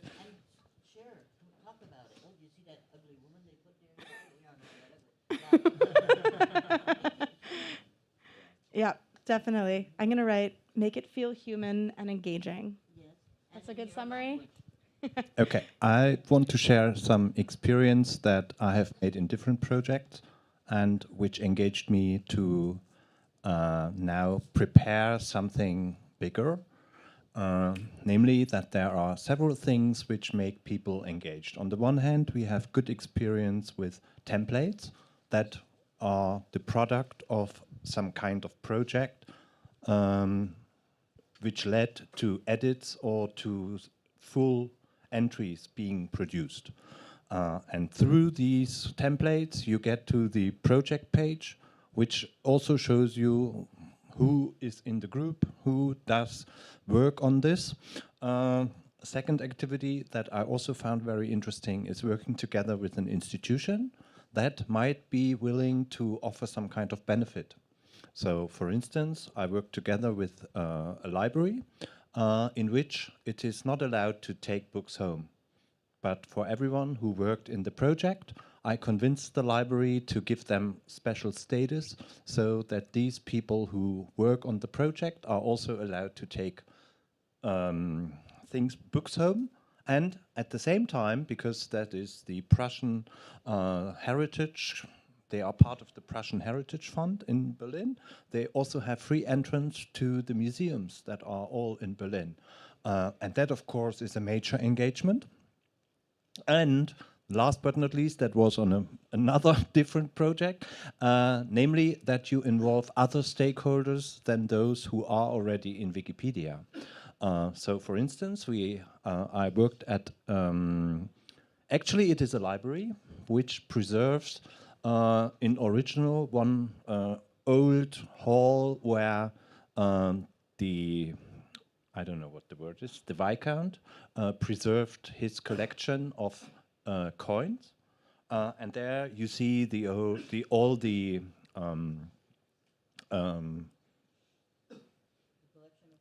no, you don't see the collection of coins because they are preserved in the museum, but you see the shelves, but not shelves. It's really beautiful. Yeah, it's really like yeah, like yep. Yeah, okay, so it looks very beautiful. At the same time, you have a museum where the coins are. And of course, they have, on the one hand, they have a local historical society. And on the other hand, I contacted the numismatical society for the whole of Eastern Germany. And then we found people who were willing to engage in Wikipedia due to the fact that they are already committed to doing something about coins. Sorry for taking Yeah, so this is a pattern. Yeah. It was just for sharing ideas for how we could do it. So one general observation on this is activists or committed knowledge advocates for a theme are a really good newcomer audience, right? They're the best to recruit, but it's very hard to target them unless you have partners. One theme, whereas the general newcomer introduction is very, very hard for us to retain people in general. And so this is something we trained in the organizer lab, where we focused a lot on how do we teach people to do this audience selection, and we need that skill to be more widely available in the movement. In the same way that, like with experienced editors, it's more about, did you express some interest in the topic already on the wiki, and can we bring you in? And so that's the kind of tooling that we're like starting to figure out how it works. Camelia. Yeah, so incentives. It's all about these partnerships and incentives, and that's something we haven't really thought about that much with the event registration. No, we haven't. Yeah. But it's good that you bring it up because it also ties to some conversations that I've been having with, over the course of Wikimania, the sense of, an identity that can be formed. And there's different ways to form the identity, but another part of it is what benefits can be drawn, not only on the wiki, but through other institutions or partners that make it feel like you're part of something greater. Yeah. But it's pretty warm and everyone seems to be it's very warm. collapsing. So we do have a Telegram group where we're talking about these specific product interventions. We also have these flyers, some of these flyers on the table, and if you need one, there's more, where you can find short links to the different things we're working on, including a prototype, the WikiProjects survey I talked about, and instructions on how event registration works. If you want to add more stickies to the participatory activities, you can come up and do that. And Alana and I are going to be here for the next 10 minutes, 10, 15 minutes, along with the product ambassadors to answer any questions you have about where we're going. But I really appreciate you being here. This was a wonderful conversation, and you're helping us build the sense of where the consensus is for things we need. Thank you. Yeah, and we're going to do any other questions here up at the front afterwards. Thank you so much. Yeah, we're here. This is what we're for. Okay.